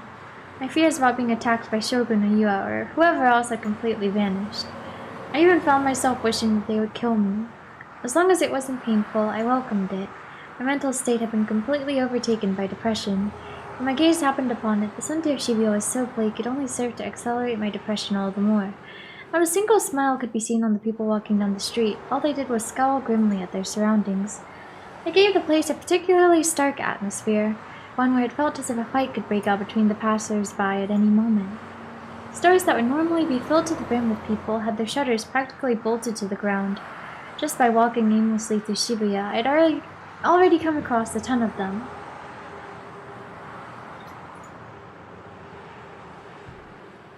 I also noticed that there were less cars on the road than usual. The jumbotrons that had always blared through the streets were now completely silent, and in their place were the incessant sounds of police sirens, car horns, and various cars screeching in the distance. There wasn't a single trace of the mess I'd caused in front of the station a week ago. Even if I hadn't disappeared from people's memories yet, the city's memories may have long since driven me into obscurity. How nice it would be if I too could wipe away my memories. To know nothing, to be ignorant, to remain a fool. I was sure a person like that lived a life full of sunshine and roses. 無知は罪だ。知らない方が幸せなこともあるという人間もいるわ。そんなのはただの甘えだ。I had a feeling Senna had said that to me. Was it really so wrong? Being naive, people, me. None of us are that strong. I was always wishing for someone to save me. I couldn't do anything on my own. I didn't want to. I stood in the middle of the road and closed my eyes. The most agonizing thing about all of this is that I barely understood what was actually going on. Things like Shogun and D-swords were things I didn't want to know, but I ended up learning about them regardless. However, if you were to ask me what they were, I wouldn't be able to answer. I didn't know the answer. Maybe I should just die. Looking to the top of the oak-front building, I thought that to myself. If I were to die, maybe my memories would reset and I would get to play again.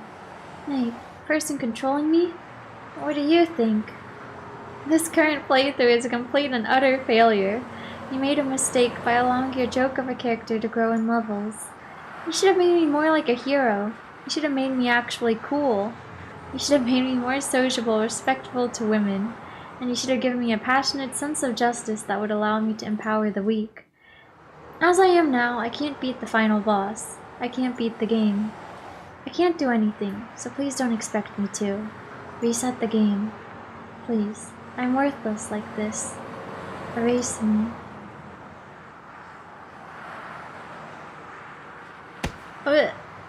I wasn't erased. Instead, I felt the impact of someone bumping into my shoulder. I thought it was just an auditory illusion. Earlier this morning I'd heard a girl version of that line and now it was guy version. Who asked for that? Then again, if they were to whisper something... 無視してんじゃねえぞ。なあてめえ、西条だな。どうなんだ、やらせちゃ。この前テレビ出てたよな。ちょっと顔貸せよ、エスパー君。I opened my eyes. There were 3 men standing all around me. All 3 of them were wearing baggy clothing and they had gold, silver, and red hair. 2 of them had their noses and ears pierced, and the remaining one just had their ears pierced. One of them was a ganguro, which I thought had gone completely extinct before now. Ah, there's a death flag, I thought to myself. So this was the bump into confrontation kind of death flag, huh? It really was just one after the other today. Whatever, I don't even care anymore. Just hurry up and kill me. Once you do, the game will reset and I'll be born anew. Do you have a knife on you? Make sure you stab me in a way that I die instantly, alright? I was so scared my legs were shaking. I shouted that instinctively, though it had been closer to a scream. I didn't care about how it made me look. I don't wanna die, I don't wanna die, I don't wanna die. I was lying about not caring anymore. My situation might be hopeless, but I still don't wanna die. One of the Dokyuns covered my mouth. I couldn't speak anymore. They grabbed my arms from both sides.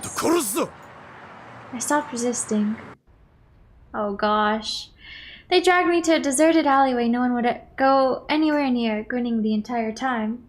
So I decided to launch a preemptive strike against the 3 men. I got down on my hands and knees and apologized in a shaky voice. お金なら全部渡すから、それで見逃してください。I held out my wallet to them. The Dokyun snatched it from me.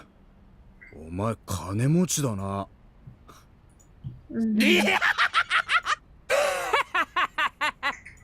God's judgment. Sighed. お前いいやつじゃん。俺気に入っちゃったよ。俺ら Still on my hands and knees, I breathed a sigh of relief when he said that. If he liked me, he was probably gonna let me go. 仲間に入れてやるよ。入会金 1 は100万 million 円 yen. It's これ mandatory. 強制。本当はすぐ払ってもらうとこだけどよ。今日の夜までにしてやるよ。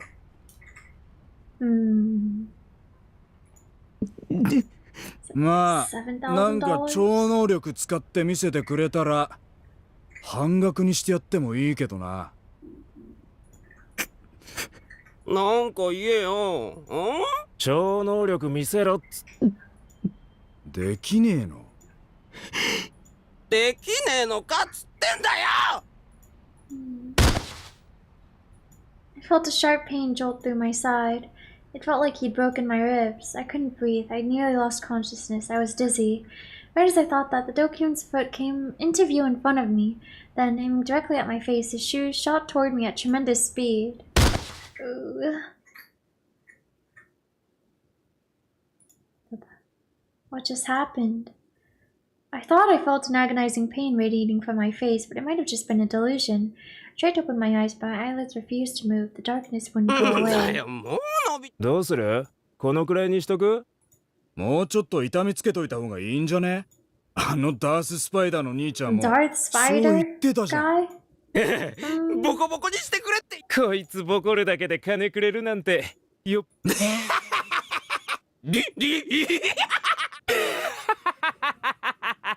というわけなんで、俺らのこと恨まないでね。Sorry. I'm sorry. I want to kill them. I'm sorry. I'm sorry. I want to kill them. Oh gosh.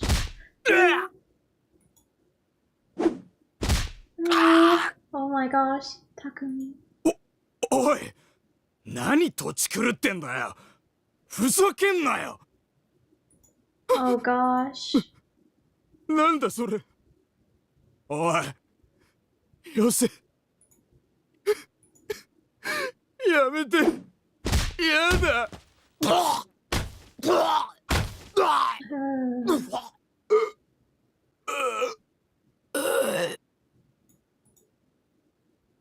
Oh gosh.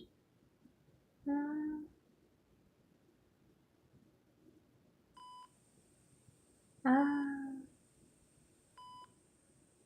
pale evening sun shone through the window of a hospital room.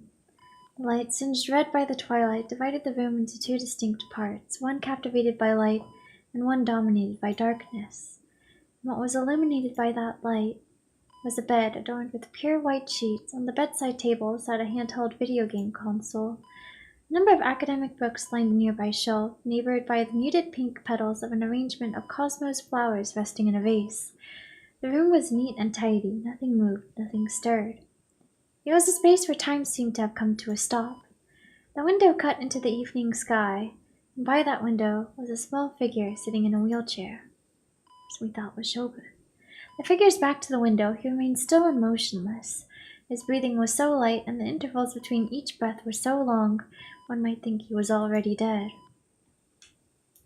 His skin was covered with wrinkles, his cheeks were hollow, his eye sockets were sunken in, his scalp was barren. With these features, it was often questioned whether he should be referred to as a young boy or an old man. His shadow, which he had dubbed Shogun, extended all the way to the door of the room. The world then moved for the first time. The door slowly opened, and a figure emerged from the darkened corridor, stepping foot into the room steeped in evening glow. Mimi? Sakiyata Rimi did not fully enter the hospital room, instead choosing to remain at the entrance. Her expression, illuminated by the setting sun, detailed how the girl had been deep in thought. もうやめよう。残念だけど、あの彼は西条匠は消すべきだよ。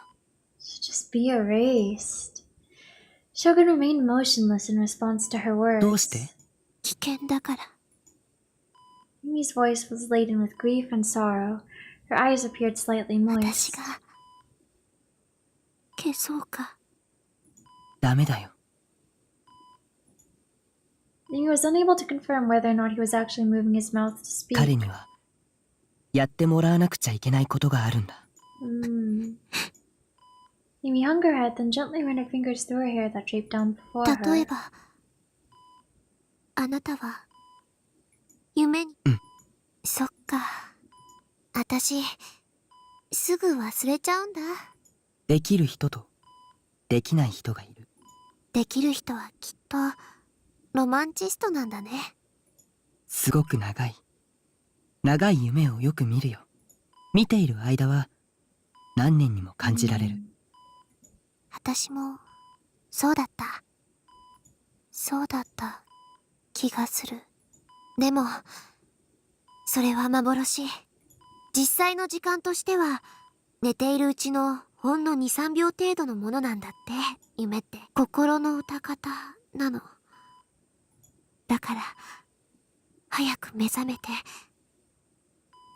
でないといつかあなたは Oh? 西条匠に殺されちゃう。それでも構わないよ。夢から覚めるわけにはいかない。この夢は完結させなくちゃ。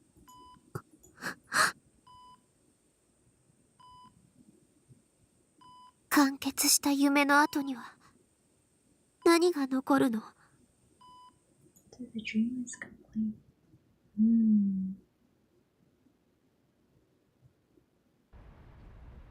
My shoulder was shaken softly. It was extremely gentle, and after just one shake, it stopped. Okay, let me do my dailies real quick. let me just knock these out.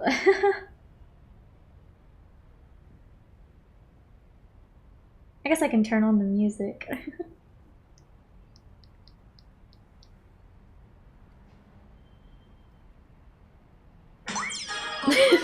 Oh, that's kind of loud.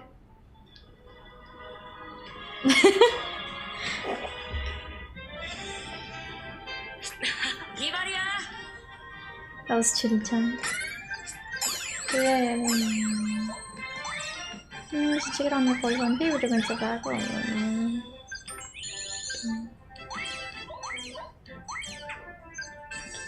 Gotta do my daily scout.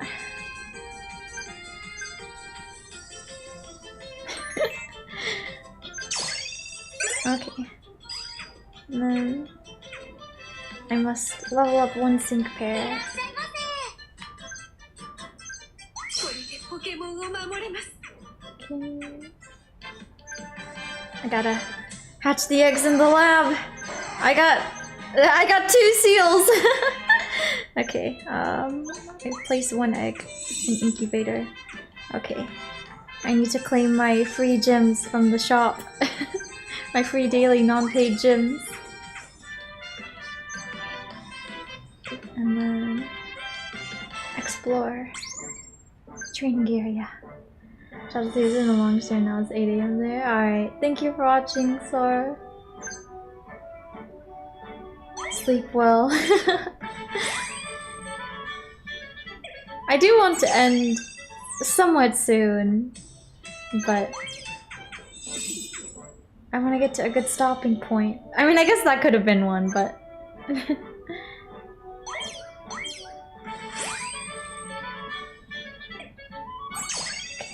A minute and a half left. I don't know if I have enough time to do an interaction. Events. Then I can auto.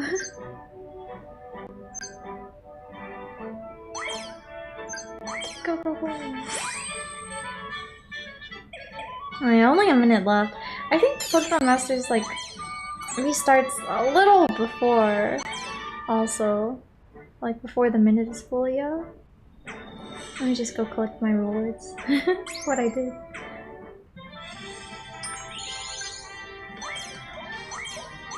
Okay. Yeah, that's fine. Okay. Okay. Anyways. It was extremely gentle, and after just 1 shake, it stopped. It felt like someone was peering at my face. Kozue? My consciousness was slowly returning to me. As it did, the pain in my body returned along with it. The smell in my nose. It was a smell so strong it made me want to vomit. The smell of blood. I felt a tingling around my upper lip. A taste of iron spread through my mouth. Slowly, I opened my eyes. It is her. I was in the same back alley as before. I was lying face down on the asphalt, and right in front of me was a small reddish-brown puddle of liquid, likely seeping out from one of the dumpsters. Oh! Grimacing at the smell invading my nostrils, I sat up. My whole body ached. My face in particular hurt like hell. It was hot and tingly, like someone had taken a lighter and gasoline to it. Right beside me, a girl I recognized was kneeling down and looking at me. She looked like she was about to cry. It was the transfer student, the girl who transferred into my class. What was their name again? Oshihara? Why was the transfer student here, I wondered. And then the transfer student held out something to me. It was my wallet. Why did she have it? Did she... Did we pass out and then she used our wallet to like buy stuff to take care of the bodies? My head's still foggy. I looked around. 3 Dokyans that attacked me earlier were now lying in a pool of blood. What the hell? It was like they'd all been one-shot by some OP mob. The faces of all 3 were barely still intact. Were they dead? None of them moved a single muscle. No. Was this the 7th new gen case? Who the hell would do something like this? You. Had I? Chancellor soon then stood up and beckoned to me. I was completely pale. She alternated between looking at me, who was still very confused, and the 3 collapsed people. Tears welled up in the corner of her eyes. Suddenly, she grabbed my hand and took off running with me in tow, staggering every once in a while. As soon as we reached the main street, the transfer student let go of my hand. We hadn't run very far, but she was already out of breath.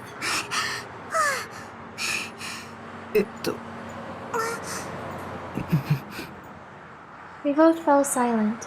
Maybe the transfer student was just as bad as talking as I was. No, that didn't matter right now. What I needed to do first was figure out what the hell had happened. I'd been being harassed by those Dokyuns, and then they picked a fight with me. Then I must have passed out. But how long had I been unconscious?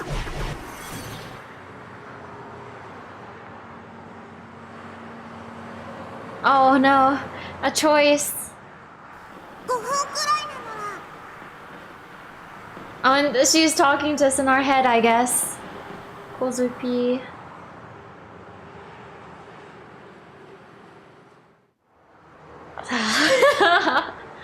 The positive delusions are just always so... Sometimes they're like cute, you know, but for the most part... I guess I'll save.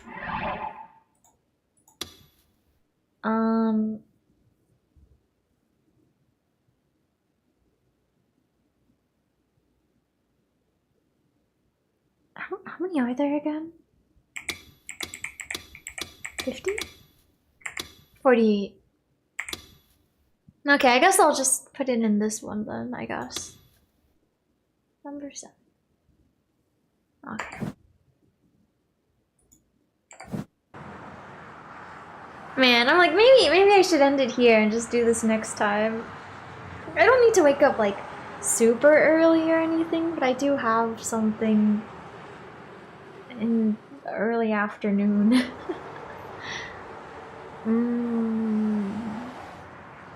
I don't know.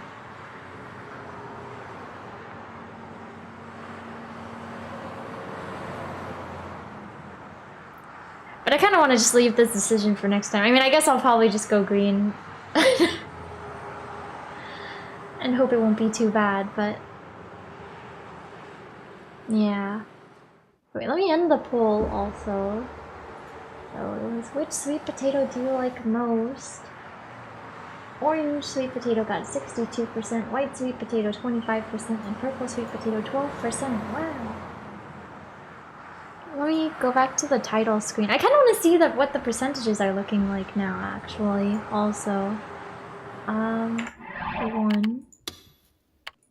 Yes. Okay. So... it was an extra? Okay, but I forgot what they were at the start. I have no idea what they were at the start, so... I don't know how much increase. I feel like maybe it was at like 20 something. Was it? No, that's like a pretty large increase. Well, maybe it was like 27. I don't know. Okay. I think we made a lot of good progress today. Yeah.